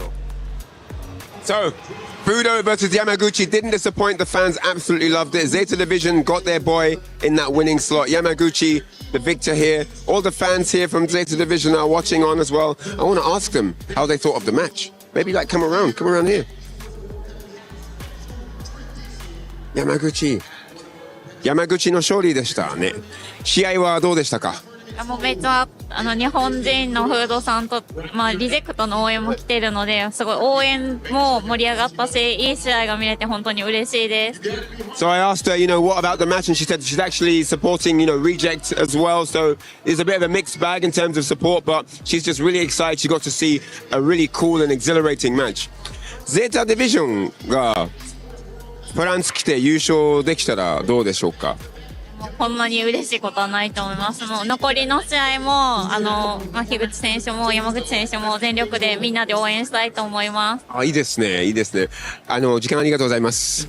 She said, yeah, seeing a team like Zeta Division or Team Reject come here to Paris, to EWC, to the grandest stage of them all and get a win is the best thing. There's nothing better than that in a pro player's life and for the fans alike. Thank you guys for watching. See you later.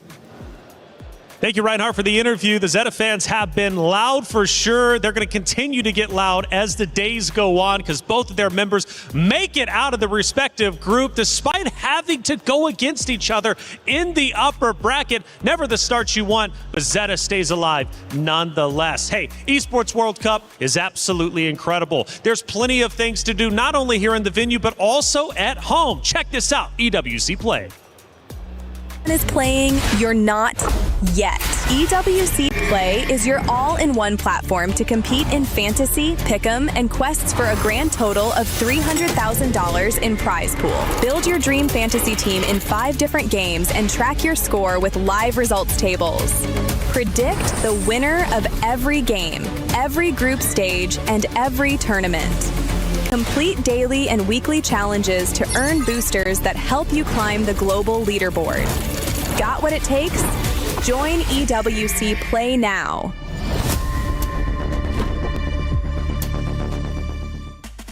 Well, that's it for Group C, but Group B is about to start. Fresh matchups, but it brings 4 keys being crushed and 4 players moving forward. First matchup is going to be Angry Bird going against Nephew. You got the man who refuses to lose versus the man who always wins. What do we think about this series? Man, as you can see, 87% towards Angry Bird. This was actually my upset pick of the day. I actually have Nephew going over Angry Bird in this instance. Nephew has been one of the most consistent players since the launch of Street Fighter 6. He's got a real cool, calm demeanor to him, so he gets overlooked a lot. But when it comes to the skills, he's right there with the best of them. All right, well, you are the underdog in the pick. Let's see if it pays off. For Angry Bird, he's the heavy favorite, but can he get the job done? It's time for Group B. Let's send it to the stage.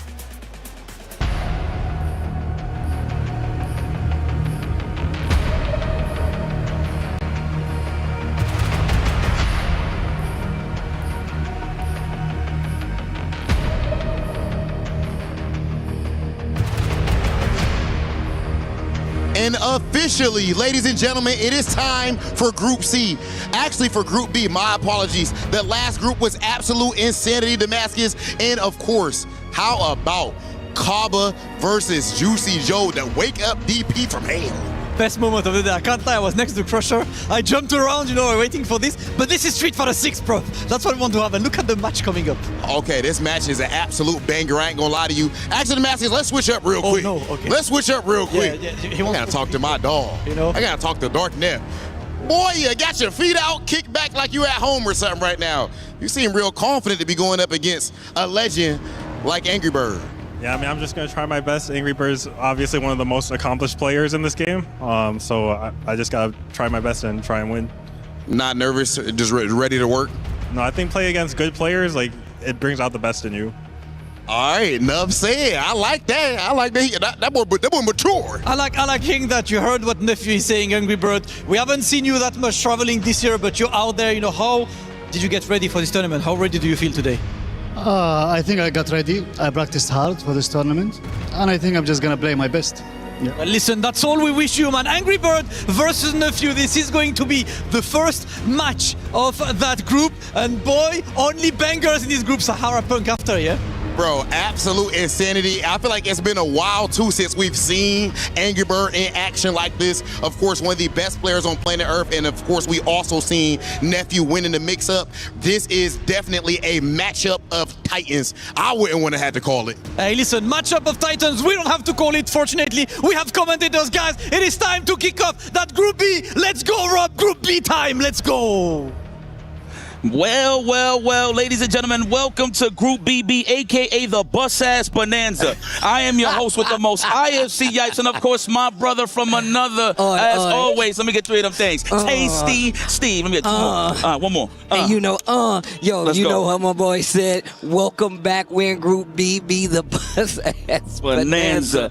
And look, we starting off with a banger. Angry Bird versus Nephew, one of the best, well, 2 of the best players in the world, and obviously from the respective regions, 2 of the best players. One of them an Evo champion with Angry Bird, the first Street Fighter 6 Evo champion on the planet, that is. Yes. And look, I like to call him a little snowball of hate, because my man get mad, it's almost impossible to beat him, but he's the nicest person in the world. On the other side, you have Nephew, super accomplished player, whether it's SFL, whether it's obviously just coming from winning another big tournament himself, he's already prepared. And we already get into the action. Angry Bird versus Nephew, Group BB, and of course, keys are getting crushed. It's the Akuma, who he's been playing a lot more recently, versus the tried and true Jury on the side of Nephew. Yeah, both bread and butters, of course. You've seen Angry Bird really take it to it with Akuma on the SFL EU side of things. So on the first year of Street Fighter 6, so I like it. My Habibi is back in the mix. Technical, unhand me with the kneecap. Look at that. We're trying to get acquainted, and there's already a perfect dish served on the side of Angry Bird. Yeah, look, I'm telling you right now, Gordon Ramsay would be proud, but of course a perfect to start it off. And look, we've been seeing, Jury's consistently been around, and obviously I feel like we really haven't seen him win anything big since like Capcom Cup, right? Yeah, very solid characters, of course, plus frame strong buttons can always dictate some little bit of that defense. Speaking of dictating the defense, I'm going to wake up with that super just to get a little bit of that Espacio. Drive rush, good bait on the pair. We are almost to the side of the burnout. There it is. Wow, the jump strong for the head. That was nice. That's the Nephew classic, bro. Into the DI is not going to work. Level 1. He's fighting back, and Darius trying to get the recovery back on the drive gauge, and Nephew put himself in the corner because of it and mix up into throw. And listen, Angry Bird is one of the greatest defenders when he's in burnout, so he's not going to hit it with a drive impact. And look at that. Great defense led to some great offense. Got out the corner, finished the job to keep Nephew at bay 1-0. You're holding up the team logo. And look, man, we know that this dude Akuma cannot take a hit, but he can damn sure give a hit, though. You have to be careful versus this character, no matter who you are. So obviously he's going to be playing for no staying fierce ranges, right? But the thing that I love about Angry Bird's play is his defensive style of just becoming the wall, just to force that offense. That way he can pick his spots to actually counterput with a jab. So you're going to see it here, especially when he loses his turn, as you can see. Watch, you're going to see very solid there. Another throw, unhand me, says Angry Bird. There's the plus frames represented there with the stand strong. Ooh, bad call out with the roundhouse Tatsu. It drops the combo after it, answers instantly with an OD uppercut. Bro, this dude Angry Bird is he instantly finds another way, bro. Yeah, he turned it up a notch. I'm not going to lie. He's been very aggressive. Just to point out what Damascus said earlier, you know, he has been a little bit on the silent side, but you've seen him in the World Warriors and the SFL side of things, of course. So you're going to see Angry Bird. Nothing has changed. He's still one of those killers that we're so used to seeing in these tournaments. Speaking of killers, the DP, the OS, sees the green and matches in between. Are we going to go for another throw? No. Strings for the space out. Okay. And look, and they're fighting heavy in the middle of the screen. Likely definitely in favor of Angry Bird right now. And he still has one charge. The drive rush confirm off the jab. Angry Bird, another level 1 to get the job done. Angry Bird looking like he haven't missed a step. I'm glad Damascus said this. We definitely haven't seen him. He qualified for EWC early on, so we really didn't have to see him as much. So him being here and us getting to see him play once again, I'm just happy to see my man out here competing again, bro. There it is. Ooh, big button starter, the Fearsome Fierce. Already down a clean 30% Nephew in the corner. However, Angry Bird is slow on the drive gauge. Nephew chilling. I like that. Angry Bird just resets. He's like, you know, I ain't going to scramble with you. I'm going to let you hang yourself. Please whiff at this point that I have this lead. Oh, wow. What a conversion, man. Nephew walking him down to the corner. Big backdash in the corner. Could have got you in trouble. Punish counter on the stand light kick. And the conversion to get the roundhouse carry to the back of the middle of the screen. And the level 3 is going to put Angry Bird in burnout. Nephew got another chance to close this out. He wasn't able to do it the first time. Let's see if he's going to do it this time. Again, we was highlighting great defense from Angry Bird. One of the best when he's in burnout. You already see him buffering with those buttons just in case if it's a drive impact. But hold on here. Nice. He tried to challenge with a jab. Too much plus frames. You're too dusty. You got to dust yourself off. Looking like an antique out here. Okay, a little head-to-head shot, show you what the players are looking like, what they're thinking, what's on their mind. Yo, and just peppering them with the jab. Small conversion, not a lot of damage, but the momentum is the reward. Big damage. Oh, man, we in the corner already. Throw loose situation, of course, and there is big damage incoming. I thought he was going to catch the punish counter there. Nice. No. What a snipe out. He walked back. He walked forward and back. That was so solid on the side of Angry Bird. Another perfect dish. Again, bring this man's apron here. Bro, oh my God. You hear that car crash? Yeah, you smell that? Smells like what is it, hibachi? Yeah, he's cooking nephew in front of everybody. In front of everybody. In front of everybody. You like veggies? How about you? Toss it into their mouth from across the, here you go. Have this shrimp. And nephew thinking about it. Also, like, I'm glad Rob said this, man. Nephew definitely one of the best players on the planet. Definitely one of the best players in the States. Yes. And consistent with the jury as well. So let's see what happens. But the thing about fighting jury, man, I love when they got the fans out front. One thing about jury is, man, she's been around and she's been so strong for so long. Yes. You know, everybody's got some idea of how to play against this character. So you know Angry Bird did his homework coming into this. I mean, I just at the end of the day, look, Angry Bird, he really is very strong on this opinion I have, but it's an actual fact. Do not whiff on me. He has said this plenty of times in terms of matchups and just head-to-heads. That's his strong suit. He likes walking into those inches, into those zones, the low forwards, the crouching shorts, just to fill out exactly how you like to counter poke, and then he punishes accordingly. As you can see, he was looking for that crouching jab or the low forward to stand fierce, but no one went home. Nephew is starting to wake up. I feel like when you're always down on a 2-0 scenario, that's when you always turn up the difficulty setting. Bro, this dude, Nephew, has always had the ability to, like, slow a game down. Even though he's playing, wow, the dive kick staying in front. Meaty. Oh, big swing. Oh, no. Oh, no. Oh, no. Oh, no. I thought you talking Oh, the DI. What a lie. I actually thought he was going to land on the fireball. Psych. The impact has so much drive. Damn. You got a place to go, Habibi? Where you going? To the grave. That's where he's going to the doom. That's where he's going. Oh, I like that. Already sniping out the drive, rushing the DP. Good stuff there, Nephew. Big Buns, of course, trying to shave off just slowly but surely. The pressure's on. Good snipe out. Okay, he'll take some damage leaving out, but at least he can reset on the neutral side of things. Trying to clip the legs on the walk back. Wow, on the low forward. Jeez, and this dude Angry Bird is checking in hard with the jabs, but now he's in burnout. No stocks on the side of Nephew and Jury, but he's keeping his corner. And now all he has is level 1. That's his only defense against the DI. Air fireball, extra low. Jump wasn't safe enough. Caught him reaching. All right, Nephew, hold on. Listen, at the end of the day, it's not how you start, it's how you finish. Can you actually close out a game against Angry Bird? Can you slow down the momentum? Already filling out the drive rush. What a beautiful punish there from the side of Angry Bird. Angry Bird with the momentum and just how he plays. He just takes it back instantly. And now you already in this corner. He's still on set point. Nephew needs a round to make this a match of contention. Otherwise, he's going to lose his first group match. And look, you don't want that to happen, especially in a group like this. Man, you saw the sneaky overhead. I know that happened like 100 frames ago, but he just walked up and just didn't let him have it. All right. There we go, close to the burnout side of things. Nephew's with it. Wow, what a way to snipe out the offense with the perfect parry. And parry, Hey, like bars. That? All right, time to think about it. You're in that dehydrated state. You look like you need some electrolytes, my boy. Oh, he thought he caught the level 3. I thought he actually thought he was gonna cash out. But now he's so close to getting back in the green. He's so close to touching grass with punish. He doesn't have a lot of meter though. This is gonna be a hard kill. Akuma ain't dead, even though he can't take a hit. Next guess right here. There it is. Condition early with the jab backdash to catch him hugging paranormal activity. Bro, I know how I was afraid the fact that he got the jab, didn't confirm anything, and didn't get the kill. I was terrified for Nephew right there. But luckily able to run it back, gets one on the board. This is best of 5, first to 3 in this group stages, so Nephew still got a chance. He can't lose another game though. Here we go. Nice. I'm pretty sure he sniped out a low forward there with the crouch throw on the Tatsumaki. The gold Tatsumaki. I think that's what it's called. Should be. All right, nice. Okay, the space out. Love it. Did a little too close. That would have been a stand light punish on the side of Angry Bird, so I'm loving the spacing here from Nephew. Unhand me. Closing the distance a lot faster now, and now he's using that walk speed of hers. Akuma ain't got a bad walk speed himself, but she can cover the ground a lot faster. Yeah, that is facts. The fact that most of her attacks actually move forward as well is what kind of throws it off a little bit. Super annoying to deal with, especially in the ground game.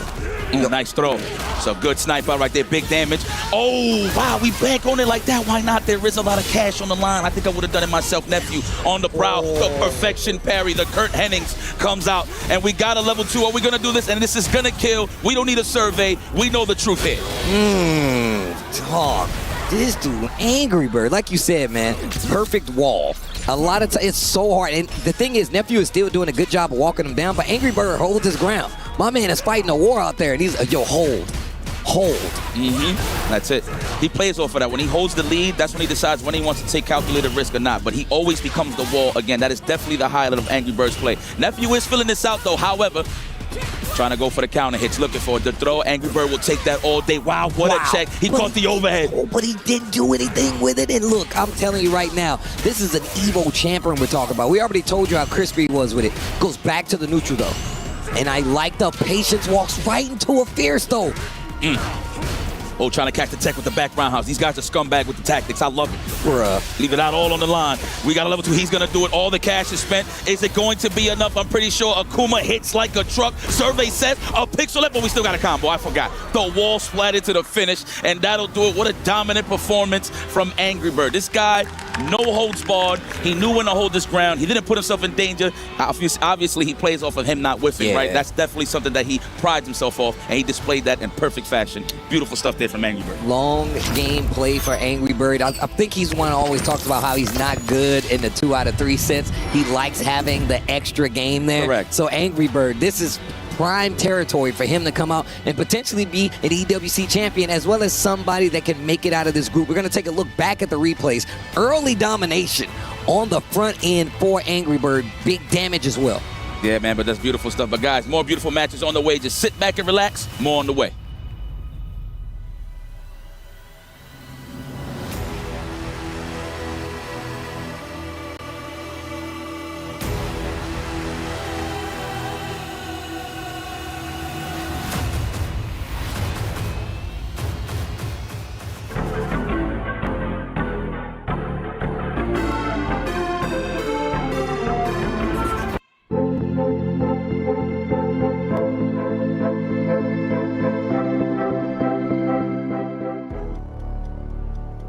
And here we are once again back at it, Group BB, the bonanza of bus ass. And we got another one. We told you it was nothing but bangers, and this next one is just that. You already saw another young prodigy coming up to the stage, and now we got another one. It's going to be Crime coming up against Chris Houstatarian T.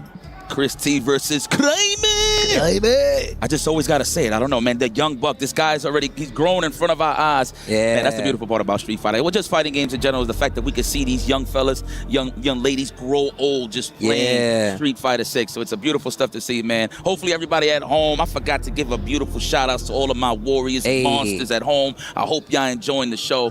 This is a lot of heart, a lot of pride on the stage, man. And you can see this represented heavy from Chris T. He has been traveling all around the world. Of course, you've seen him in SFL World Finals at Capcom Cup. He is an SFL champion in his own right with the Bandits gaming side of things. So the fact that this man is seasoned, I can't even call him a seasoned veteran no more. I think at this point, he is getting to that OG range. Oh, he's definitely, look, man, I've been calling this dude's matches in Street Fighter 4, bro. I've seen this dude, Chris, all around the world playing. And on top of that, I'm glad you brought up SFL. Started the journey with Mena and the crew, and now one of the people that have definitely made their way out, and now on his own kind of path, especially coming here for EWC. Getting a spot and claiming it. Same thing goes for Crime. Both of these guys were in SFL US. Crime was definitely there representing, and he goes to the Ryu. We're going back to the bodega. Back to the bodega? Hey, you cat. Get off the loaf of bread. Hey, there's a match going on. It's time to watch it. All right, they still checking buttons, but Crime is another one, man. We already saw Hanao, right? Hanao, one of another young legends already starting off and showing great work. Crime is another one. The last, 2-3 years, we've been seeing so much of Crime. I mean, along with a player like Blast, but both of these guys representing, along with Hanao, representing the next generation of Street Fighter in such a way that they're already taking out legends in the game. This is how I look at it. Crime and Blast, they kind of ciphering that momentum, right? Like, obviously, Blast had the grand stage. Of course, Crime picking up his own results. He definitely finished strong at EVO. He got top 8 in the world stage. So, this guy, listen, it's only up from here. It's like, even though if Crime loses, and this is just hypothetical, obviously, right? It doesn't take anything away due to the fact, again, sound like a broken record, there's just too many killers in Street Fighter 6. So I can't even take nothing away from him, but the point that I'm trying to make is, no matter what's the end result, he is one of those killers in this new generation. Yep, absolutely true. And now we get to see it, man. Rob kind of set it up, bro. The old guard versus the new guard. Young Crime definitely got a lot on his plate right now to deal with Chris T. Chris T, I know he's a homework crazy person. My man definitely grinds out a lot of these matchups. But let's see how it works. Will the reflexes beat the old G? Let's see. Well, I mean, you know, he is an actual teacher in real life. Yeah, he is. So he's about to take this kid to school. If you want to talk about fundamentally sound when it comes to footsies, neutral, patient, and really conditioning opponents in terms of how to counter poke back and pretty much punish accordingly, right? Chris T is definitely one of those scrolls that you want to read historically when it comes to playing the beautiful neutral of Street Fighter. And here we go. Chris T versus Crime, Ken versus Ryu. Love it. And look at that, the classic colors. We got the, you know what? I don't want to get fired. There's a lot of things there that I can say about that outfit, but this is a classic. The Bodega style match. This is one of the first matches I've ever seen walking into an arcade, which is kind of crazy. The fact that you walked into an arcade and just saw vanilla versus vanilla, that's crazy. That's it. Well, in this case, a Bodega. Already, here we go. The confirm, the run low forward. The low forward run, the throw. This is how we condition first. Let's see how Kaime feels about this. Another throw. He tried to counter poke there, but the stagger jab threw off the timing on the defense. Looking for the counter hit. Oh, there it is. What a punish. He was in range. Wait a minute. Punish counter gets the confirm and roundhouse Tatsu to get out of the corner. But look, Kaime definitely on the ropes right now when it comes to the life. Ooh. Perfect parry, and he's got 2 bars. And I'm sure he's probably going to use that level 2. Absolutely. Let's go.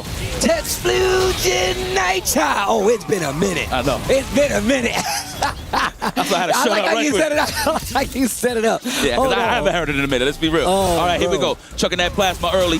I love that. Anybody that throws fireballs from that range, that kind of tells you like how old they are in terms of playing Street Fighter, right? A lot of the new bloods, they don't really play the plasma game like that as before. I mean, rightfully so, considering it as a drive parry. Oh, caught you peeking. Let me get another one. Ooh, trying to snipe out the drive reversal. That's why he stopped. Took his turn back. Nice. What a dominant call back. What a run back there from my man Kaime. Wow, look at the demonic face on this young lad. Yo, that angle don't do him no favors. He look like a problem child right there. Hold on. He looking like he's going right in the back of his mind. Big ankle bone. Let's go. There we go. That's plus frames. The Hoshugeki. You thought I was going to sit here and take that, young man? No flowchart offense for you, says Chris T. The drive rush has turned green. That's what I'm trying to get here. Another one. I like that crouching heavy after the drive rush to keep the pressure. He's not trying to give Kaime any room to breathe. And we saw the throws in the corner really help him out. Yeah, I love that range from the stand fist. He's trying to get the low forward, but that was the answer that he was looking for. Big damage. Is it going to? It's not going to kill, but we have one more sequence here. The burnout. He can actually chip him out. There it is. Nice. The OD fireball. Jinrai, the overhead. That's a clean hit. No chip out needed. Chris T taking game number 1. Now, back during SFL US, I saw young Kaime get mad once. Yeah? Man, my man had the look on his face like you just told him he can't blow bubbles in his chocolate milk. My man was tight. I like, man, that little dude was mad. No, not my house. Let's go. You know what? I just wanted to highlight this right quick. Obviously, it's Ryu and Ken, but the reason why I bring this up is more so on the side of Chris T. He is super comfortable fighting Shotokan. Yes. Let me tell you. Historically, this is the matchups that he's studying, he's dealt with in the past. So he's looking very comfortable. Perfect dish. No, hood perfect. Okay, we take it. perfect. This is a bodega match, so you know what I mean? It makes sense. Shout out to the boy Mike Ross. Hood perfects all around. That's right. He knows what it is. Big bone Tatsu. Big ankle bone Tatsu. What a whiff punish there on the low forward. And this is the Kaime we're used to. Offense very heavy, not giving you time to breathe. But Chris T's been here before. Gets out of there, switches the sides, and now he's got the corner. Early throw puts him in danger, though. Kaime going to take full advantage. And I like how both of them are aware. Kaime wants to fight you in the middle of the screen. Chris T trying to put you to the corner and put you in danger. Like that, Chris T knows that Kaime is trying to invite that low forward drive rush. He can hit him with the padded OS. That is what Kaime sizing Chris T for. Ooh. Nice. Yo, Kaime throw fireballs like an old man, though, bro. He be throwing some classically trained fireballs. Let's go.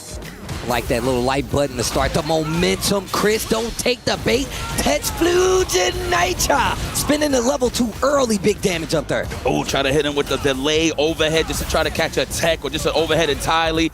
Big damage on the side of Chris T. We in that throw range. What are we going to do? Looking for the tech with that kill frame on the low forward, but we answer back. Climbing. Overhead? No, not yet. I like that drive rush, taking his turn to get out of the corner. Now he's got a couple opportunities. C8 damage is not there on his side, so there's still a lot of fighting to do. And he's got 3 bars. Yo, Kaime got aggressive space traps. You saw what he did? He did stand fierce, weight, pushed him out, then drive rush right after. Oh, big damage. Okay, we're going to the 2-0 scenario now. We're going to go into level 2, Tetsugen Naita. Them bad boys is on fire. Now, if you know where that's from, respect to you. Yes, obviously belongs to Ken, but for what game? Yo, Chris T with the fan signs out in the crowd. Oh, he gained a lot of fans. When we was over there at Capcom Cup this year, everybody was really cheering for Chris T in the crowd, man. Shout out to Japan, the land of the rising sun, really holding it down for the scene. Shows mad love to fighting games, especially Street Fighter overall, man. If you've been over in Japan and seen a Capcom Cup or just seen these guys play, you've definitely seen how much love they get just from like the people over there. So it's really cool to see the super fans out here. A lot of people coming traveling to support, man. Them Falcon boys still in here, though. I know they all over the place with many games trying to get those points for their clubs. Oh, there it is, the classic. Yes, catch you ducking. You're going to hit this Dragon Lash combo. Oh, I love that. The deep jump in fierce. They just walk in slightly with the crouch jab. We trying to make this man budge. Open the door. Jab on the side of Crime Major to try to throw another option out there instead of attack. I like how he uses like buttons to try to bait Chris into doing something. Chris a lot of time not taking the bait, but I love that he's able to play this pace. Oh, another throw. You saw him react in real time after he got that last throw. Chris doing it. You called it out though. Chris does a great job at fighting Shotos. He knows what you want to do. Yeah, no, absolutely. That's just the game plan, because he has the same game plan, right? So he knows what type of thing that the Shotokan Warriors is looking for. In this case, Kryman. I actually thought Kryman would go with the Bison, man. It looks like he just wants a reversal, bigger damage. I mean, Bison got it too. Oh, wow. It looks like he tried to check after the perfect parry on the fireball. Oh, second time we've seen him use that setup. Second time we've seen it work to a success. Kryman, he's trying to get that momentum back on his side. He's starting good. He got one round up. Oh, no. He probably thought it was a fireball. Oh, that was a stand light or low forward, and he just got an input arrow. It's all right. Nice technical. Oh, nice stand light kick, punish, counter, drive rush. And now you're in the corner versus Kryman. Delayed, crouching, strong. Big damage. My man hits like a god out here. Watch the bulge. He said, welcome to the bonanza. And with the athlete's foot and all that, yes. No shoes. That's right. That ringworm is putting in work right now. The calluses must be crazy. The callus must be crazy, like getting kicked by a log. Here we go. Well, good stuff. Well, good stuff to Kryman, finding his footing in this matchup. I know that's what he's looking for. I like how no matter what's the odds on the side of Kryman, he always keeps that good, steady attitude. Yeah. You can kind of see it on people's faces, right? Human nature. You see people kind of like, losing their momentum and stuff like that. They're you can see the emotions on their face. And a lot of times in fighting games, we know exactly how we read the character, but if you get to see a look at the players' faces, and that's why the people watching at home, you guys are lucky. You get to see every reaction in a lot of these times to see just how actually affected they are. But also, Kryman gets one on the board. Chris is on game point. That means if he wins these next 2 rounds, he wins. He takes out Kryman and puts him on the lower side of this, especially now because this is his first match. You want to get that W. Looking for that punish counter, Chris T. You already see the turnstile roundhouse. There you go. Lost his turn off of the drive rush, of course, naturally. Good stuff there from a Chris T. Ooh. Okay. Yo, that Hashogeki, bro, he's been killing it with that. Now, Chris T actually had the space for it. He had the right idea, but wasn't in range for the stand rounds. Well, in terms of spacing, that is. Let me just go. That's the safe jump. Nice. Wow, he got a lot of cash on the side of Chris T. Very nice stuff there. Oh, organic. In this corner, though, the low parry, that means I knew the low was coming. I did that intentionally, with intent. Riding that momentum all full away from Evo. Look at Kryman's face, bro. Yeah, he smells it. Yeah. I mean, he smells the pie of bus ass like around the corner, but it looks like he's missing an ingredient here. I love the DP on the side of Chris T. He's trying to keep Kryman honest. Oh, no big roundhouse there on the side of Kryman. Did you see what he tried to do to him? Try to walk up stand roundhouse, maybe a stand strong, either or. Love it. Fireball battles. Yes. It's one of my personal favorites. Anybody that Chuck Plasma know how to play some Street Fighter, that's how I see it. Roll forward to the enhanced uppercut. OD just clean. Oh, I caught you. Better than the punish counter. He would have been a burnout in that scenario. There it is, level 3, him immediately after the chin ride. Absolutely not going to kill, but we both going to be looking ashy here. Drag the fist, start the fire like a match on the street. Running kick? No, not even. He's going to go for the chip out. Oh, he tried to DP through it. He tried to set him up. Watch your legs. Chris T knows he just got to keep it patient so he can touch grass again, but just run DP anyway.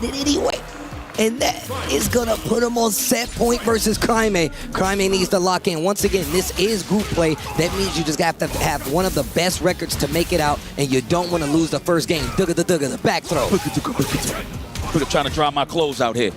Ooh, stand fist. I like how he's choosing that button now instead of the stand roundhouse. Keep it nice and solid. Oh my God, I thought it was gonna hit. Oh! Whips in. You see him go for the big bet level 3 attack on the drive gauge. And he missed the cross cut. Kryman spent all his meter, but because of that, he's got another chance. Wow, challenge for Chris T. But it worked out on the side of Kryman. He keeps that pressure. Wake up, level 1. You think I won't do it? You think God won't do it, young man? Side switch too. Stand light kick just to keep him at odds.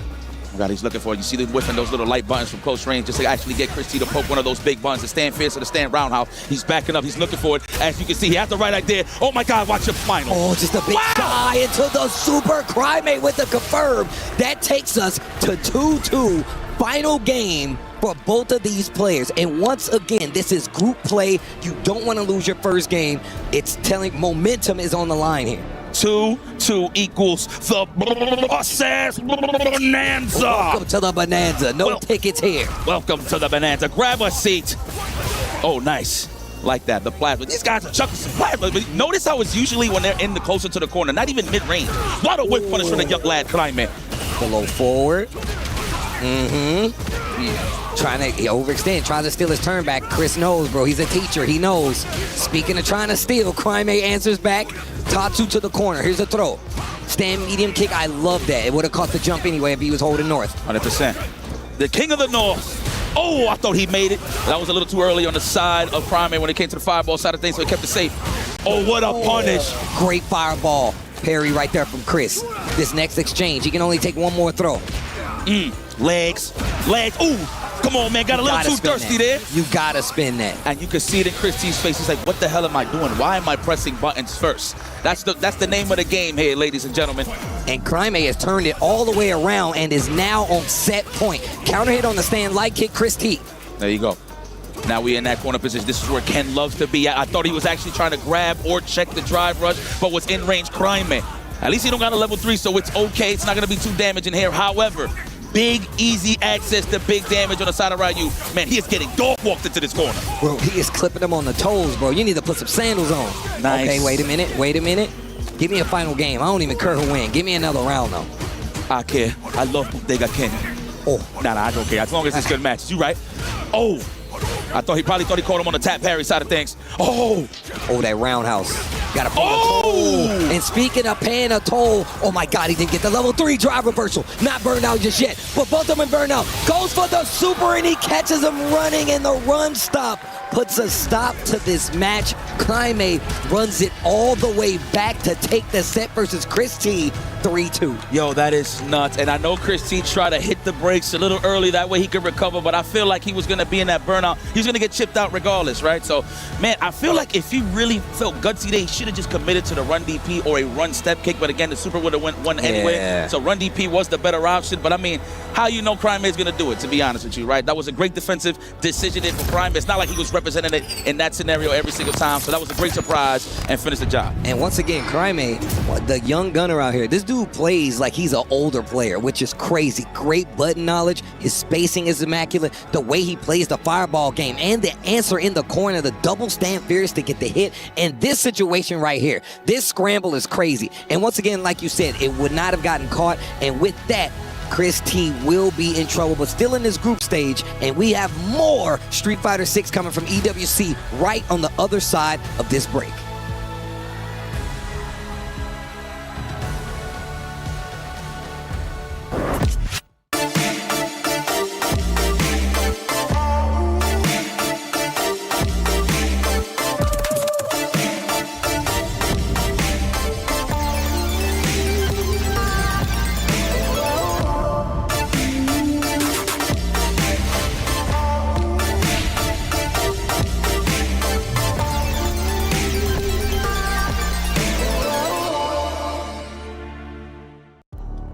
See, it wasn't that long. Just kick back and relax. You got more Street Fighter 6 action coming your way here at EWC 2026. We are officially on the way. Of course, day one. Group BB is where we at right now. This is where me and Tasty Steve stands. The next match that we are about to see on the stage is Tokido versus Lex. And now what makes this an official match, there is no recorded footage, no nada about these guys playing. You know what it means? A classic historical battle is on the way. AKA, this is the first time I see you. I ain't gonna be cheap on the first day. Look, and on top of that, I love talking about the economy of fighting games. The fact that like you don't have any recorded footage, and I feel like these guys have obviously played on some like low-key sessions, right? Obviously.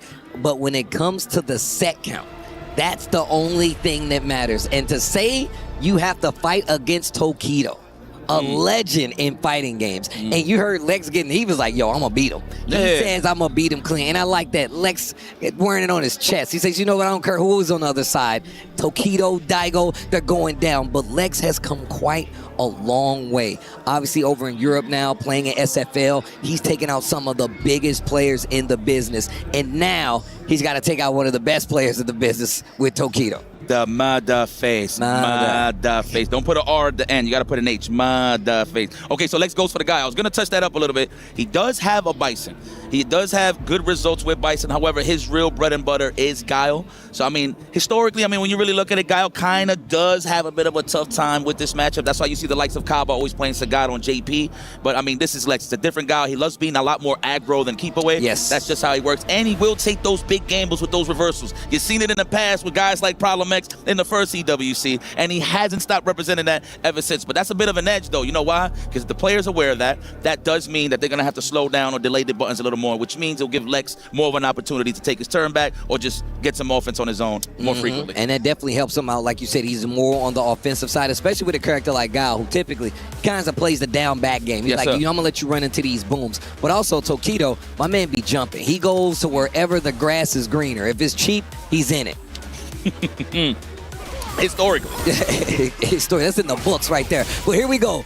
Game 1, round 1, Tokido versus Lex. It's JP versus Guile. The second JP we've seen today. And look, JP is definitely one of the public enemies out here. However, Tokido is known to take characters like this and just push them to the absolute limits. No, absolutely. I like the career change here for Tokido. We're not talking about Street Fighter. He's here to the days dry out, right? He's rocking the JP. People don't know the lore. Kakuru has been helping Tokido tremendously in terms of elevating his JP game, and he's been keeping strong with the character in these tournaments. There it is already in the corner carry. Disgusting. Look at the box that he has created. What is Lex going to do to get out the corner? Buttons into Sonic Boom. He got the space, but he can get out. Bro, that was such great knowledge. He did jab into the Sonic Boom. Tokido walked into it, and now he's got a fighting chance in his corner. Tokido has to play back a little bit. Drive rush just to get out of there. Gravity defying kick into the super. Lex. Love it, man. Good old vinyl records, man. I'm telling you. Yo, Guile's a DJ? You know, might as well. On the wax. Wow, nice punish. Oh. Why are you order? Yo, wait a minute. Lex getting the first round of the game. Hold on. Man, guy said, I pay my taxes. Right? Write-offs. With a flight suit. He's flexing write-offs. Write-offs. They write these off. You know what, though? So Tokido hasn't found his footing. Usually what he'll do do preemptive buttons like a stand fierce or stand strong, just to stuff out Guile's like advancing forward normals, right? But Lex is very wise, considering that he's throwing Sonic Booms instead of the normals once Tokido's in that range. So he's throwing them off just a little bit. It looks like Tokido is still trying to figure out Lex as Lex continues to be comfortable in this gameplay. I love the range he's playing at, though, right? Like, you got to be careful for Spike. Departure is there, too, but he's close enough to get rid of it by just getting off the screen. And now Lex has the corner position in his favor. Back throw that throws the perfect in the trash, but he's still got the life lead. Sick. Man, he don't even got to overextend. He could take a couple of risks here, but not necessary because we do have the baby booms. Yes, I pay child support for every single one of those. Right? The baby boom parade. Speaking of booms, man, I've been seeing Lex chucking booms for quite some time, man. Straight from the Street Fighter V side of things, starting as a young child. And now he's out here in the grand stage at EWC. This is excellent, going up against one of his, I ain't gonna say heroes, but some of those guys that he was like, oh, word, he's nice. One of these days I'll play him. And look at that, fast forward, Lex is here. We say that out of respect. Every person that I've seen playing, I'm like, man, I want to play that guy and beat that guy. 100%. That's just how it goes, bro. That's how it works. Okay, look at that, Lex. He's gonna take control here, knowing the fact that he's up 1-0. Sonic Booms, of course, big arms. That's why you see those humongous arms that look like the Tasty Steves right there. Yo. That's Tasty Steve's arms right there, for sure. I wish I had those to survive your freaking pinches. How about that? The big moves to keep the momentum, the jump after the perfect parry. A lot of people seem to forget a perfect parry gives you a little bit more recovery, even on those fireballs. So the jump-ins, if they're repeating it, can get them in trouble. Psych. You thought it was a ghost? Looked like Lex was trying to look for that pocket just to jump in, very sneaky. Oh, the jump, and I actually thought he made it. JP slowing it down a little bit. No, I see. Wow, what a check on the drive rush with the crouch on. That was solid. from Tokido. But what I was going to say was one thing that I've seen, I mean, we only seen one JP on the side of Juicy Joe, but notice how nobody so far has parried the fake ghost. Nobody's getting caught with it. That's how you know people are so seasoned right now that they're not falling for the stuff that was early on in the season. Oh, gets the back throw. No, you're 100% right. And, like, that's one of, like, the elevated guessing games of JP, bro. Like, when he started using the feint in his pressure, especially up close, wow, punish counter. Gets the knockdown with the OD into the level 3. And look, getting a little bit of drive back here and puts Lex in a very precarious situation because he's very close to burnout. Lex is about to go hunt mode right now. Good punish. Oh, psych. Ooze. Just put a little extra sauce there, a little extra stun just in case. Perfect dish. I mean, we already know Tokido's one of the greatest chefs of all time. So there's no doubt in my mind. Oh, look at the beautiful fans here, man. Bruh. Representing the team of Varel. Am I saying this right? Varel? No, I'm just adding some extra twang to it, which is okay. But man, I know Tokido doesn't want to disappoint the fans here, so he's going to play at his best. One apiece. Back to this neutral, back to the mid-screen. Still looking for the jump to try to get over the booms. I like that Lex isn't committing to them, at least not when Tokido expects it, because it's giving him a fighting chance. Yep. All right, hold that. Close your window right here on this pierce, on this departure. Ooh, legs. You know, that's good information collection. That's how you know Lex is trying to walk back and whiff punish it with a stand fierce. I'm pretty sure. So Tokido got to be careful here. You know, you can become the wall. You don't have to rely on the projectiles. Oh, your body could be the projectile itself, right? He said, put your body on the line. Yeah, there we go. Now we got him boxed into this corner. Nice flash kick, Lex. Get a little bit of that breathing room. Oh. What an anti-air with the pierce. Wow. It's beautifully spaced. Excellent choice there from Tokido. Great spacing on it, too. And look, and it keeps him in this corner. Departure right above his head. There's the throw. Uh-oh. Uh-oh. Nice tag. Oh, my God. Oh, I thought that was the stand fierce right there. I thought that's how you sizing him up. Tokido is collecting this information right here. Whoa, what a read. The jump in, the close out, command throw to do it. Full combo at that. Take a look. It's in a book. That's good stuff there, huh? My man Nostrils, JP, getting busy out here. Unhand me. Let's go. Standing media punch, okay, of course. He's trying to size him up to look for those advancing normals from Lex, and Lex is not giving it to him. I like that. Yep. Play compact. Keep it together. Don't let him unnerve you. The drive rush, and now Tokido starting to close the distance, being a lot more like optimistic, a lot more positive with his offense. Like, you know what? If you're not going to stop me from coming in, because Lex has been playing quite a bit of defense, he's going to walk forward, get the throw. Yep. Overhead. Oh, what an answer with the jabs. The half moon. Get that full screen control again. Get up off of me. At least he's out of the corner. Booch into the baby booms. Yo, the step kick into the activation. I like that. Use the normals. That way you got more time. Catches the DI. Wait a minute, Lex. Another one. Yes, I think we're going to get another one here. No, we was respecting the amnesia there on the side of Lex. Oh, my God. Do not overextend. Oh, on the counter hit. Beautiful stuff there. Lex with a chance to go up 2-1. Well, both of these guys, really. Okay, yo. Fighting chance. Yo, Lex said, I came to win. Chuck those booms, 30 years and proud. Yes. My man Giles been chucking booms before Lex was born, which is kind of crazy talking about it that way. The jump in. Oh, I thought that was a punish right on time. Oh, that wasn't even a punish counter. He just rightfully took the throw. You know what? Better that than a combo, right? Oh, these jump ins, I like what Lex is doing. He's starting to scout them, bait them into the jump, clean anti-air, and they're small hits, but they add up. Pennies add up to $1. That's a fact. Amen. Hey. Take your sweet old time is basically what Steve is saying.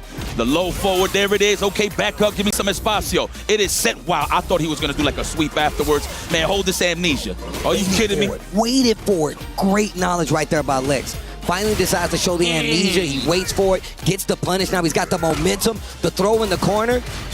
Tokido's in CA range, even though he's only got 2 bars.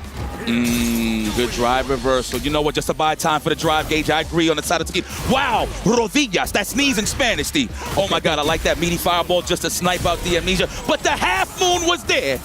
Yo, the flash kick gets the momentum in the corner and actually kind of calls out every option Tokido was representing. Gets the counter hit, close it out. Lex with the lead in the set versus Tokido. I said, man, these are one of these matchups that Lex actually strives on. Like, if you don't have a character that's going to put crazy pressure on you, right, or just make him feel a little too claustrophobic, if you will, he is going to shine. This is actually a match that he can actually think in peace. Tokido, I know this is tough, but you got the patience for it. Level 2 is the name of the game, but he hasn't conditioned him with him yet. So let's see if he's going to use that as his prize way to open up Lex as we move forward here in the set. And now you can see Lex has got him coming off on his defense a lot more. He's getting a lot more offensive with the JP. But full screen is where JP kind of like dwells, but now he gets to throw booms. So he finds a way in anyway. There we go. Size him up. Look at that, already trying to invite him in for the perfect parry. Lex is good for those. He sees the gaps. Oh, that was a big whiff. He was fishing. Neither one of them have a bar, though, in this first round. That joint said, OD Sonic Boom. Now the box, wasn't ready. Well, we know Tokido's a little bit of allergic to some drive impacts. Just a little. You got to take medication for that. Absolutely. Ooh. What a check, Lex.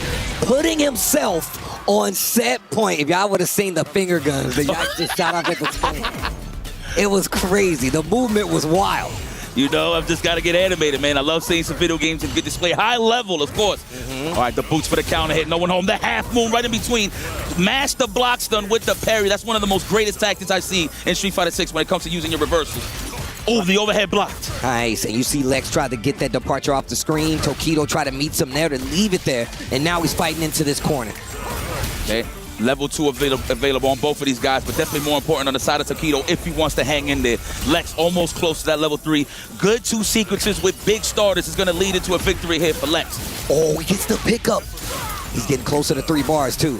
Tokido is in trouble. Oh, Tokido's in trouble. Back throw Lex with the momentum. Finds the hit. He's got 3 bars. So you know he's going to bite his time till it gets to the yellow.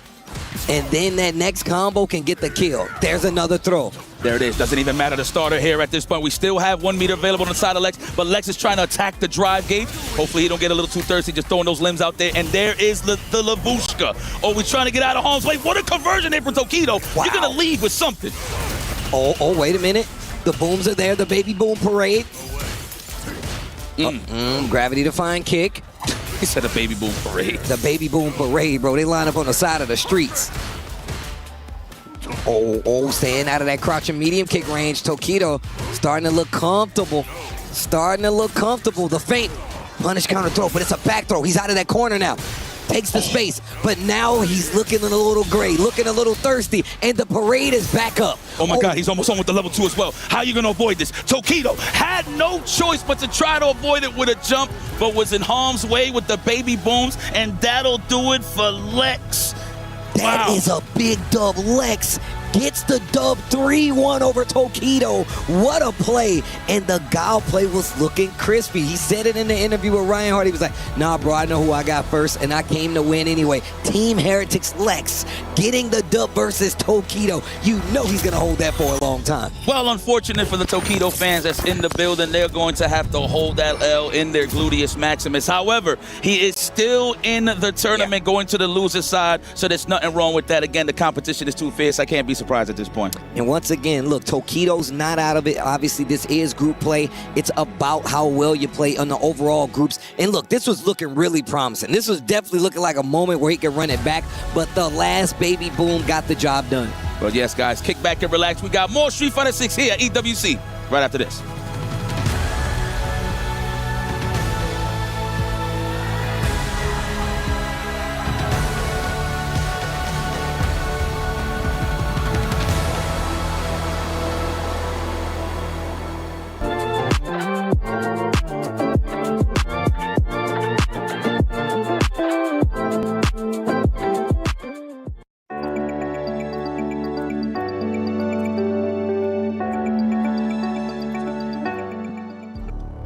Welcome back to Group BB as the action continues. Lex just took out Tokido, but we got another banger. Yipes, who is it? I can't tell who it is. True. I think that's my man, really from Philly, a.k.a. Victor Woodley, a.k.a. It ain't victory without the victor. Punk the God is on the right, of course, cruising, just winning so many online tournaments, just tournaments in general. That man's resume could go on and on. Going up against your current Capcom Cup champion, this man picked Eddington to win $1 million. And you know what? He earned his right for EWC just through that. alone, and he is here to play in the grand stage. Well, just to add to the 1 point, so you're gonna get like 1.300 or something. I'm not too sure, but that man played with his heart at Capcom Cup, and that is continuing coming over here to EWC. This is beautiful stuff here. Battle of the Young Bucks. I feel like, of course, Punk is a little more seasoned than Sahara, naturally, obviously, because we've seen him play so many games throughout the year, starting with Street Fighter V. But Sahara, of course, swinging big. I mean, the first time I seen this dude actually win a tournament was at UFA that one year, and I'm like, who the hell is this guy? I did my homework. I'm like, oh wow, he plays shooters as well. I can understand that. That means you got all the reactions in the world to play a game like Street Fighter 6. So it's kind of cool that he's continuing on, still kicking ass and taking names, and he's still here as the champion of Capcom Cup, trying to get one here at EWC. There you go. I mean, think about that. What if you are a Capcom Cup and an EWC champion? That's a big thing to have. That's $2 million in the bank. Hasn't happened yet. That hasn't happened. Okay, you know what? Unless if we want to count the first year with Kakaru, but he did win. You know what? We could count that. I think we can count that. I think we can count that. I think we can count that. But that's here nor there, though. This is a new scripture, new history books. We need some ink on the page.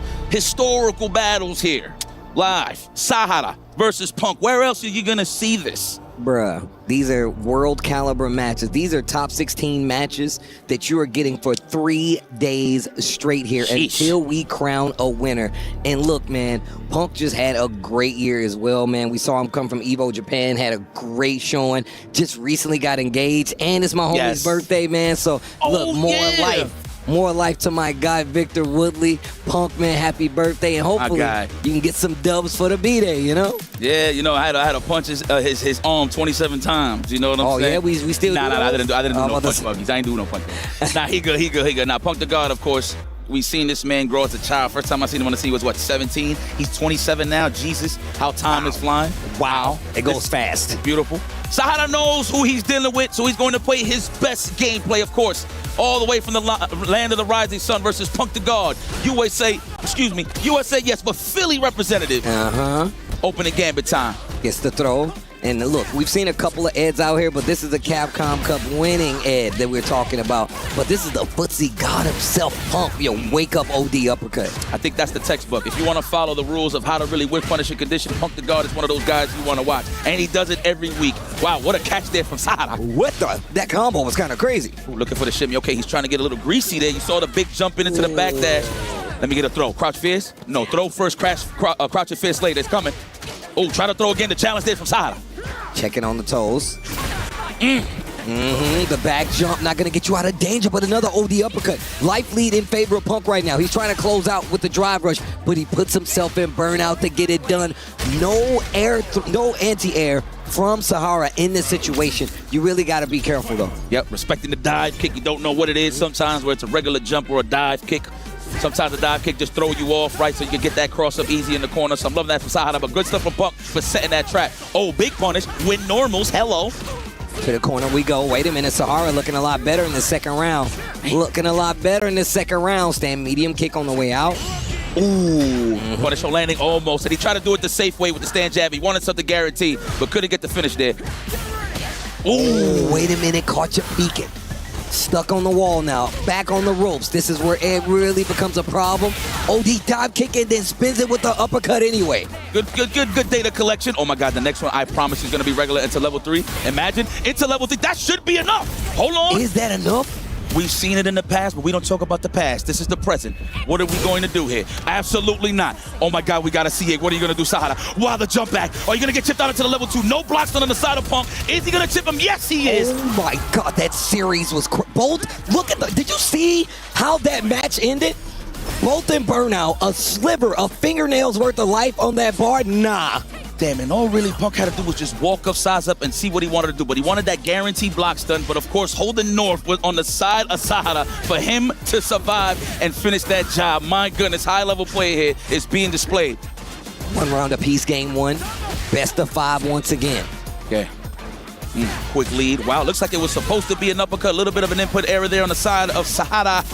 There's the knockdown. We're going to get a crouch fist. Conditioning starts with it now. Oh. Wow, and he repeated the crouch jabs, perfect parry, side switch with the snatcher, just jump OD dive kick. Delayed jabs, no throws. Oh, there it is. Speaking of which, should it be enough? No. Dive kick scenario here. Wow, what a challenge. No walk-up jabs, no fear of the dive kick. Just going to fully commit into that crouching strong. Beautiful stuff there. Not enough, though, but it'll put him in a pixel scenario. Imagine. But he's in burnout. And, And now, oh no, he jumped back. The call out. What a play by Sahara. Oh my God. Come on, son.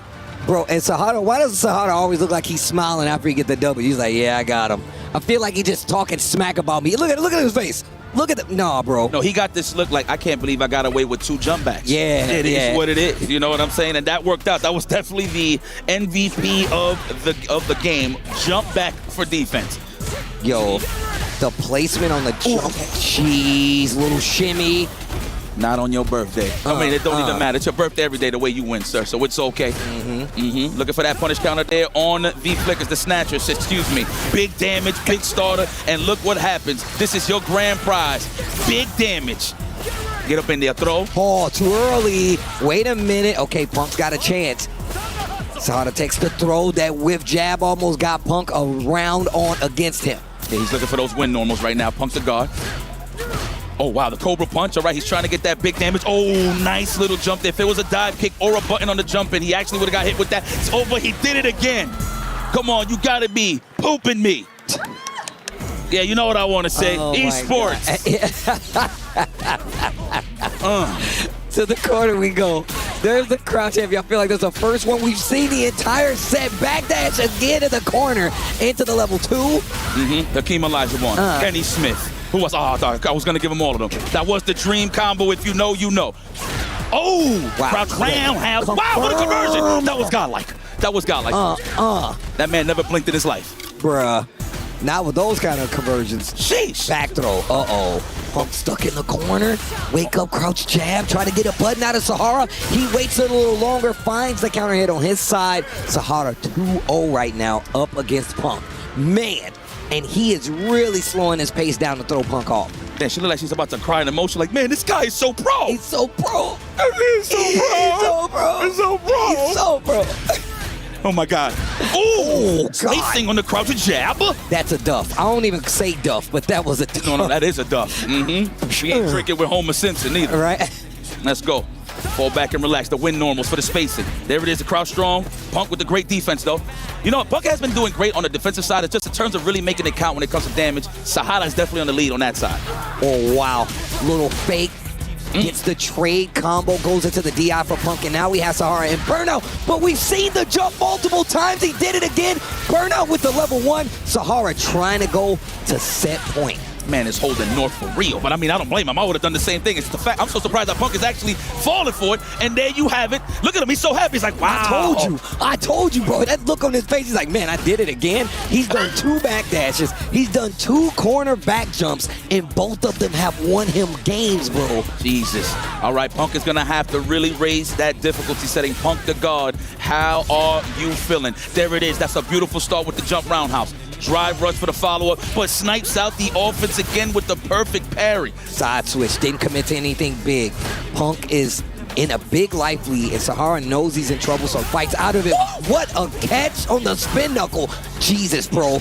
With the big buttons on top of that. Usually you want to keep it safe with the light buttons. Is he going to get the level 3? Yes, he does! Right on time. That it's going to be enough. Punk is removing the headphones. Yes, this is. We don't need a survey for this.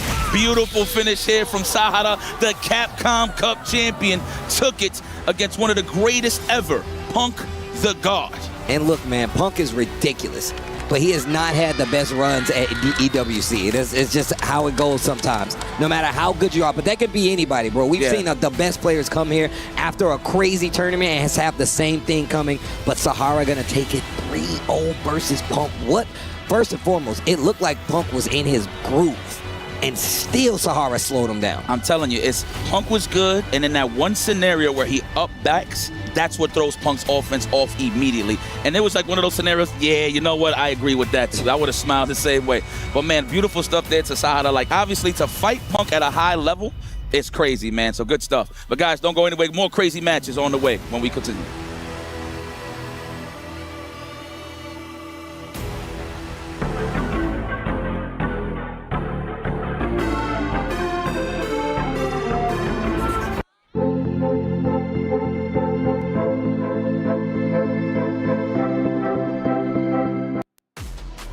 Group B is well underway. 4 matches down, 6 more to go. And coming up, keys will be crushed and more spots in the next stage will be earned. Hey, welcome in. I'm Taylor Reflections Noble.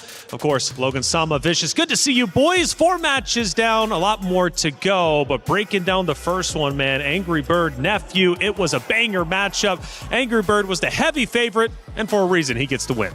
Yeah, I feel like recently Angry Bird's kind of been forgotten about because he hasn't been as active on the international circuit, but he reminded everybody what it was all about there. It felt really clinical, right? It's as if he never left for the most part, right? I think not even just from a character matchup standpoint, but also facing off against Nephew. He showed zero remorse throughout the entirety of that set. Yeah, no ring rust. He stepped into that arena and he just was about his business. You know, nothing exceptional, nothing flashy. It was just a takedown. Well, again, 3-1 for Angry Bird, getting the big win. That is tremendous for them. And it was, in fact, 2-1, my bad. My apologies. It is a first, no, 3-1. 3-1, yes, bro. 3-1, that was wrong. 3-1. But, hey, for Angry Bird, though, coming in as the heavy favorite, like you said, it was clinical. He now moves forward, and he's looking to secure a spot in the next stage. Now, these two do have history, and they have met up before, and it was Angry Bird who got the win. So Nephew is still looking for revenge, but he's not going to get it this time. It's been rather difficult to call, right? I feel like Angry Bird is just like forever adapting. And whereas, you know, I feel like a lot of the people have developed counterplays against Jury at this point. So I don't even know if to kind of like take it against Nephew. It's more so about how the matchup has played out at this point. And it was the first time seeing Akuma as well, but Akuma obviously looking strong, at least when it comes to this series. Angry Bird getting that one, but it wasn't just them playing. It was Chris T going against Crimea, and this one went the distance. Yeah, this was a heartbreak, man. Chris T was looking sensational. He was the one who was in control of the space, and he had some unbelievable whiff punishes against Crimea. He was really, really like asserting his dominance. He got to set point, and you know something changed. Yeah. It was such a composed comeback from Crimea, wasn't it? Vicious. It was insane, man. Obviously, he wins 3-2, but like Logan said, he was down 2-0, had to come back, and he did. How rare is that when it comes to Street Fighter 6? I don't think it's too rare nowadays. Like once we've transitioned over to like the 3 out of 5 set, that's been happening like quite a good amount. It's just coming up from these players. Like you have somebody who's been so well established since the Street Fighter 4 days versus somebody who's still technically up and coming. To have that type of result, outstanding and also unprecedented. But for Crimea, Logan, Falcons, they need an excellent performance, and they got that in the first series. And Falcons, at least when it came to week 1 fighting game, they were non-existent. Both getting eliminated, not making it to the next stage. Crimea is looking to change that narrative. Yeah, they had like, what, 4 or 5 players in Fatal Fury. They've got some very, very talented players in Crimea, but experienced in Shanghai as well, so they've covered the full spectrum. And as you can see, 15 years old. He's coming off the back of a top 4 finish at EVO, and he's playing with that composure, being on that stage 2-0 down against someone with the experience of Christie. The adjustments in spacing, by the way, was sublime. He started with punishing everything. It was an incredible display of adjustment under the most severe of pressure. This is the EWC. This is your one chance of the year to make that impact on that big stage, and boy, did he take it. Yeah, the Young Guns are looking sensational so far. We'll see if another one manages to get through. Still one more series for Crimea to lock in before he moves to the next stage. The third match was a lot of fun going into it. It was going to be the JP versus Guile matchup. That's exactly what we ended up getting. And for JP, at least on the side of Tokido, this was the first time, or at least he just recently transitioned. But for Lex, though, Guile has been his main run. So it was JP, Guile. Ultimately, it was Lex and Guile who ended up taking the win. So I'm going to say this about this matchup as well as the matchup afterwards between Sahara and Puck. This was probably the most well-informed match that I've seen Lex prepare for. Normally, we don't get to see Tokido bleed like that, but there's also instances where Lex had taken the liberties with some of the negative frames that were available to him, right? He's gone into like OD flash kicks so many times over to throw off Tokido off his game. Yeah, one of the things that was brought up in a previous interview was the fact is this is a unique format. In other events, you don't have the chance to actually strategize, know who you're going to play. This time you do for EWC. Yeah, and this is one of those tough character matchups that has been for Guile since Season 1, right? He doesn't have the tools, the mobility tools that you really need to navigate what JP's putting on the screen. He's so good at controlling that horizontal space. Guile doesn't have the vertical jump art tools to get in as well. But that is a matchup that the Guile players have had to grind out for 3 years so far. Tokido, as you mentioned, like he has been dabbling with JP, but he's locked in on that JP competitive now. Whereas Lex, he's been all in on Guile for the whole time. He's got that experience and he really deployed it, showing that knowledge, showing that composure, and he closed out the 3-1. Big win. Match 4, Sahara going against Punk. Now, of course, it is Punk's birthday today, but he doesn't get a birthday present this time around. Sahara, big 3-0. Not quite yet, right? He still has a chance in the lower bracket. One of the things we're looking forward to is seeing how he bounces back emotionally, mentally, right? It wasn't even that far off. He had so many instances where he could have closed out the set. He just needed to clutch it out and also call out what Sahara was going to do defensively. I think Sahara's decision-making towards the very ends of each and every one of those rounds just happened to catch Punk off guard. Yeah, and I mean, his birthday present's going to be a run back against Takedo in lower bracket, right? Happy birthday. Jesus. Is that a good one, happy birthday, or a bad happy birthday? Yeah, what do we think? It's certainly a historic battle. It's a dramatic battle on his birthday. But all that matters is you survive. All that matters is you make it out of this first group stage, because there is no upper-lower bracket preferential treatment when you get into phase 2. It's all redrawn again. So that survival instinct is what matters, and Punk and Takedo both have that. We'll see how they get on against each other. That's going to be hype. It is definitely getting hype for sure. The first 4 matches have concluded, but 6 more to come, including elimination matches. It only gets harder from this point forward. For Nephew, obviously, there was a lot of, at least writing on the line against that Angry Bird matchup. He falls down. Then on the opposite side, Chris T, emotionally. You mentioned, of course, Punk having to emotionally come back. What about Chris T? He's now in the lower bracket. He was securing a win up until the very end, and now he's fighting for his life. I mean, he is a very emotional guy, right? He's very invested in the game. He's got such a passionate approach to Street Fighter, and he always has for the whole time I've known him. But he's also got a very calculated approach to it, so that's going to be very interesting. But I don't know many people that are as composed as Nephew, right? He's cold. He's been that way for a hot minute, right? He barely shows any sort of emotion, and he always leaves it out on the stage, always in gameplay. There hasn't really been much to significantly shake him, but it could be to his downfall, right? I want to see what kind of encourages him to play a little bit sharper. Sure. Well, Ryan's going to be breaking down the next 6 matches again. There will be players moving forward. There will be players losing their run. Ryan, what are we looking at for the next 6 matches? It's absolutely crazy right now. I mean, we've got Lex, absolute clinical performance versus Takedo. He's going to be taking on Sahara, the Capcom Cup champion, who made very short work of Punk. And on the other side of that winners, we've got Angry Bird and Climber, who are setting up behind me right now. Of course, the 15-year-old from Chile really representing, took down Chris Tartarian in epic fashion. A close set. And speaking of Chris Tartarian, he's going to be going up against Nephew, the cool card, cold and calculated. Never shows emotion. I like that from Vicious. Very, very true. And then Takedo is going to be taking on Punk, the birthday boy. I mean, this is all to play for. Losers are going to come out of this, man. These champions, these stellar performers, everyone on this card is insane, but 2 of them are not going to make it out. This is sad. Back to you guys. It is sad, man. I don't know what that laugh meant. I mean, I hate to break it to Ryan, but it's even sadder because 4 of them aren't going to make it out of this phase, right? That's right. That's 4, which is, again, it's brutal, man. You fly all the way here. You tried your best to qualify to the stage. You get on stage. You get 2 matches. You're done and dusted. But that's just how EWC goes. It's a brutal format, but it really does formulate the best players, and ultimately one can be champion and only one. Who's it going to be? We're going to have to find out over the next days. Hey, EWC's incredible, and so is our EWC play. Come in here and play my game. He knows nothing. Let's go! Tyler 1, you're done. Raw energy. Blow the house down. EWC play might be nice, but so is the coverage throughout all of EWC, not only here, but also on Amazon Prime with Level Up. A lot of people are haunted by their past. I'm inspired by it. They're not just playing for themselves, they're really playing for their entire family. They have defeated their demons. They have crushed the curse. Level Up series, something you guys have to check out. It's already there, at least from previous years, but this year they're coming in fresh. It's a great series, and who knows, this might be featured on there in just a little bit. Now, we've been listening to the chat. Let's actually take a look as to what they are saying. Sometimes these get crazy. AB, too strong. What do we think? That sounds about right. That's Angry Bird. It's something that's kind of expected. He's coming out the woodwork as strong as ever. He's playing a very, very strong character.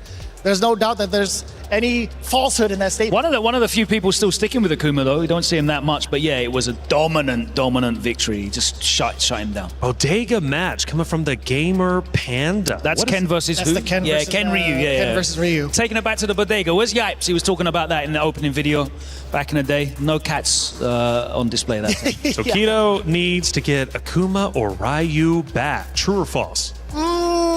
Judging by that? I'm not too sure, actually. I'm not too sure because now he's under the tutelage of Kakeru. So it's like, it's hard to call. I think it's hard to call. All right. Hey, we're going to be paying attention to everything you guys are saying. If you want to be featured, make sure you're chatting out there because we love to get you involved with the broadcast. And speaking of which, it's time for our next 6 matches. It's Group B. Let's head to the stage to get it started once again.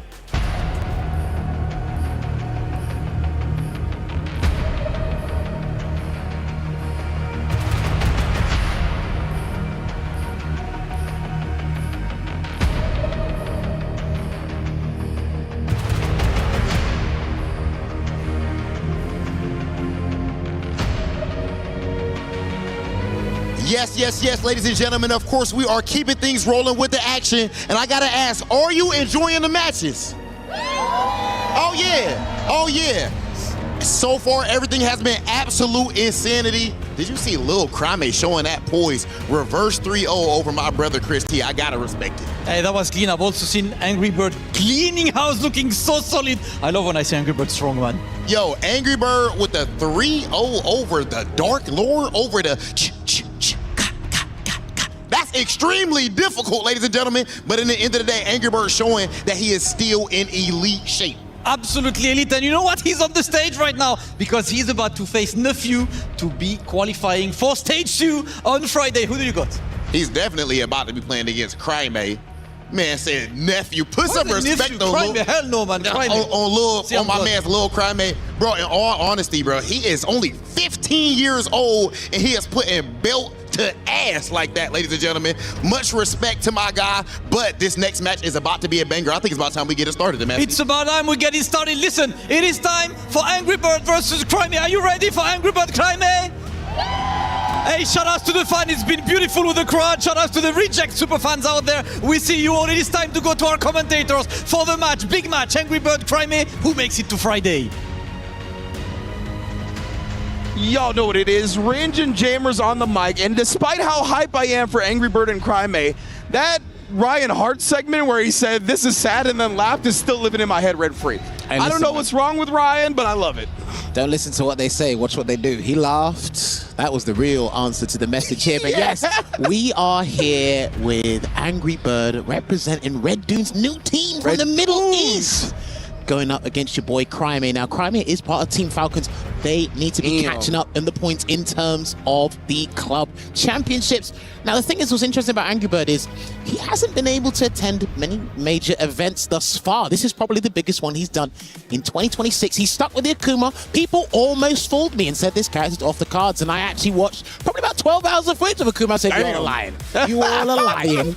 I will tell you what's up." Y'all not picking up what I'm putting down. We'll see who's going to be putting the opponent down in this set. And Crime already starting off with a lethal light kick with punish. Caught the landing frames right there, but I don't think he expected to. Now, the thing is, both these characters, very similar. They've got a colossal, massive damage output here, but it is Crime that's a little bit more ruthless, a little bit more cutthroat in terms of, I want this win. Trying to get that delayed medium punch, but didn't quite get it there, Ringe. Yes, indeed, but Angry Bird using that back roundhouse, calls out the jump. Definitely got some damage off that, but Crime, he didn't want to commit right low on the drive gauge, so he's just buffering that Shigeki. Gonna drive impact here, and he is gonna try and build as much drive gauge back as possible because he doesn't need EX Aghanim and Flame to actually kill yet. Wake up button there from your boy Crime, and the last hit of the Shinku Hadouken will close out that round 1 for Crime. That's the 15-year-old. That's the clear skin wake up right there. They don't got worried about no pimples, no acne, no bills. And we got a camera to prove it. Perfect parry there for the pristine moment, and he will take Angry Bird to the corner. All the way there. Oh, and then baits out the throw as well. The smothering pressure of Crime getting Angry Bird to be active on defense. But just as I say that, we do see the DP. We also have level 3 here, so if Angry Bird gets a clean hit, he might actually need to replenish some drive gauge, but he is burnt out. He's comfortable in this mode, but I don't think it's going to be relevant because it will be the charged Shin Hashigeki. Is that going to close it out? Not quite. A pixel left. Oh, he's gonna miss. He's gonna miss. Yes, gonna miss. Oh, and he tried it there. Luckily, he was already airborne, and there is some invincibility on that to make him avoid it there. So he's laser focused. This kid is locked in. Very nice from Crime. Of course, he would have chipped Angry Bird out as well if he didn't wake up with anything, right? That is why you saw the DP in that instance. Charging the fireball there. Nice drive rush into the anti-air to close it out in that situation. Oh, wow. He ended up pressing into the overhead. That was wild. Just visually, but Crime finding the hits again here. Ooh, trying to go with the frame trap. Does eventually catch Angry Bird flinching. Coin with a delayed button, it looks like there, and that was the meatiest overhead, and it hit his shin, so that doesn't quite count in terms of visual burst, but that should be, not quite. Wow, delay on the wake up DP as well. Called out Crime's delay timing himself. That was some layered Oki, but nonetheless here, trying to fish for the big forward heavy. Crime staying at prime position to get an easy whip punish. Well, it's been pitch perfect spacing for the most part, and actually when he loses his turn, Crime, he then uses his reactions to beat Angry Bird to the punch, and then capitalize on that damage even more. Oh yeah. You mix that with how young he is. That is a deadly combination towards victory. Another breakaway there with the DP. He hasn't blocked one of those yet. Yeah, Crime has a great balance of playing in the mud and playing clean. Yeah. Oh, speaking of which, right there, right, the drive rush, beat into the button that time. Thought he was going to get the whip punish, but the space on the donkey kick keeps him safe. Just missed the opportunity to get punished, kind of Adamant Flame there, but Angry Bird can still pick this up here. Charges up that Denjin. Oh, they both hit the air at the same time. Here they are on the jumping and the chop. We'll confirm off that. Again, both players below the 3 bars. That's why Crime forcing the issue with drive rush. Doesn't spin the level 3, surprisingly. Oh, but you know Angry Bird ain't gonna leave nothing on the table here. Level 3, let's go to another round and make Crime try to beat him all over again. 1000%. I think you said it with James Chen, one of the World Warriors there, but as James says, rounds are a vital resource in this game. You get to restart and you get to come back and rebuild your momentum here. And that's what Angry Bird is exceptional at doing. And a good check into that medium Tatsu to chase him down. And he's been stand blocking a lot. So Angry Bird's gonna have to clock onto that. Indeed, right. Switch it up for the drive rush, low pressure. Right now, waking up with the DP. Let's see what he does here. Yeah, it did go low, but wasn't really ready to convert with anything significant. And again, almost as he turned pale again, and good pull on the brakes there from Crime, really trying to be malicious and burn Angry Bird out. Oh, he can swap into level 3, and it is gonna be the Shinsoryuken, and it actually is gonna put Angry Bird in throw range to lose the game. Actually, if he gets thrown, he might still be alive, I'm not sure. I mean, if he blocks, I was gonna say, if he blocks one normal, it does not build enough meter. So he was completely locked out of any hope of surviving that sequence. Crime up 2-0 in the blink of an eye. And the funny thing is, my God. Oh, and again, off to an exceptional start here into the Denjin. Angry Bird, I want him to be a little bit more cutthroat because he does redefine aggression, but Crime's got a point to prove here as well, so. There we go, Angry Bird starting to find it now. A little bit of hezzies, but Crime with the wake-up backdash. What a call out, and this is tough for Angry Bird, I was gonna say, because he's gonna get burnt out. Yeah, you don't want him to be up close when he burns you out. You've just got to push him away, buy some time. Lovely anti-air once again there from Angry Bird.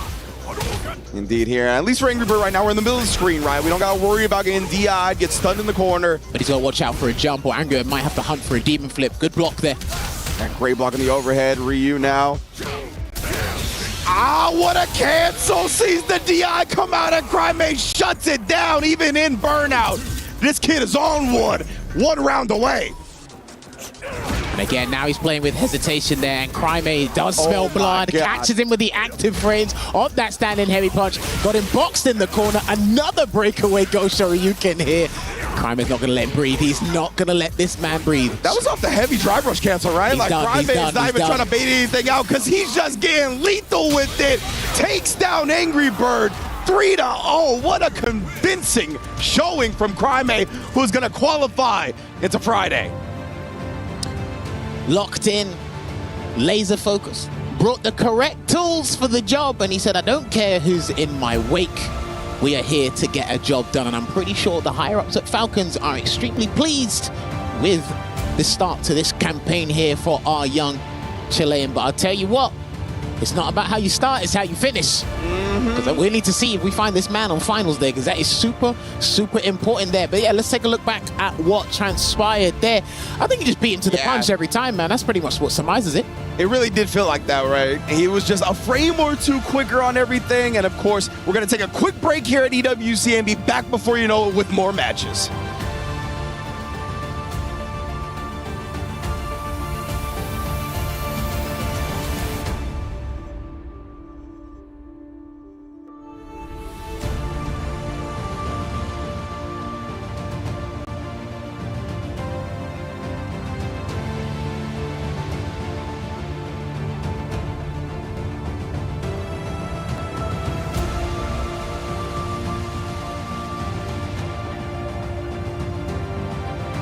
Indeed. Look at these fans in the building right now supporting Team Reject. We've seen the Zeta fan base, the Reject fan base, and everywhere beyond coming out to show support for their favorite players, of course.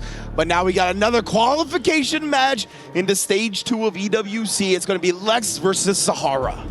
Oh, what you're telling me is the Capcom Cup 12 champion versus the Lexecutioner? Is that what's coming up on the fight card next? All right. Well, look, man, he actually had a brilliant showing against Takedo earlier with that 3-1 victory, but Sahara, man, listen, when you have so much pressure just offloaded your shoulders and you can just enjoy life, you can play Sagat for no reason, you can smile at any mistake that you make, well, you're big chilling. And it's all about mentality we've spoken about in this game, Ringe. Yeah, absolutely. The $1 million smile from Sahara. But, you know, we've talked a lot about us in the green room and in the back from the different commentators. 2 of these players really exemplify one of the things we've been talking about with the newer players in Street Fighter 6 not really having any baggage from previous fighting games to bring into this one and kind of rule their ideals, right? Lex, obviously, as well as Sahara, both kind of newer to the scene in general. So Street Fighter 6 was their first real main competitive game, and you could tell how much they're flourishing behind it, right?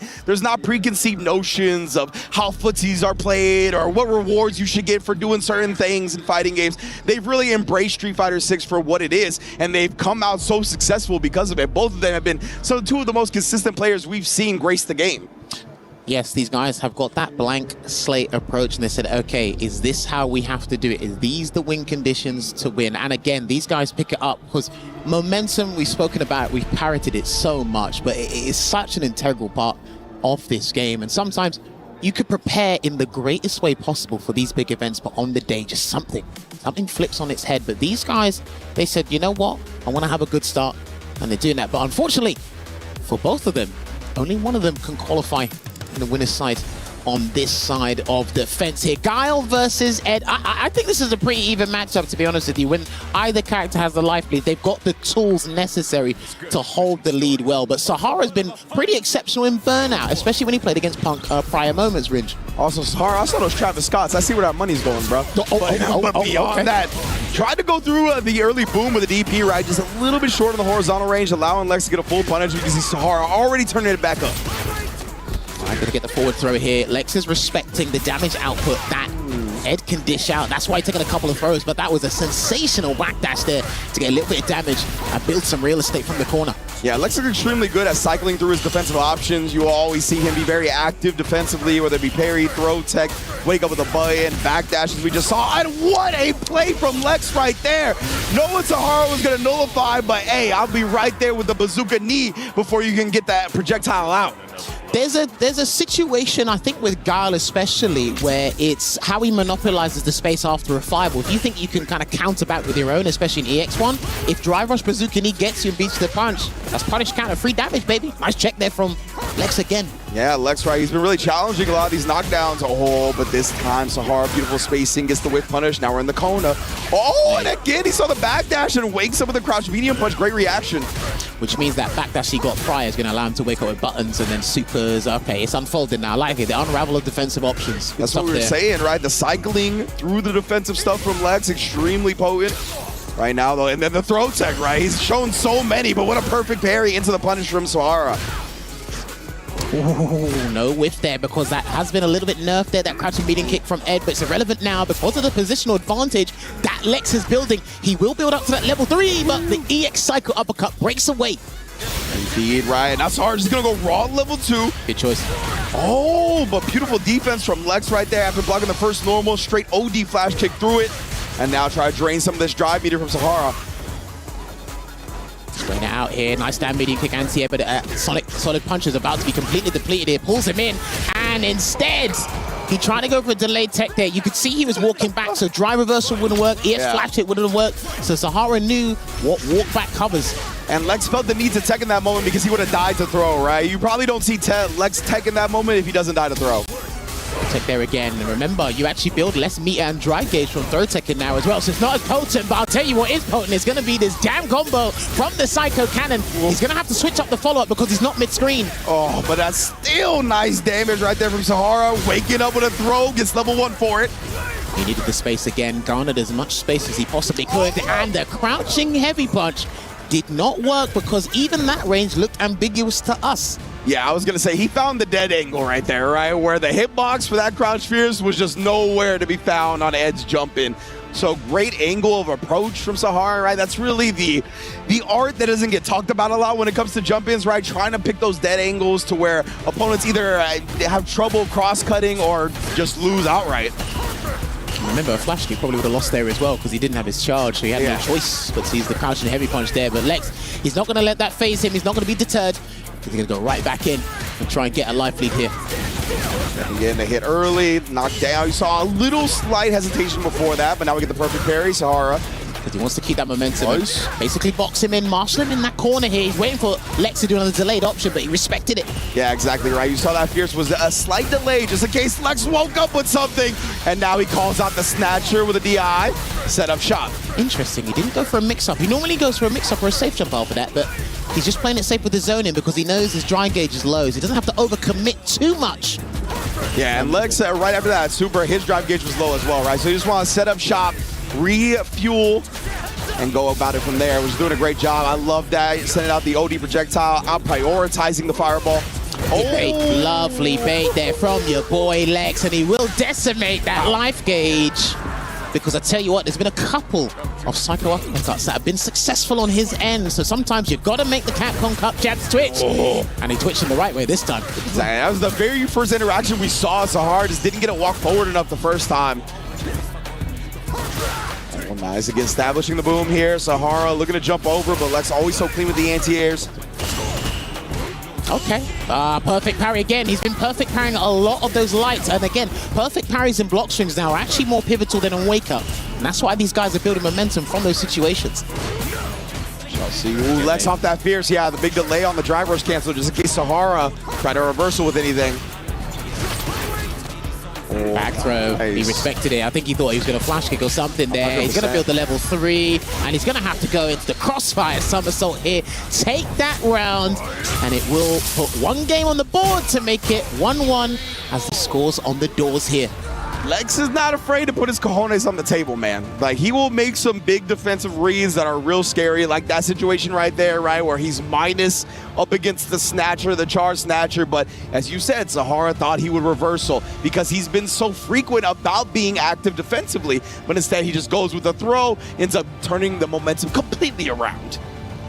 Damn, does he have a real tattoo on his knuckles? That's crazy. I've never seen that one, Lex. I'm telling you, man, these guys, they know what they're doing. They know what must be done, man. And again, I wish we had a heart rate monitor to see how they're really feeling on every interaction, because it just keeps going and going and going. Again, just looking to establish the boom game early. Sahara teasing the Snatcher here and there. Good block last minute, and another perfect parry on the jab. I think Lex might have to change it up and do jab into throw. Let's see if Sahara reacts to that accordingly or adjusts on the fly, because these jab strings are not working out for him. Yeah, a lot of time it feels like Lex, throws less than most. He tried to get a throw there to switch the sides, right? But good tech from Sahara, does eventually find it. Yeah, okay, there you go, yeah. You exactly called it, right? He's switching it up now. Yeah, he knows all the parries, even though these haven't been punish countered, but he's looking for that exact thing. But he might allow Sahara to reversal soon, because it's Lex is the one that ends up reversaling instead. Level 2's there, the Psycho Cannon's there, and he might burn him out, Ringe. Yeah, he is. Let's go in with a stable route to make sure he gets that at the end. The drive rush does get blown up. He's got one more Hurricane, so if he throws out a projectile on the Psycho Spark, he's dead. He's going to have to firm this one, I think. Move it back, yeah, move back. And he's going to have to charge it. Keep charging, Lex. Again, the confidence on Lex. He even pressed the button in that instance right there. Blocks out the DP. Yo, the clutch on this kid. And that's it, man, because how did Joe lose against Kama earlier? In those moments like that. Tournament-defining moments there. Takes him straight to the corner there, and a perfect parry again. Ooh. Yeah, I think Lex has clocked on how often he's doing it. I like that as well. He switched up. He didn't go for the back throw this time. Went with the normal, but Sahara beat him to the button. Waking up with it. Get that space there. He generates as much space and time as he needs before Sahara comes breathing down his neck. Gets a soap back kick. He's about to put that level 3 again, and he's not going to cancel into it on this sequence, but the next one, he's done it again. Indeed, right. Yeah, the light into the throw. He tried to catch him doing something different that time. The eye is parried. Oh my goodness, bro. Lex with a big tech throw. That's going to get him above 3 bars again. Level 2 off the step kick. Okay, interesting. Try to cause a mix-up there or bait something out, but he still has some Sonic breaks to work with. But that perfect parry, he's been constantly trying here, and it hasn't worked out. But he can activate the cannon if he needs to, but he is going to preserve the bar because it is going to take it to the final round of this Game 3. And I tell you what, pivotal's an understatement. Whoever gets a 2-1 lead here. 100%, man. The composure from Sahara at the end of that round, so impressive to be able to consistently parry the DIs rather than try to DI back or anything like that on low life. So smart. Under these conditions, man, some things you do in this game are exceedingly difficult, but these guys make it look like another day at the office. Gonna get pushed back here, but Sahara needs a clean hit so he gets the dream combo. Indeed, right? You know he's gonna be scheming on that. What a perfect parry to blow up the second boom. Locked in the corner. Oh, the empty low. Lex has a flash kick. There it is. He literally done it right as I was thinking about it there because he needs a breakaway once again. But the next hit, and it's a trade, and he will confirm into the chamber because he needs to lock him up and get the lead. And you can see him giving that little pop-off in your top right side of the screen. And Lex looks a little bit deflated, but he can't show too much emotion here. Yeah, them Sam Presti trade combos, bro, they definitely do a lot of damage and a lot of demoralization. Oh, but we got, of course, Sahara supporters in the building. When Lex actually had to face Tokido, he talked about wanting to shut down the reject fans in the crowd. He wanted to make it quiet. He's got to do that. Much noise. Got to do that up against Sahara as well, man. Plenty of good A squad supporters out there. This man is Capcom Cup champion after all. Yeah, I'm going to be curious to see, well, a perfect parry. And again, if you go back and watch that set he done with Killjoy in the grand finals, you'll see he has one of the best perfect parry games in the business. He's actually been executing it really well against Lex's entire tool set here, Ringe. 100%. We've seen it time and time again. It's been impressive that he hasn't gotten caught too often with the punish counters. Damn, he done the right read on the heavy. Lex just jumped back. He's lucky that it wasn't longer, like the medium one. Yeah. Lex is going to have to go in soon. Nice anti-head with the standard medium kick. Yeah, it's looking good, right? He's got the life lead. Trying to make Sahara come to him. Yeah, but Sahara's on the prowl. That's the biggest problem. Perfect parry again. Ooh, beats him to the button. Now it's getting real scary in terms of health. And again, man, just the snatcher block string right there. Lex trying to nickel and dime Sahara, but he hasn't been able to find many hits. Does find one there, and a little bit of a tag there. Yeah, slowly chipping away, just doing a little bit of tidbits of damage there. That's working out. It's building up over time, and there's 25 seconds on the clock. I wasn't even paying attention. Exactly. This has been a war of attrition type round, right? And Lex is really just relying on the timer at this point. Sahara's got to make moves, but it's still, man, it can blow up for Lex so quick. Every second counts. Time waits for no one here, and he's going to activate the puncher again and try and force the burnout, and he does, but there's a lot of real estate on Sahara's end, but he actually needs to go for the gusto, do anything, but it's actually going to send him to his demise and give Lex that round there via the EX Sonic Boom.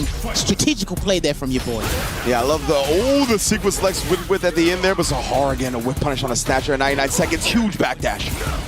Dude, this guy's defensive reads in situations I didn't think he'd take that risk, they've been absolutely phenomenal. That's what I mean, like, he really will take the big risk defensively, and more often than not, he's right. And Sahara hasn't delayed enough to see if how often he's going to backdash. That's the other thing. But Lex hasn't given him that breathing room because he's had to work his way in continuously. And sometimes it hasn't worked out for him. Yes, indeed here. Yeah, trying to catch him moving forward with the upside down kick. Just switch up the pace a little bit. Same thing with the step kick here. Tried the jump, thinking Sahara was going to commit to something, but we commit to the OD. I can't remember the last time he blocked a flash kick. I think he's been hit by 90% of them at least. Yeah, for sure. Ooh, very nice spacing with a light kick, drive rush cancel, and Lex ties up the set just like that. You thought this man was going to go down without a fight? No, my friends. He wants this just as much as the next player. They are all here for a reason. They qualify for the Esports World Cup for a reason. And he's had a couple of bad round starts. Sahara's always been successful in the round starts, but this one was a little bit better. Indeed. Now Lex getting that space that he so desires. Gotta just try to catch Sahara coming in, whether it be with the boom, whether it be with the step kick, Sobot, the plethora of guile options. Wow. Damn, burnout so soon? Well, I mean, when my guy has been lost his color saturation, he's actually been all right. Yeah, that's true. Sahara's done a good job, but right now he's on the verge of taking a DI no matter what, and that's exactly what happened. But watch the next choice. As soon as he gets that gauge back, pay attention to the choice that Sahara does. That's the key moment here. Oh, he just ends up taking the throw for now.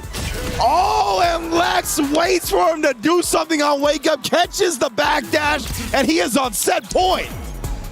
Hopefully he doesn't get too big for his boots here, no pun intended, but he's brimming with confidence. At least you can see it in his gameplay. His face is stoic right now. Good backdash. He's clocked on to what was happening earlier. Yeah, he ends up getting the air hit, so no big conversion for Sahara. He needs to replenish as much drive gauge as possible. He needs to get back into that drive gauge safe zone, and that's exactly where he is now until Lex pressed that heavy kick to take it away. Fantastic block. And that was a huge tech throw, right? Finally getting that out from Sahara, gonna give him some breathing room, gonna allow him to build back that drive a little bit. Just in general, take the real estate advantage as well. I think he should just wait here and try and get as much gauge back, but I think he's trying to keep it below the 3 bars and then activate the puncher again. Is he going to drive reversal? No. He's going to take a different risk here because he does have Psycho Cannon ready and available, and he does walk up and have the temerity to throw Madman in his face. Beautiful though. There it is.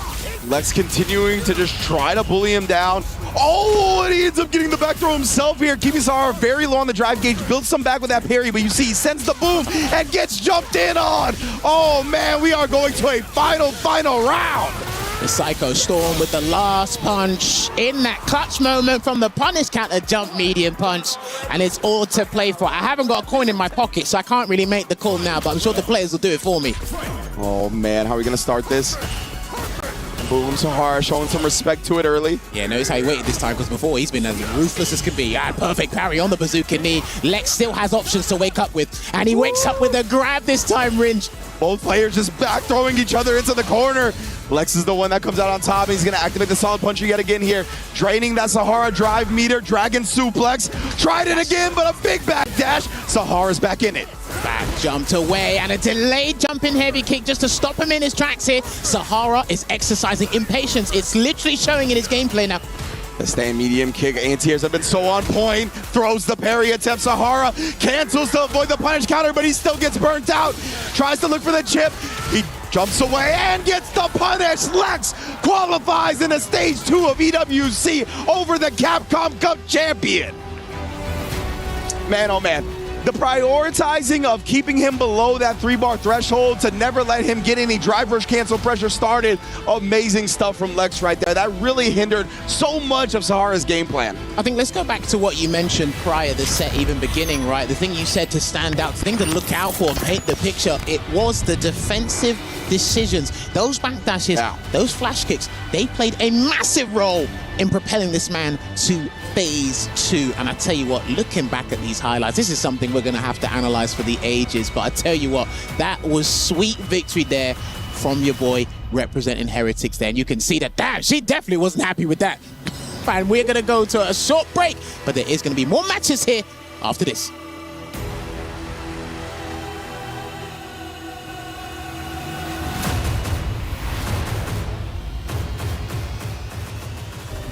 Play is in our DNA. Whenever we let it out, it becomes our superpower.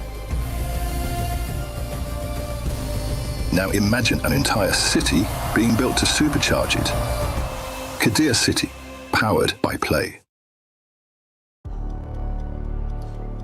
And welcome back to the Esports World Cup. Day 1 here, we just had an exhilarating set, another exhilarating set, forgive me, with Lex and the Capcom Cup champion Sahara. But now we must head on over to our All-American affair. Same World Warrior region. Wow. Very close friends. Yeah. And again, it is too close to home, not for me. I'm 6,000 miles across the pond, so I cannot relate. However, these guys, it's all to play for here. Talk to me, Ringe. What's the 4-1-1 with these two? What's been going on? I was going to say, this is my region when it comes to World Warrior, right? West Coast, United States, Nephew and Chris Tatarian, two mainstays, two staples of the region. Since Street Fighter V, right? As soon as Nephew moved to the West Coast, he was always in those World Warriors. And honestly, I feel like these two haven't crossed too many paths this year when it comes to the World Warriors. They both got in top 8s, but they managed to avoid each other quite a bit. So it's going to be fun to watch them duke it out here when they have to do it so so often, but actually managed to dodge each other. So I honestly am not sure who's going to take it. Last time I saw them play, I believe Nephew won, but Chris T has been looking more solid and more solid as Street Fighter 6 has gone on, right? He's been going to Japan. He's been training with Mena RD and the rest of the DR crew. He's really tried to put so much energy into this game. And you can tell he's got backup. He's got fans from Japan in the building as well. Always a big supporter. He was on Beast TV for a while, right? So he's built the Japanese fan base from that era. So it's going to be sick to see, but on paper, I favored Nephew a little bit, but with the way Christie has been looking in that first setup against Crimea, it looked like he was going to run away with it, right? If you can just find that closeout, then I think he can do it. Well, I mean, look, Christie's been part of key moments, especially at the Street Fighter League World Championships when we were at Capcom Cup. And as well, I like his philosophy in the game now. I really like his philosophy in the game, how he thinks about it. Of course, courtesy when he was with Team Bandits under Mena RD, Boost, and Kaba. He is a Ken loyalist as well. Let's not forget that. He's one of the few Kens in this tournament. But he needs to adjust his way of thinking because Nephew's been more closer to what we're trying to achieve as players in this game. And a lovely perfect parry into the forward heavy punch to kick things off here. So again, it's all to play for here with these two because this is an elimination match. Yeah, Nephew, he's one of the best perfect parriers in the business. You already saw it come out up against the Jinrai. So again, a lot of that stuff that Chris might be leaning on from Ken, whether it be the Fireball, whether it be the Jinrai, it's going to be tough to pull off against Nephew because the perfect parries are going to be there. Throw tech there again, but pay attention to where those throw techs are happening as well. And because it's less reward, there's going to be the drive gauge you need back. It might not be as crucial as it used to be. Yeah, and you can see Nephew is still prepared for the Jinrai, right? Oh, and then again, the parry gets thrown, switching it up so well. Great job from Nephew right there. And as soon as he's got the level 1, the Jinrai is off the table because he's just going to be using it anytime Chris shows it. Dude, rounds are worth way too much now, so you can see it on the look on their faces when something, just a micro decision has a macro effect there. There was a trade that no one picked up from, and I do respect they're not even trying. There's a forward throw. I really love the Nephew not doing the level 1 at the end there, just saving the meter, knowing Chris was probably not going to do a follow-up because he's been punished before. Ooh, canceling it to the drive rush, just beating Chris and trying to react to the whiff parry. And there you have it, the Super Art 1 will close it out there for Nephew. He's just able to get his game started, pile on the pressure, maintain that corner positioning, and of course once you get thrown by Jury once, it's going to be long for mans in the corner, as we say in London. Long for mans. And it was looking very long because no one wants to deal with that, but damn, look at that. Nephew locked in because again, he didn't do as well as he wanted to against Angry Birds, so he needs to make amends here. Indeed, we already see him off to the races. Both with a clean whip punch to start. Now the anti-air, or not the anti-air, but excuse me, the wake-up pinwheel. Okay. Oh, calling him. I've noticed as well today, because of the stakes, a lot of people are doing more tap parries than usual. And we talked about Nephew, one of the best at doing it, right? But unfortunately for Nephew in that last instance of Jinrai, he didn't have the level 1 for the guaranteed punish. So the mind game kind of went into Chris's favor. Oh, that was a beautiful punish there on the Feng Shui with the medium Tatsu there from Chris. But he does get anti-air there from Nephew. And again, he tried to wake up with buttons, but the meaty stand medium punch is going to convert into the SA1 once again. And Chris might need to be a little bit more respectful on defense, courtesy of how successful that standing medium punch of Jury has been. Yeah, I just assume Chris, beautiful whip punish, is looking to call out the drive rush overhead from Nephew, but hasn't really shown it yet, right? It's just been keeping the gap clean, making sure to basically beat any wake-up buttons. Again, right? He's not doing the overhead, just straight up stand medium punch. He hasn't risked the perfect parry on that yet, but then sometimes you don't know if Nephew's just going to stop and wait and then just assess the situation and get that punish counter throw there. Almost got the perfect parry on the step kick as well. Their lovely jump with that cross up. He's going to pop him in the corner. No Feng Shui activation though. He keeping it holstered for now. Ooh. There's the overhead we were talking about. Off of the fierce drive rush cancel, right? Because that kind of nullifies the OD DPOS. But right now, Chris gonna cash out all the way with the level 3. Make sure Nephew is burnt out and try to close out this round. What's the next situation here? He can run up and try and respect the situation, but he's gonna walk and be very cognizant of that level 3. But I'll tell you what, he's gonna deliver it to you anyway. And it's gonna be FedExed right over and put Nephew 2-0 up in this first of 3. That's tough, man. Chris, you saw this little slight walk, and then he did the stand roundhouse, right? It's one of Ken's longest buttons, but it is also one of his most committal buttons. Has a lot of recovery frames. He ended up getting clipped for it by the neutral jump, and now Nephew off to the races, man. 2-0. Think about the window, though, right? He was looking for the level 3, and just after he stopped thinking about it, that's when the heavy kick came out, and then obviously that's when Nephew introduced the neutral jump heavy kick here. And this is a big deal for Chris, because Chris only got 2 games against Crime, and he's going to stick. Yeah, he's going to go right back in, and we're going to see it. This could be potentially Chris T's last game here at EWC. If Nephew wants to go straight for the juggler, go for that 3-0. Indeed, right? We didn't see an OSDP off of the crouch medium kick drivers cancel either, so maybe some things slipping through the cracks for Chris. Let's get to the other side, though, into the corner. Ooh. Oh, that was a gimmick. That was fake. That was fraudulent as hell. That was like a counterfeit bill. What the hell was that? My man put the mask on for that turn. He was like, I'm still in this bad boy. Almost got the perfect parry again. He's not trying to really risk challenging Jinrai with the DP. He just wants to see if he can parry it, because, like you said, he's got some of the best parries in the business there, and an anti-air from Chris marshaled him in the corner, and we might see a resurgence in my man's EWC campaign from that round. What a whiff punish! Yeah, the micro movement from Nephew right before that was insane. Like, how little he moved forward to bait out that button from Chris was nuts. Backdash, no punish though.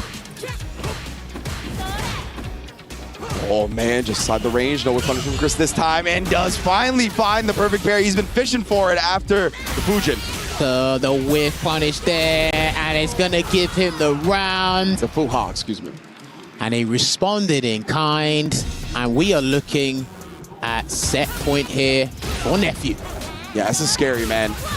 Chris, I mean, he's got 3 bars, but Nephew's been in such control of this match. He does spin it. I like that. It's gonna create a huge disparity in the drive gauge, right?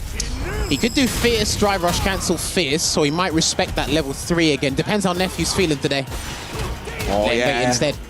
Exactly, just doing the medium and then seeing what Nephew would do afterwards. Try the perfect parry because he's been so confident that does catch the whiff on the stand medium punch, crouch medium punch. No.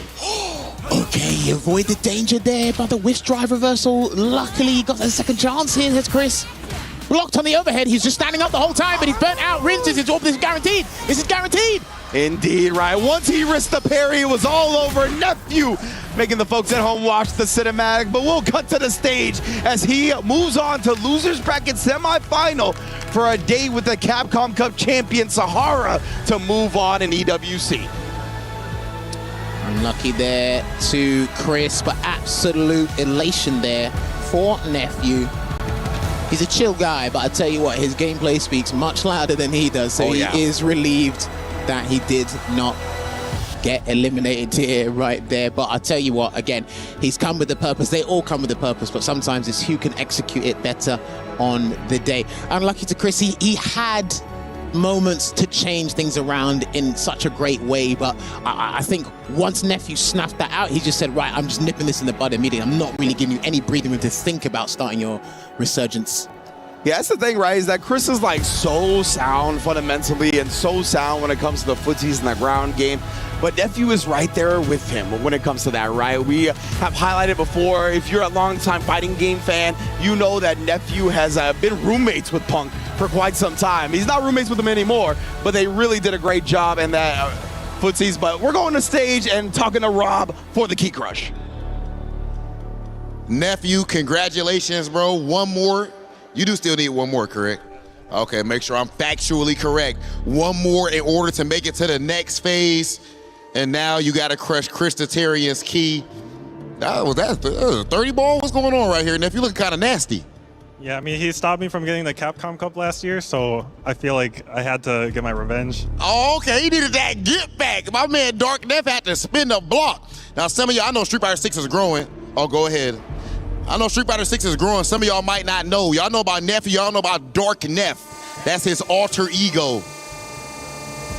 And that's what we're seeing right now in the Key Crusher as Chris Tatarian, Ken Extraordinaire, officially has his Key Crush, ladies and gentlemen. Nephew, one more step away from making it to the next phase. Congratulations, Neff, and good luck in your next match.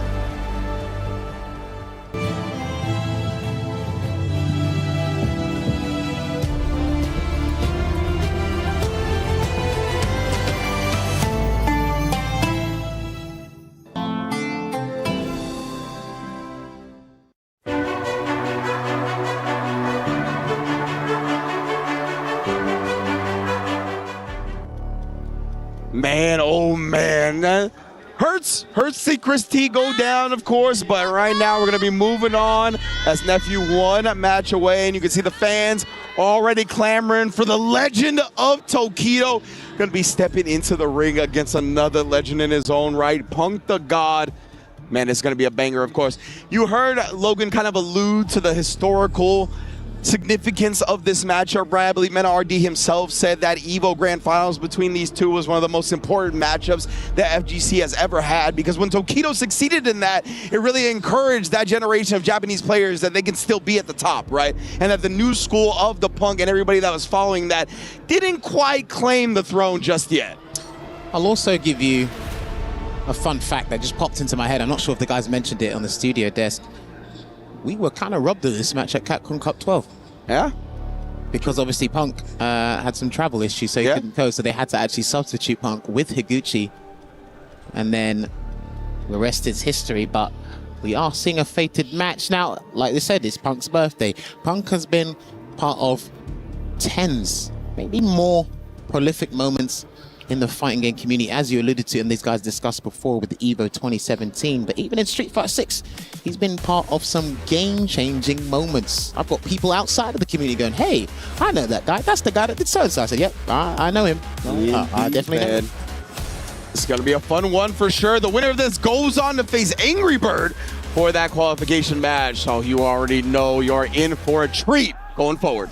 So I think for me, studying Tokido's JP, I think his whole strategy revolves around Lavushka, because he's got one of the best situations to activate in the game, which is stand heavy punch, EX goes into the level 2. I think it's one of the best mix-up situations in the game. And if he's got a drive rush behind it, turns to a true strength. But I'm really worried about Tokido's neutral and footsies leading up to him building that level 2. So we'll see if that situation pans out when the time comes.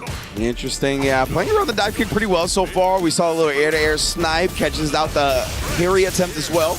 Almost got the burnout. He had to take the spike just to avoid that. Buy him a little bit of time. And that is a two-hitting combo here. Not going to use that level 1 yet.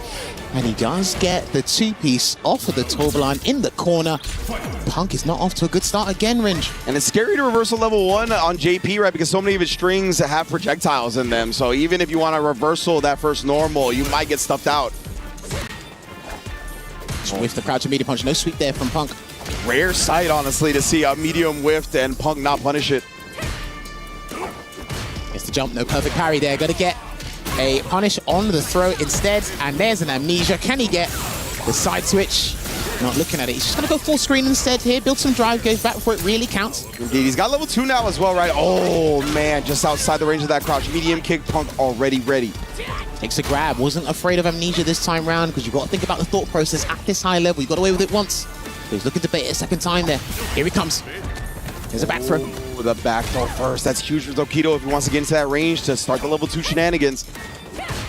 Wow, he hesitated. He did not want that crouch heavy punch to be beaten by a dive kick. And he did try and catch it, because if that was a stride bog, it would have counted him as a punish count. So it is going to take this round hit. No! Punk, yeah, I'm not sure if it was an error or just didn't want to spend meter here.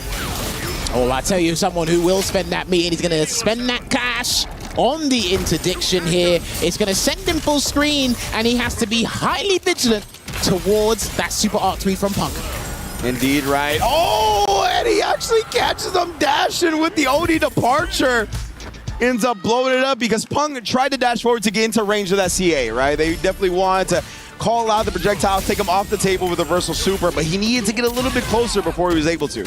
Lovely check there with the crouching light punch into a counter hit conversion there for Punk. But again, it's the tail of the tape trying to get in, but Tokido's making sure he's actually eliminated the dive kick option for as long as he possibly can. Teleports in, and he swipes. Man. And that walk forward jab is usually so good for Punk right there, but Tokido not playing those games, just sending out the stand fierce. And letting the departure do the heavy lifting now. Triple dash, but nonetheless, Tokido immediately presses back. The impatience is showing. He's dashing too many times, and I think he knows it as well. He's too far away and initially to kickstart his offensive campaign, but he's in the corner now. Delaying heavy kick because he wanted to respect the amnesia there. And they're still harassing with the heavy kick regardless. Actually gets the punish on the same medium kick in time. Again, right, a lot of hezzies on wake up. We don't see it that time. The crouch fierce instead. Okay, he wanted to see if Punk would try to run away, which is why he threw out a heavy kick again this time round in quick succession here. Trying to bait a parry, but no dice. He still has the Labushka ready and waiting if he needs to.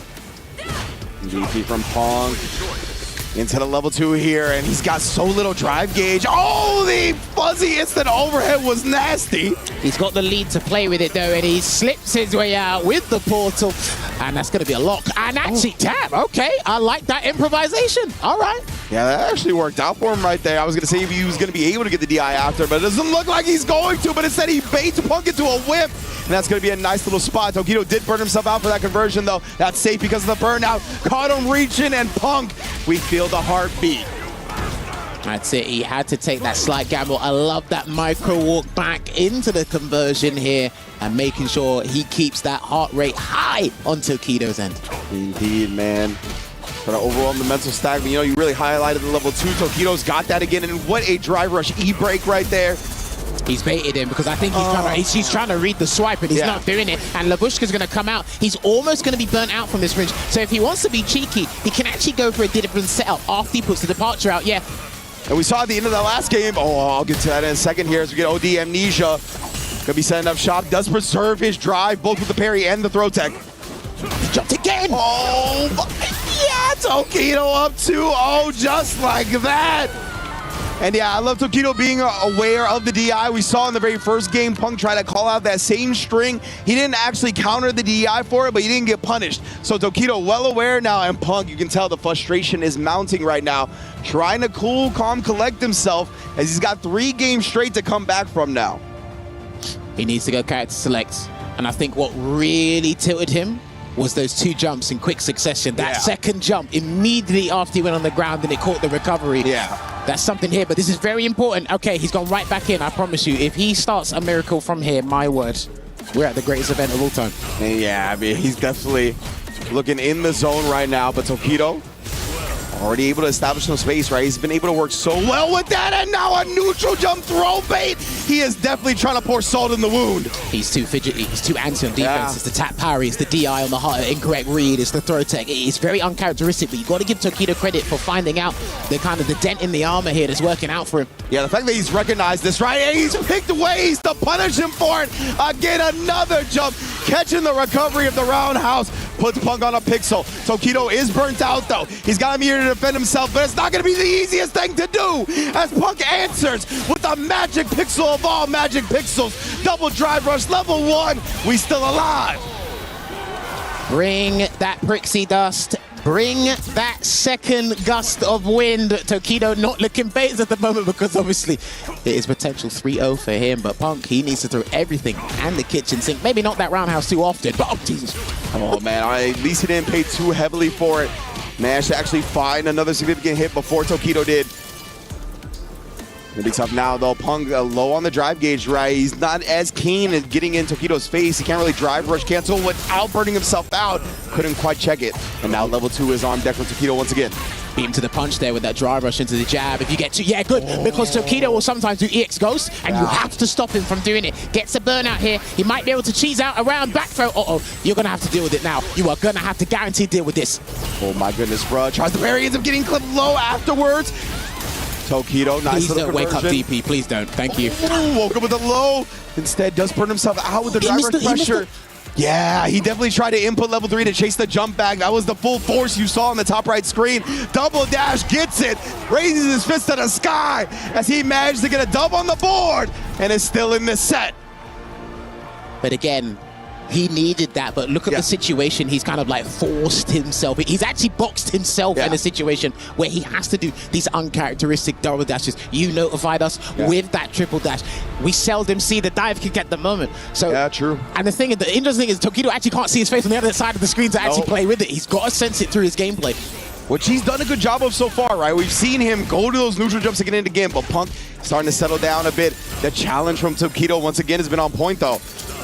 That was his first win, by the way, between him and Sahara. So I think that's probably why the emotions are riding high, because he hasn't won a game at all until that point. 100%, right? You never want to go into an event and not take a single game. Oh, but again, the neutral jump base from Tokido. Such a big reward, catching Punk reaching. And now he is 1 round away yet again. Punk's got to lock back in here. The thing is, you got to be careful throw tech in mid-screen. A lot of the top players will tell you, if you think they're going to throw you mid-screen, do anything else but the thing. And you can't dive kick because he's neutral jumping to cover that. as well. And he's going to get a pickup here, Tokido. No Labushka just yet. D-Right, not putting it out there. But you know, he wants to get close because Punk's so low on the drive meter. Definitely force a situation with that level 2 to potentially put him in burnout. He's choosing not to anti-air. He's choosing not to do it now. Kind of respect that from Tokido's end. He still has it in the threat. Another drive rush check from your boy. He's low on drive gauge here, so he's playing with bait with the drive reversal to keep him locked in the corner here, Ringe. Yes, indeed. And the reason Tokido's not anti-airing right, he doesn't want to play that dive kick game. The main anti-air is going to be crouch heavy punch. What a chase down into the level 2. Hold it. He's got to hold it. Oh, he blocked my good the side switch, but nonetheless. Still going to get the conversion, though. Misses the forward heavy kick there, but it's still, again, he's choosing not to do the crouching heavy punch. Yeah, he doesn't want to play that mind game. He doesn't want to play, I'm going to get counter hit or punish countered. That time just way too far for the throw. Dude, that was mad fortuitous there for Punk. He's missed a couple of throws and jabs there, Tokido. So hopefully it's not getting to him face down. I like it. A much better improvement on the neutral jumps. They have been absolutely incessant and annoying here. Yeah, that's why Punk had that locked and loaded to counteract it. I love that jump timing to avoid the departure spike window. I haven't seen an air throw against these jumps, though, but I think he's just completely eliminated the dive kick, similar to what Daigo done against Punk ages ago. Forward throw. What are we going to set up afterwards? Oh, we'll try to beat him out, but Tokido waking up with the button instead. No whip punish there from Tokido. He probably couldn't have got much from that anyway. Gets the swipe. He's hunting for a jump. And he's gonna he walked into it. He walked into it because the proximity activation that's mad big. And he gets a side switch anyway. And he's gonna pop out a safe jump, but it didn't even turn out to be that. It was a different situation instead. He's gonna build the bar maybe for level 1. And yeah, he's built the bar for level 1 Ringe. And then Super Art will kick Punk out of the tournament here. And there you have it. The character coming through. You can see it. Absolute despair. For your boy on his birthday, nevertheless. Oh my, I forgot about that aspect of it. Whenever you come into a tournament, you're never trying to go 0-2, obviously. It's a very obvious statement to make. Very heartbreaking moment for Punk to go down. Tokido and Punk have been a legendary rivalry for quite some time. From that 2017 EVO, heartbreaking moment from Punk. Definitely a tough watch.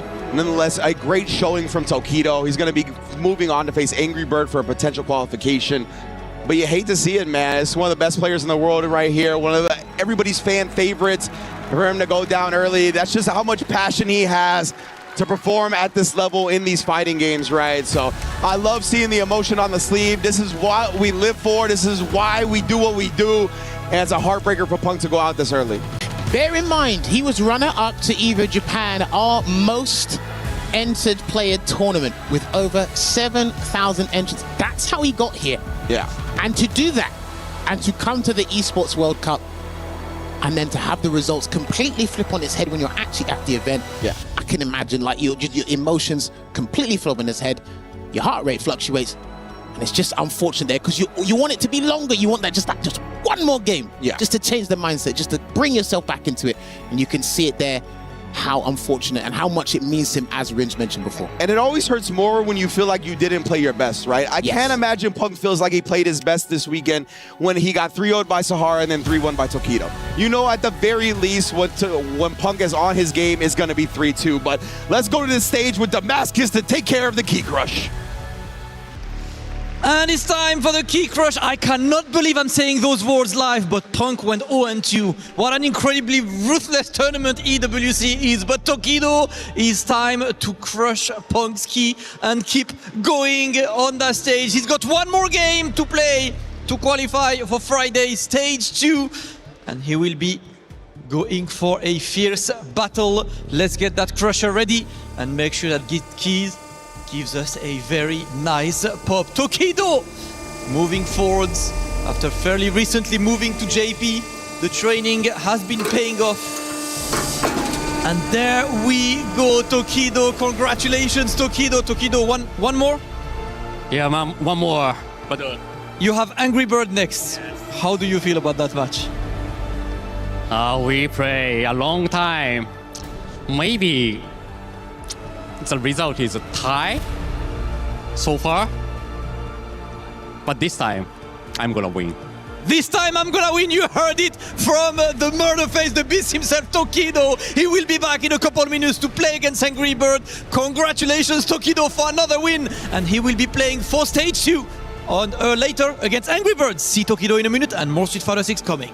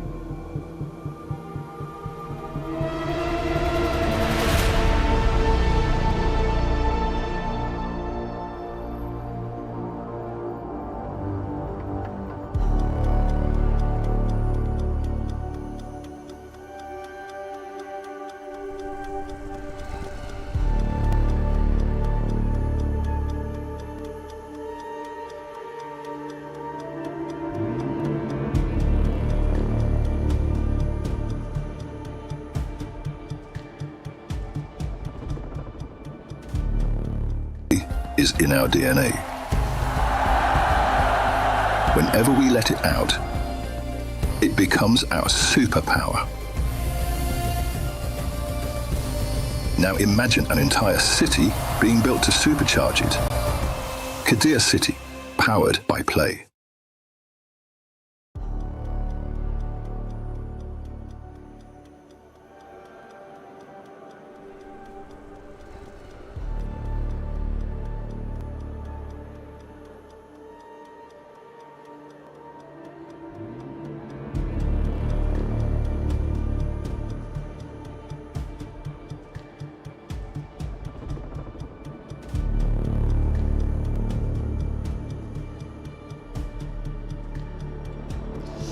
These matches have been absolute bangers, Rob, so we had to check in really quickly with the Zeta Division team. Is everyone liking Street Fighter 6 today? Love to see it, Rob. It's been lively here. Oh, yeah, man. And how about these matches so far? Not my dog, not my boy, Punk the God, the Alpha. Happy birthday to the homie. But that's how insane this tournament is. That someone with, in my opinion, probably the best fundamentals of all time still goes 0-2.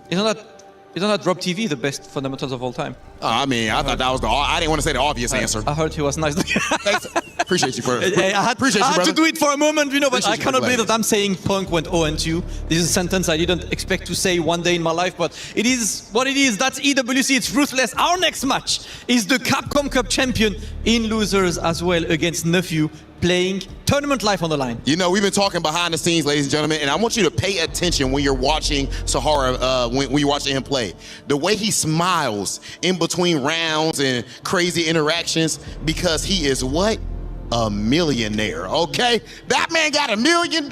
You think he gets what? He completely comfortable, and it's tough to beat somebody when they sitting on that type of bread. You know when they say, would you DP for $1 million? What if you already have one anyway? He gonna do whatever he feel like doing. Ladies and gentlemen, that said, I do think it is about that time. Or actually, before we even get there, Damascus, I'm gonna put you on the spot right now. I'm gonna put you on the spot. Okay. And I'm gonna make sure I check the chat too. Who wins? I know some of y'all don't know ball. Don't even act like you do. Who wins out of Sahara and Nephew? Come on. I don't like that, man. You're asking soft. Sahara. Sahara. Okay, I'll go Sahara. ladies and gentlemen, as a stage host, I would never be biased like Damascus is right there. I can't Say believe he actually nephew said right something. now. You have 3 seconds to say nephew. Ladies and gentlemen, it is about that time. I think who's gonna win? Actually, we're going to the studio. We don't got time. Oh, Let's get to our match.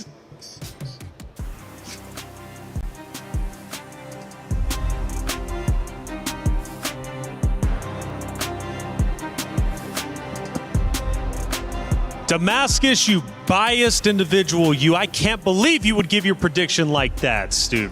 I always knew it was him. I always knew. Hollywood we've Rob always TV known. could never. Speaking of which, Tasty Steve, Sahara or nephew? Who do you, I'm joking. Bro, we don't have to right go. now? No, Right I'm joking. I just woke up. No, man, it's been a great time, though, so far, and a lot of crazy matches have already ended up unfolding. We still have 2 more to get through, and we'll get to those in just a moment. But what we've already seen, qualifications, we've already seen eliminations, and we're going to be seeing a couple more coming through. Christie was a big surprise, though. One of the big things we talked about it, his recovery, right? Having to recover from that loss that he suffered a little bit earlier against Crimea. Up 2-0, Crimea comes back in the reverse sweep. That's not a good feeling, and then he goes down to play against Nephew, and it just all falls apart. But Christie, a wonderful competitor, but man, sometimes that mentality, when you get that close to victory and then you fall so short, going down to the lower bracket, it hurts. It's really scary. I didn't mean to cut you off. You good, brother. What do you think? It's really scary, man. And Chris has been in this situation before. We talk about how Crimea is a newer player, but he's been on this stage too. Once again, what Rob said is true. It goes to the testament of how crazy this tournament is. If you look at some of the other players, I mean, everybody's sweating. Tokido's sweating. This is one of those matches, one of these tournaments that really puts the weight on a player, no matter how good you are. We take a look in our brackets, and Yipes, let's break it down for the viewers at home. We've already done our upper bracket. We've got 2 teams that have advanced to the knockout stages. One being Crimea, a sensational player in his own right. The other being Lex, who moved forward. Now that was a big turning point. I understand Rob, as well as Damascus, broke that one down, but seriously, the green room was going insane. Lex beating the Capcom winner from last year. Come on, man. That is just such a tremendous victory and a huge confidence boost. So this is the thing about Lex, right? Like, he always is confident, but he always gets swayed bad in terms of the momentum when he plays the matchup or whatever the case may be. But literally coming into this tournament, and mind you, he came from the LCQ, so that's a big W on top of that moving forward. So him garnering that momentum and that confidence, he definitely said it on paper that he's going to go all the way. Yeah, these guys coming from the LCQ are just nasty because they had the grind to get here, and arguably, they've got nothing to lose.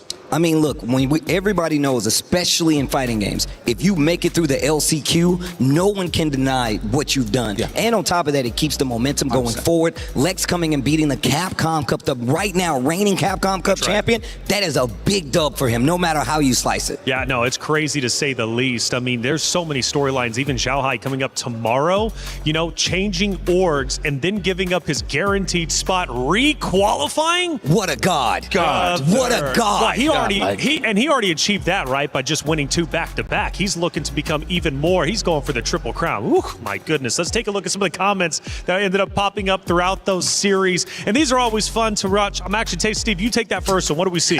Lex actually makes me like watching Gal. Yo, look, I'm going to tell you right now, Lex has definitely made me a Gal fan. So, Energy Kyoko, you know what's up. You definitely know what's up. Yeah, Gal's been super popular all day today. Even got the Pepe Please, man. Roger that. Hey, GG Big Neff, Prime may cry. So look, the thing about every time you hear Big Neff, because like, you know, his personality doesn't really shine, but at the same time, his silence says a lot, which is kind of crazy. So anytime they give him a name like Dark Neff, Big Neff, it's actually a huge compliment. He's super passive, so him going Dark Neff is good. It's all good, Punk. Don't let it get to you. That was a tough loss, man. When I saw it down 2-0, Punk, putting the head in the hands, I felt so bad. To his credit, though, he did start coming back, but in the end, it just wasn't enough. Well, that's it. There's only 2 more matches remaining. We need to move some players forward. We need to eliminate some as well. Let's head to the stage to get the next 2 matches started. Indeed, we are here and ready to go with our last 2 qualification match of day 1 here at EWC. We're going to have Sahara versus Nephew to kick it off. Winner moves on to top 16 on Friday, if I'm not mistaken, but it might be a loser situation too. So either way, going to be moving on to Friday, and then we got Angry Bird and Tokido to follow. This is going to be a fun one. Jammers, we got Ed versus Jury, Sahara versus Nephew, and definitely Nephew's got Chris CCH and the like, some people like that play Ed in his region. We shall see how Sahara is ready for the Jury. I think Nephew actually took some time to study Ed as well. I still think he's one of our most technically minded players when it comes to just the international stage in general. I don't think it gets spoken about enough because obviously, as Yates mentioned on the desk, it's his demeanor. But as they say, speech is silver, silence is golden. And this guy does have golden gameplay, but it hasn't quite come to the forefront at EWC Day 1. We've had a roller coaster of emotions, but I tell you what, I'm not a huge fan of roller coasters, but the ride's not done yet. Indeed, bro. We're going to see who drops off and who rises for the remaining matches. Sahara and Nephew already kicking it off quick, and of course, Sahara coming out with a whip punish. Don't try to do that to me. Dude, when people have tried to shimmy him today, Punk included, he's actually waited for that button to come out, that extra second of delay, and then he gets the punish counter conversion from there. Sumptuous stuff there from Sahara. Burnout already. My man, the drive gauge is offline. Indeed. Harassing here, and yeah, Nephew just kind of had to take that button after the Fuha because he had no parry to threaten with. Nice job from Sahara.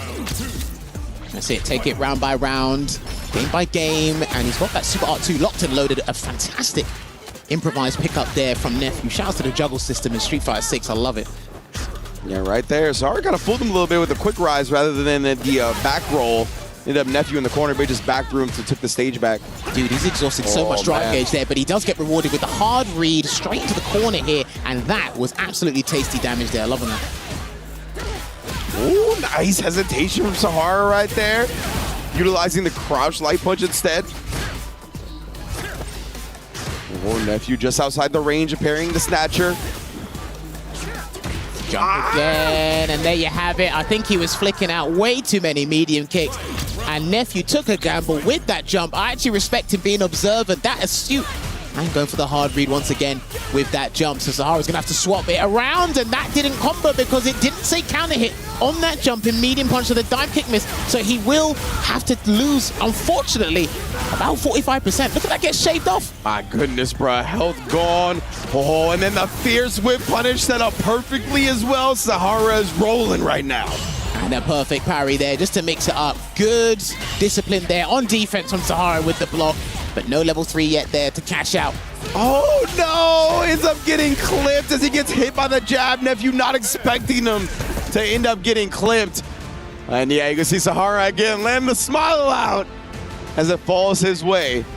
I mean, Rob TV said it, man. When you look at the top left side of the player cam of the screen, pay attention when it goes to those two players in between rounds. Pay attention, man.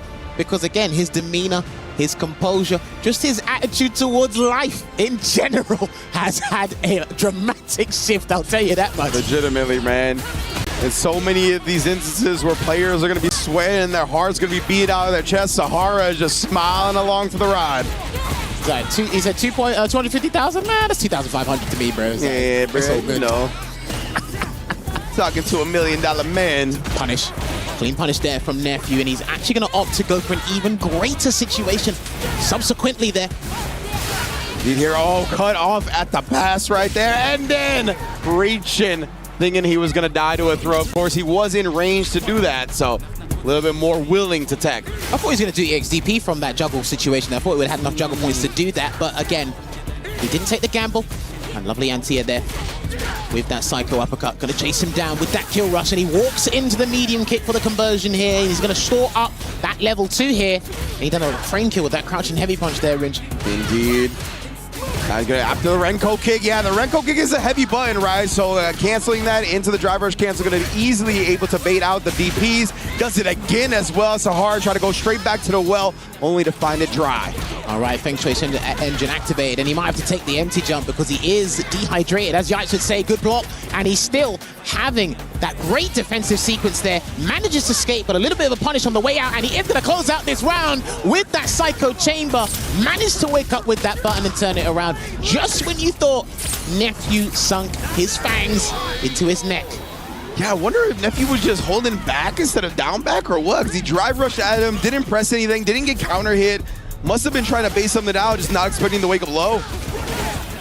And that's what catches people out the most, what you don't expect there. And he didn't expect that wake up level 1, did Sahara. Low on drive gauge, below the safe zone. Oh man, Nephew again trying to turn up the pace a little bit, especially with Sahara below the 3 bars, right? He sneaks in another heavy kick to keep him down low. These guys were doing shadow boxing just momentarily, and another wake-up psycho uppercut. That's going to be tail of the tape for his gameplay throughout the tournament, or his tournament life. And just the tip of that uppercut caught him. God damn. That was crazy. Yeah, Nephew tried to bait out an anti-air, right? A really late dive kick on that one. Nonetheless, Sahara still reached it. Finally finds an ODDP on wake up, and then forces the issue. Plus frame off the drive rush forward heavy into a throw. Now, we did speak to our stats guy. Shout outs to Lazarus. We did say you might have to get a counter for wake-up reversals from people, and I think we found the person who's actually going to make my point proven, because he don't care. Yeah. He said, and the thing is, every time, he's actually gambling a massive reward for you. He said, look, I will put 40% on the platter for you. It's an appetizer. I'll let you taste it first. Yeah. And if you want to pay, there's a service charge. You know? But if you want to pay, you can do so. First one's free. It's the classic. But well, last time I checked, the only thing free was the cheese and the mousetrap. But that's what I was told. But he always has to think about it. He always has to think about it. And that's going to be the worrying thing here for Nephew. He's 2-0 down here, Ringe. Can he bring it back 3 games on the trot? That is a lot to ask for, but Nephew, he's been here before, right? We've seen him bounce back. Has 2 games of intel under his belt now. Hopefully, that fuels him for a comeback, at least in this game 1. You got to take it 1 game at a time. Forward throw. Toss to the corner. Oh, my. Dude, he's got to pull the brakes. He's got to let him get up. He has to let him get up. Yeah, he's been showing out so much of the ODDPs. And then again, tried an anti-air version that time, but Nephew recovers. Empty jump after all, and is able to punish. Do you know what's funny? Where he's throwing out EXDPs, if you bait it, he'll actually pick it up with a perfect parry later. So he'll actually, yeah. There we go. And yeah, Sahara is the one that's looking out for the wake-up DPs. Does that here, does Nephew pull the trigger one more time? Not against the safe jump, but a beautiful perfect parry on the 3rd light. So glad people are perfect parrying the light strings now. Oh my goodness, and then caught him reaching for a perfect, and now Sahara on set point. Dude, his mentality is in a different stratosphere right now. He's on a different plane of existence when it comes to that. Nephew is fighting with his tournament life on the line against the Capcom Cup 12 champion, trying to create history here at Esports World Cup, and he chases him down. If he gets one heavy, he might as well cancel to level 3 just for the sake of it. Honestly. See here, harassment. Sahara's doing a good job, not recommitting some of these flicker buttons. There we go. That's fine. That's fine. Again, offer it up on the platter. It's going to be free, but I tell you what, he's got another one up there. Indeed here, Nephew, a nice little string that's going to keep him below 2 bars, right? Yeah, really whittling down the drive meter now. No level 3. He didn't do the level 3, but he's burning him out instead here, so he actually needs to cash in a big hit, and he does get the stun here. Now, it is going to be kind of scaled because it was a stun combo, and he is going to spend. That's an executive decision. Yeah, he managed to get over 3 bars in the string, but I think it was a little bit too late to continue it regularly, so he had to go into the level 3. Oh, but it's all good. Nephew with the slight micro walk back just to get out of throw range. Puts a dub on the board. Do you know what I like about that as well? He got the jab, and normally I'd expect you to block so I could do my tick throw. He done the jab, and he walked away, and most people are flinching on hit, so I like that. He was very astute with that. And remember, one of the rounds ended earlier on when he got that drive rush crouch jab and then immediately committed to throw, and he was too far because Sahara ended up getting hit by it. So I love the fact that Nephew still has that in his mind, switching it up a little bit. Very, very well done. So we know right now one of the biggest interactions is when and where is Sahara going to do EX Psycho Uppercut. Are you going to block it? You can take the 35, 40%, or you're going to let it rock. Now, when he actually baited out something and he started to regain his momentum and try and ignite new pressure, what did he do? Perfect parry, the 3rd jab, and the light. Yeah. He's going to get him questioning your gameplay every single interaction. That's one of the worst feelings to have in Street Fighter 6. Perfect parry there from Nephew. Speaking of which. Yeah, it's huge, right? Being able to switch sides like that. Gonna set up Nephew for potential control of the round. Forward throw again. One more time. Doesn't need to uppercut. Yeah, he doesn't need to uppercut at all. Not now. Man, and then it's perfectly out spaces waiting for Nephew to get a little sloppy. Ooh, good DP because he's about to set up a +11 scenario for the trade. So if he'd done drive rush jab, he would have got a combo from that. Sahara, you think you're slick. I mean, he is. Money. He is slick at the end of the day. Nephew, though, definitely started to come back into this and is looking much more competitive in this set. Tries to make something out, but Sahara not giving it to him. Was ready with the anti-air. Both players respecting a lot on the wake-up. Oh, and he missed because he crouched just in time.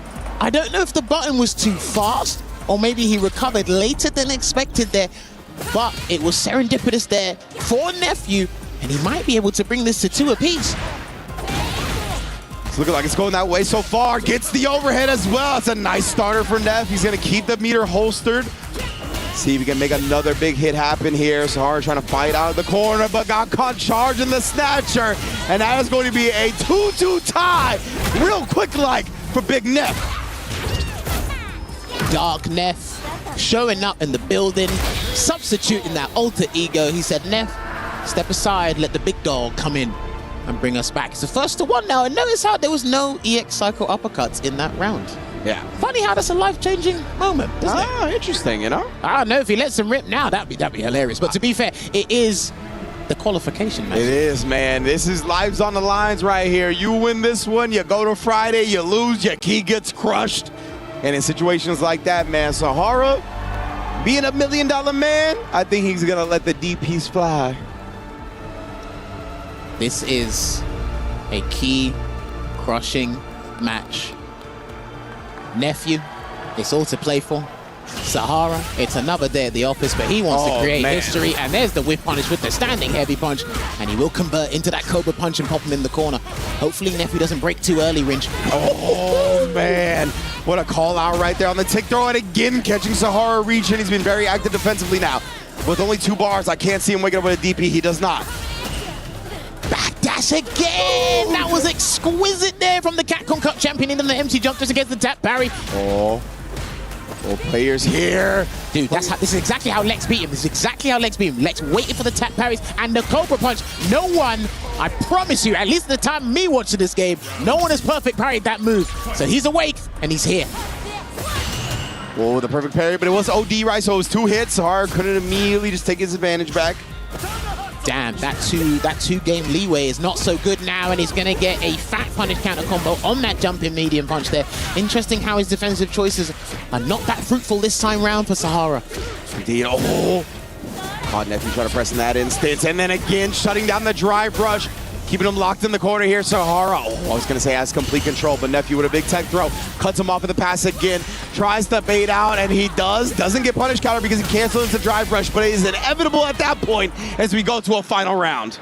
It's going to be a big choice here. The shareholders in each of these players' brains are going to have to come together and say, how are we going to splurge this super meter? Because it's going to be important, and a lovely drive rush with punish into the level 1 there. Beautiful stuff there from Nephew, but guess what? Sahara still has some dirty options to wake up. Got so lucky, did not get punished for that whiff throw, but nonetheless, a beautiful perfect parry behind it. Didn't submit anything. He went the wrong way. He looked the wrong way. He didn't land in time for Ed to turn around and get the punish counter, and he gets hit with the overhead, and it is going to build him the bar for that level 3, and your boy Dark Neff shows up and knocks out Sahara, and it is going to be a key crush there. Unsponsored Nephew turning up in the lower bracket, and he's like, woo, yeah, go me. Yeah, he's with that tiny ass flag. Straight black tee, black gear, ready to rob people's dreams. Good stuff to Nephew, turning them right into nightmares as he's able to take down the Capcom Cup champion and qualify for stage 2 of EWC. It was looking a bit bleak when he lost to Angry Bird 3-1 at the top of the hour, but man, he's managed to turn it round. He had to beat his homeboy Chris T, and he had to go through the Capcom Cup 12 champion there. Obviously, Sahara would have liked to go the distance and write a new chapter in that competitive career book he's been developing, but as we take a look back, that was a key moment there when it didn't look the right way. But I tell you what, Neff said, I'll take that, I'll pick it up and collect that victory. But what we're also going to collect is wise words from the man himself. And we actually do need to check out the key crushing moment. Let's head over to the guys right now. All right, ladies and gentlemen, it is time for Sahara, the Capcom Cup champion, to hand over his key to Nephew. Nephew, Sahara, congratulations. God bless, brother. Now, Nephew, congratulations. Sahara, you're good to go now. Respectfully, by the way, respectfully, he just wasn't sure. Ain't no, you're good to go now, no disrespect. Shout out to Big Sahara. Neff, down 0-2, bro. Up against the Capcom Cup champion, and you do that. Take us through what was going through your mind right there. Yeah, I was kind of getting flashbacks because I was down 2-0 against Tachikawa 2 years ago, and then I won 2 games, and then I lost the third one. So I'm glad I was able to close this out. Also, Sahara actually reversed 3-0 in me at UFA to qualify for Capcom Cup, and he got $1 million off that. $1 million after the run back is crazy. Maybe you will share the same fate here. Neff, last thing. Of course, you are someone who some people might not know if you're new to the scene. You had a big time, job, big time career outside of Street Fighter, and you switched over and went full time, and we see how strong you've gotten. How do you feel about that choice right now? Yeah, I mean, I just love Street Fighter and I love competing, so I'm glad I did it. Ladies and gentlemen, please put your hands together for Nephew. Neff, please go ahead and crush Sahara's key. It is time to crush the Capcom Cup Champions key. That key might be worth $1 million, but that $1 million won't be taken by Sahara this time. Nephew staying alive after an incredible reverse sweep, man. From 0-2 to lock-in mode into 3-2. Nephew will stay alive and bring forward the American hopes as he is the American player moving forward on that bracket. Time to pop that key, brother. Ooh, that one was loud. That one smelled like money. Nephew, congratulations. Listen, I have a very quick question for you, yeah? You just made it through on like your plain black t-shirts. What do you have to say to the sponsors, man? What are they doing? I mean, they should have picked me. You guys should have picked him. Don't make that mistake again. This guy's kinda sick, Nephew. Congratulations. He will be back on Friday for stage 2. And we still have one more match today. Let's go for the final match. Let's go. Play is in our DNA. Whenever we let it out, it becomes our superpower. Now imagine an entire city being built to supercharge it. Kadir City, powered by Play. Ooh, Nephew gonna be moving on to stage 2 of EWC, and we're gonna find out who our last competitor of day 1 will be joining him. It's gonna be Angry Bird versus Tokido for that final spot here in Group B. Yes, indeed. Oh man, this is, I swear, any match you see these two in, it's just gonna be titanic. Whether it's Tokido, Angry Bird, whoever, they're such iconic matches. And to have it at such an early stage is a blessing, and it's also a curse, depending on your position and what seat you're sitting in. It's a blessing for me. Yeah, definitely. I can't tell you who it's a curse for, but it's going to be interesting nevertheless. Akuma going up against JP, this is an interesting one because, again, Tokido's managed to gel with JP over time. He hasn't got a massive win with the character yet. He's had game-changing moments, especially in Street Fighter League Japan and the Street Fighter League Worlds, but he still needs that big win like he got with Ken back in 2024 with a CPT win. But Angry Bird's one of the best players I actually like in terms of watching how he handles JP's neutral to get what he wants, the reward he's kind of so desiring. We've seen him with the Ken over the years. Now he's been locked in with the Akuma, and he's coming into this with decent momentum range from his World Warrior. So I'm really looking forward to this match we got up next. Yeah, remember like the very first Gamers A Grand Final was Angry Bird versus Kakadu, right? And it was the JP versus whatever Shoto Angry Bird was playing at the time. And even just from that moment alone, Angry Bird has done a lot of studying against JP because of that, right? That was hundreds of $1,000s decided in that Grand Finals. So he wants to make sure he never gets caught by this character again. And we've seen that going forwards. He's got a lot of great ideas up against JP, right? He's always looking to parry, not even just perfect parry, but make sure to parry a lot of the normals, the big heavies. He doesn't want JP to just whittle down his drive gauge bar and really control that type of resource management. So that's going to be something to look out for as well. Of course, Tokido's going to know Akuma very well. Obviously, he's known for that character himself before changing to JP and having to be under the tutelage of Kakadu and really starting to gel with the character a little bit more. It really feels like ever since he's gotten mentored by Kakadu on this character, he's found a lot more gelling, as you put it, with it. We'll see how it phases up against the Akuma from Angry Bird, though. Yeah, well, I'm still trying to identify key moments, key tendencies that Tokido illustrates to us in his matches with the JP. One thing I was studying before, because you did see it in one of the matches Tokido had prior this set here, is how he activates level 2. Now, he done a raw activation before, and because of the proximity box that you have to deal with, you can activate Lavushka from quite far away. There are a couple of characters that can take advantage of that if they're alert and have a follow-up. Akuma's one of them. Okay. So if he does stand heavy punch into the EX Ghost in the corner, you've left a gap. If he's got level 2, you're in the corner. So he gets the combo from the wall bounce. Okay. Chun-Li gets a follow-up. I think Alex gets a follow-up as well. I think it depends. A couple of characters. So there's really nuanced situations you can work on while seeing how Tokido's trying to basically revolve his gameplay around that. But Angry Bird, to me, I've always said this, he redefines the word aggression. Listen, you think... It's true, though. But now I've got to put Hinao's name there. I have to put Hinao's name there because the way this guy's playing... Dude, yeah, now looking on a different level. But Angry Bird was really the first person to popularize the drive rush jab, right? That's how he won the first EVO for Street Fighter 6. Was he's the one that really honed in on the fact about how strong that strategy was and how much putting his foot to the floor on the gas pedal will basically give players so many problems, right? We've really seen him evolve that style to something even more deadly as he's gone along in Street Fighter 6. So he looks as good as he's ever had on the Akuma, right? It felt like he was kind of soul searching for a little bit. Obviously, a long-time Ken player. He was trying to find the Shoto that was going to gel with him the best. And this Akuma was looking fierce. He absolutely dismantled Nephew in the opening match. So we're going to see him try to do the same to Tokido. Both these guys have a killer mindset as combatants. They are EVO champions for a reason. They have met on several occasions on the world's biggest stage, and now they're here once again to bless us with a riveting set here. Both characters are elusive in their own right, but I tell you what, there can only be one winner. Now, he chose not to anti-air against Punk with the dive kick and just regular jumps. Demon Flip, however, is very different. So we're going to see how he handles the aerial approach, and already not close enough. You're going to see if he can get Tokido to flinch. But good start there, nevertheless. Indeed, already looking for the parries. That's what we highlighted, right? Angry Bird very much looking to parry up against JP consistently. Tokido already honing in on that, already punishing it. Oh my goodness, the trades from both sides. Drive reversal against the standing heavy punch. Not going to deal with any mind games there and keep him caged in the corner.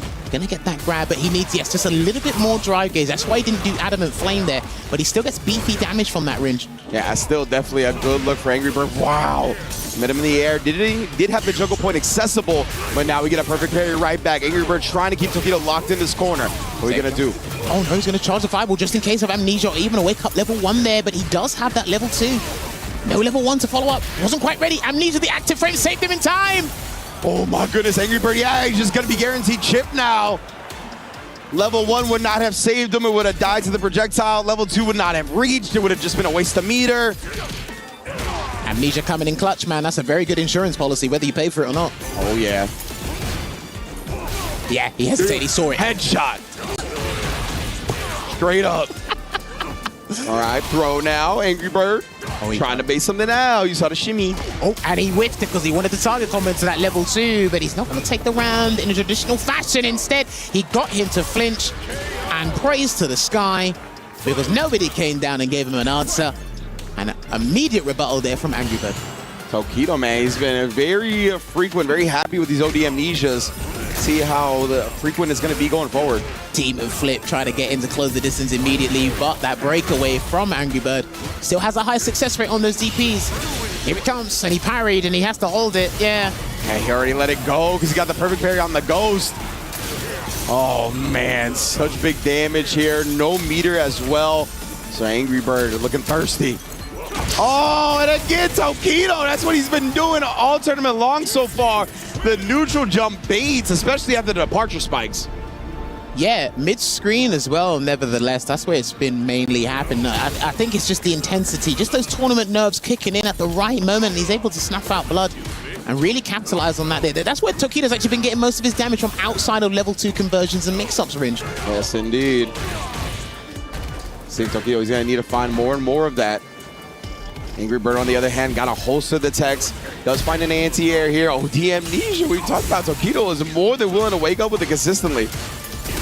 Oh, the DI! Caught onto the habit of him fireballing after that block string. Hard read, he take the stun. He can. He's got an EX departure if need be. Doesn't even need it because the level 1 is gonna take him out there. He went for a drive rush cancel conversion just to pop him up high enough to get the conversion into the Chornabog. I like that. Yeah, it's a popular strat in this game, right? When you get pushed out by a block string, but you know the opponent's negative, you throw your own fireball, and you can see it just got exposed heavily right there.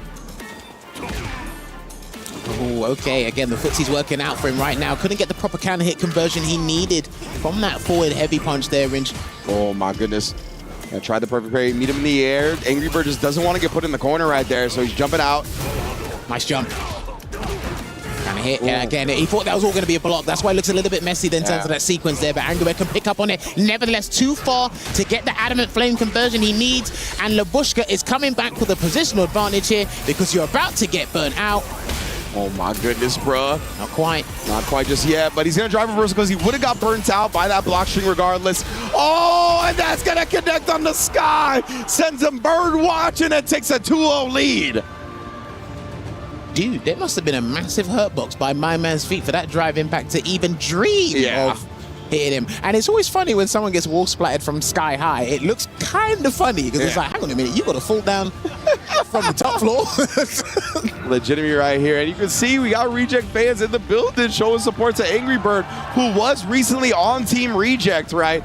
So we see those supporters still out here. However, Tokido, man, it's been a monster this tournament so far. Chases him down after having the neutral control from that departure. Trying to get the whip punish there, but these neutral jumps, they've been absolutely destroying these top players' mindset, and he's so lucky that he recovered just in time there, Angry Bird. So lucky indeed, man. Oh, okay. Yeah, I think he's choosing not to do it. You know? He's not, yeah. He definitely is not trying to play no games with the anti-air against these characters that have a dive kick, that have a demon flip. Does get the perfect parry out, though. That's huge. You can win that situation, I'll win in another interaction. Yep. If that's the mindset he has towards this, what a block. Wow. What a block. He's done. I think he's done. The empty jump. Too much scaling. With the Kuma health, though? Too much scaling. Oh, yeah, but he's going to burn him out regardless here. Are we going to cover the wake up level 1? No, just goes with a safe jump instead to set him up for... Okay. All right.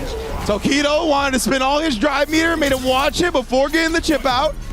Okay, because obviously no normals chip in this game. They only chip your drive games. They don't chip your health bar. So even I was looking like, what's he doing? I was quite confused. I will not lie. Angry Bird here now back against the ropes.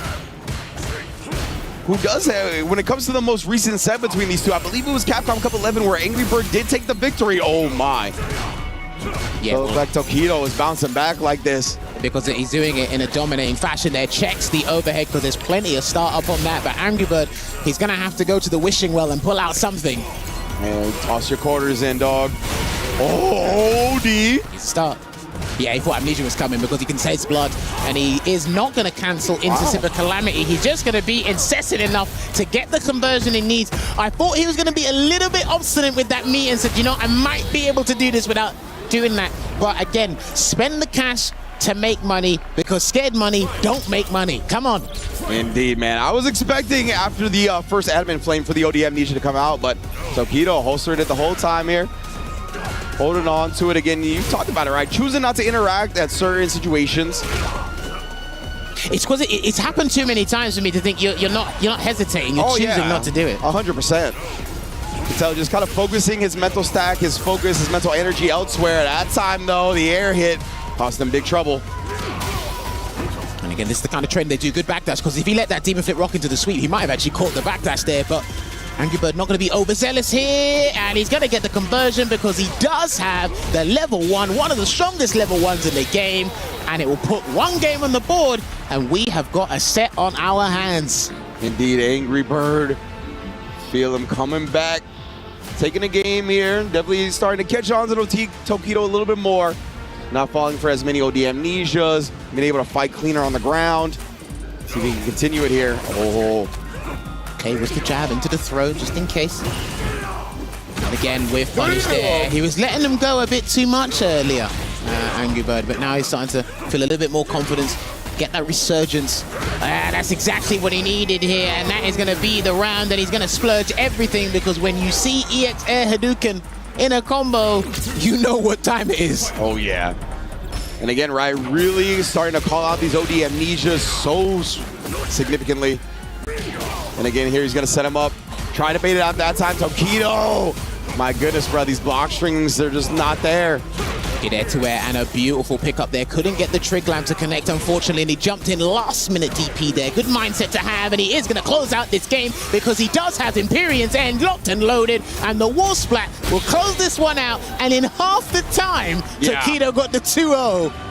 Angry Bird reduced that deficit, and we are on an even playing field. This is what we live for as Street Fighter fans. Yeah, it's crazy to see, right? The fact that Angry Bird was able to tie this setup so quickly after it looked like Tokido was about to run away with it. Very convincing run back from Angry Bird here, but who's going to take the last match? Goes up with the drive rush low. I like that. Establish it early. Bear in mind, this is a decider match. That's why this is imperative that the boys are looking to get that. Oh, wait, what? Okay. Yeah, that was wild, man. Just dashing all the way through, but this time Angry Bird hits Tokido with his own pimp. Goes with the neutral jump. Jumped. Oh, okay. He thought he was going to throw tech or something else, but Tokido had other plans here, and there's a safe jump into the grab, and it's going to put him in pole position once again for that set point. Quick sip of that water. Man, it's been so quick, honestly, after those first two games.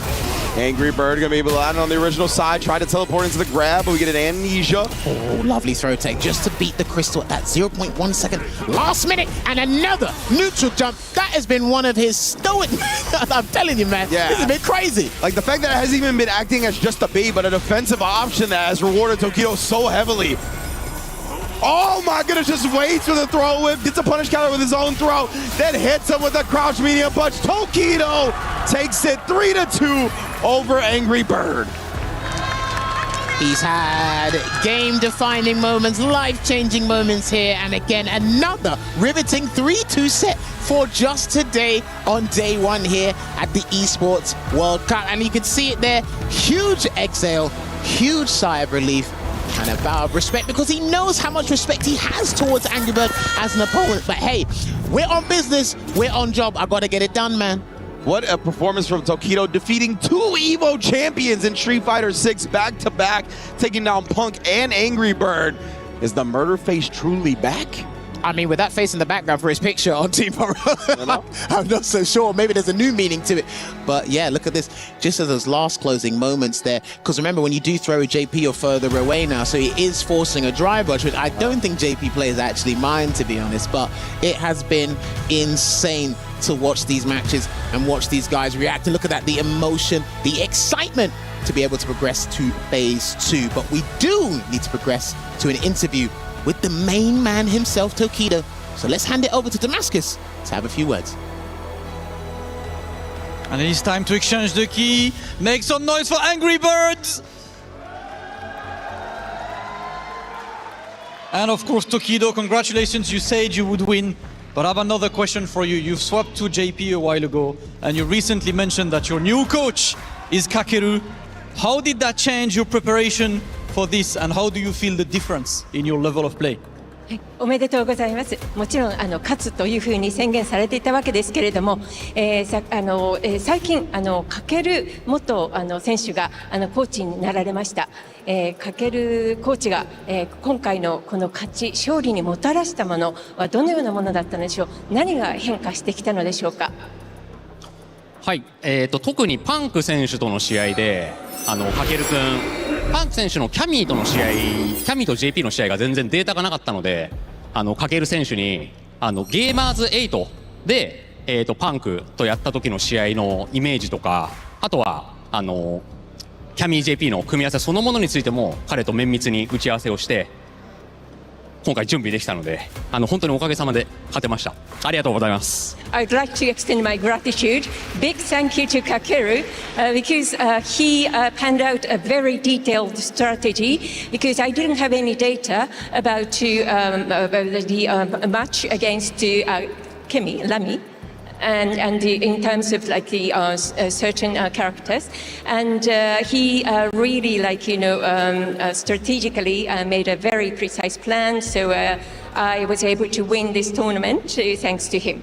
And this is why prep work makes the dream work. Of course, shout out to Kakeru at home. Love you. And big GG's to Tokido. I will let you go to Rob TV for the key crusher. Congratulations again to Tokido.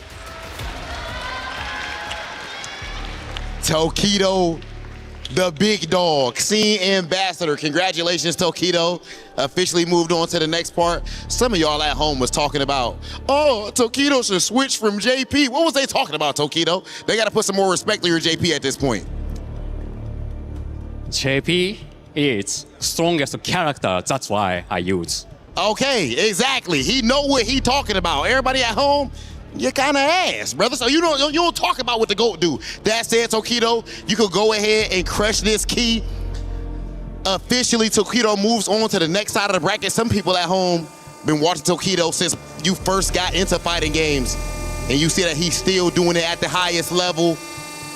As Angry Birds key has officially been crushed here at EWC. Tokido, we right here, baby. Yes, yes, sir, yes, sir. Again, congratulations. Last thing, Tokido, you got any message for the fans at home? ここまで、来れたも皆さんの本当にね、ご支援のおかげです。まだ明日はないんですけど、明後日ゲームできることをね、本当に感謝しております。明日も明後日もやったるで。Oh yeah. Enough said, ladies and gentlemen.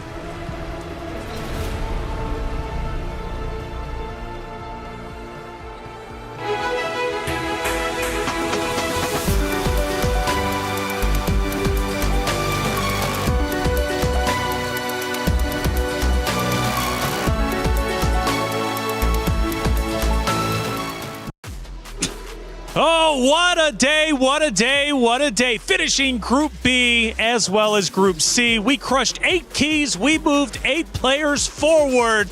It was nothing but short of exciting. My goodness. Welcome back into the Allianz Vault. I'm Taylor Reflections Noble, Tasty Steve Yives, boys. Angry Bird's gone. Tokido, I don't know what he said. I'm going to be honest with all of you out there. But, man, whatever he said, Steve, it sounded good. He said something about, I'm glad that I won. I'll see you tomorrow. Okay, and he also said... Loosely. Very loosely. I believe very loosely. But he did say JP is the strongest, okay? You heard it here first. Bottom line, period. Boys, we crushed a lot of keys today. Yes, we did. And unfortunately, we're going to get to see those key crushes one more time. But I tell you what, it never gets less exciting. It's such a brutal format. The heart of your, at least of yourself as a competitor, is your key. Now, for Kaba, he got his key crushed a little bit later, but he can reminisce. That was the first key he's ever crushed, and it's an EWC competition. It's amazing. And look, Yipes can probably speak more to this. We've been following Kaba for years at this point, and it's so sick. He knows, I call him a brother of mine, to see him make it this far and get him on an EWC stage, seeing him crush his first key, amazing. Of course, Yamaguchi holding it down as always, beating one of the killers of this tournament as well. So it's look, at the end of the day, just touch up on Kaba just real quick. I know that's not one on the screen, but he's one of the most consistent, and he needed that under the belt. So I'm excited for him. He needed it for sure. Another key gets crushed there. Zeta staying alive, and this was when Kaba's key, he had to hand it over. He did get a big W, but in the end, his key would in fact be crushed.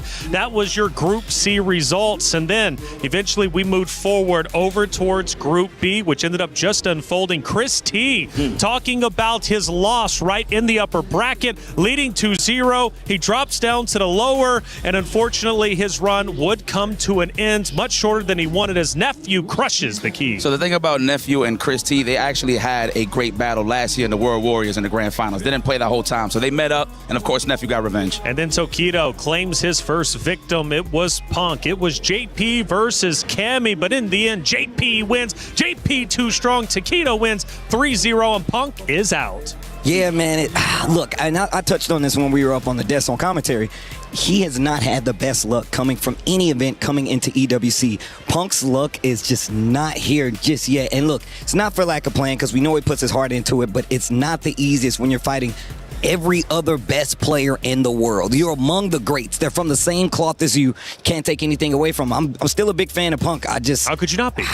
How could you not be? It just sucks when you come here and you're like, I really want to do well. I want to see him get the big dub, whether it's an Evo, whether it's an EWC. It's just so hard to come by. On his birthday, too. Tough break for sure. Sahara also gets his key crushed. Capcom winner. That was a big one. And then ultimately, Angry Bird ends up following suit just shortly after. But for Chris T, he put up a tremendous fight, and Ryan Hart had a chance to catch up with him after his unfortunate loss. Yo, Chris, man, always a great performer. Great to have you every time I see you play Ken. It's always inspirational. The Crimea set, so close, man. Some sick stuff from you. Yeah. What do you feel ultimately went wrong in that set for you? He did a really good job in whiff punishing me as the set went on. And there was a pretty much almost a guaranteed win situation that I had, but I hesitated because of potential perfect parry. Hindsight, looking back at it, like I could have just, slight delay button and the round would have been mine and I would have won the set. But the kid is incredible and he played really, really well. I mean, like he whiff punished me a lot. I think it was like 6 times. So hats off to him. And obviously, he made it through to the next round. So I think that's kind of what went wrong. I wasn't able to adapt as fast as he did once he started getting the ball rolling. I hear that, man. Yeah. All right, so moving forward, of course, you're solid as a player. Everyone knows your skill set. Ken is a character we've seen kind of drop off of people's selection in recent months. How do you feel right now at this point in time? About Ken? Yeah, in terms of just, keeping up with the current meta of the game where we're seeing other Ken mains kind of switch to other characters. Yeah, so I think over the last 1.5 to 2 years, we've seen a lot of Ken players drop the character. Personally, I feel like the character is one of the worst in the game this season. And, as the season's progressed, his meta ran out in like season 1, and like my love for the character and my love for playing a Shoto is what kept me. And to be quite honest, I think one of the things that's very difficult is time. And I feel like players don't really have as much time as we need to in order to prepare other characters because of how the tournaments are just back to back to back to back, and World Warriors, it becomes difficult to invest time into another character when the next event is 7 days away. So I feel like a lot of combination of that and it just didn't allow me to learn new characters. But to answer your question, I feel like Ken is viable in like a 1st to 2 setting, but in the highest level in this current meta, it's just doesn't exist anymore, and that's why I'm the only one left. I've been the only one left for a while now. All right, man. Thank you for that really in-depth answer. Yeah, really, really interesting to hear that, especially from your perspective. Yeah, Thanks I appreciate you, brother. Thank you. Thank you for that interview, Ryan Hart, of course. And Chris T, by the way, I know you're a competitor. Much respect to you, but man, your voice is golden, brother. If you ever want to join the desk, you let me know. Hey, we've got a great series on Amazon Prime. It's called Level Up, and it's coming back. Check it out. A lot of people are haunted by their past. I'm inspired by it. They're not just playing for themselves, they're really playing for their entire family.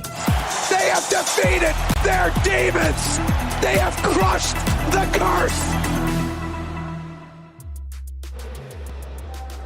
Level Up Series, it's coming back. All the coverage from the Esports World Cup. You get all the emotions, breakdowns. It is truly an incredible product that you all need to check out. What a day it's been. We finished Group C, we finished Group B, but tomorrow brings more action. And of course, to set the stage going into tomorrow, we've got the best of the best. It's Damascus. Hollywood Rob TV, send us home. Thank you, Taylor. An incredible day one. No, the vibes were immaculate. The matches were incredible. The moments were amazing. The upsets, everything. But tomorrow, Rob, it's going to be crazy. Bro, tomorrow about to be absolutely insane. I mean, the results today were fire, too. I'm very happy to see Tokido doing his thing like that. Little Crime as well. You're saying you don't like Angry Birds. What you mean? Yeah, because you said you're happy Tokido won, so you... Yeah, that's how people are on Twitter right there. I'm not going to lie. You're personifying Twitter right now.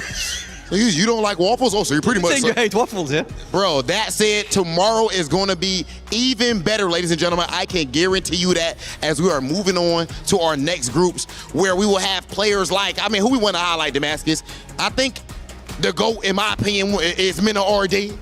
Yeah, I'm pretty sure dual Kevin. Yeah, the back-to-back Shanghai is pulling up tomorrow. The Beast Daigo pulling up. Another bird, Big Bird as well, will be there. And you know, like mathematically, right? There is something about Street Fighter. When Angry Bird does well, Big Bird does not, and vice versa. So with Angry Bird falling, that should buff Big Bird tomorrow. Yo, I'm not gonna lie. You don't know how to do math. I know math better than you, bro. What's 2 + 2? I'm not sure. See, he's not even answering. Oh my. That's it, ladies and gentlemen. Of course, we are about to have absolute banger matches tomorrow. I just accidentally touched this trophy a little bit. Big Hollywood is not trying to get fired, so we're just going to go ahead and close this thing out. Make sure you guys pull up tomorrow for day 2 of Street Fighter 6 here at the Esports World Cup. You do not want to miss it.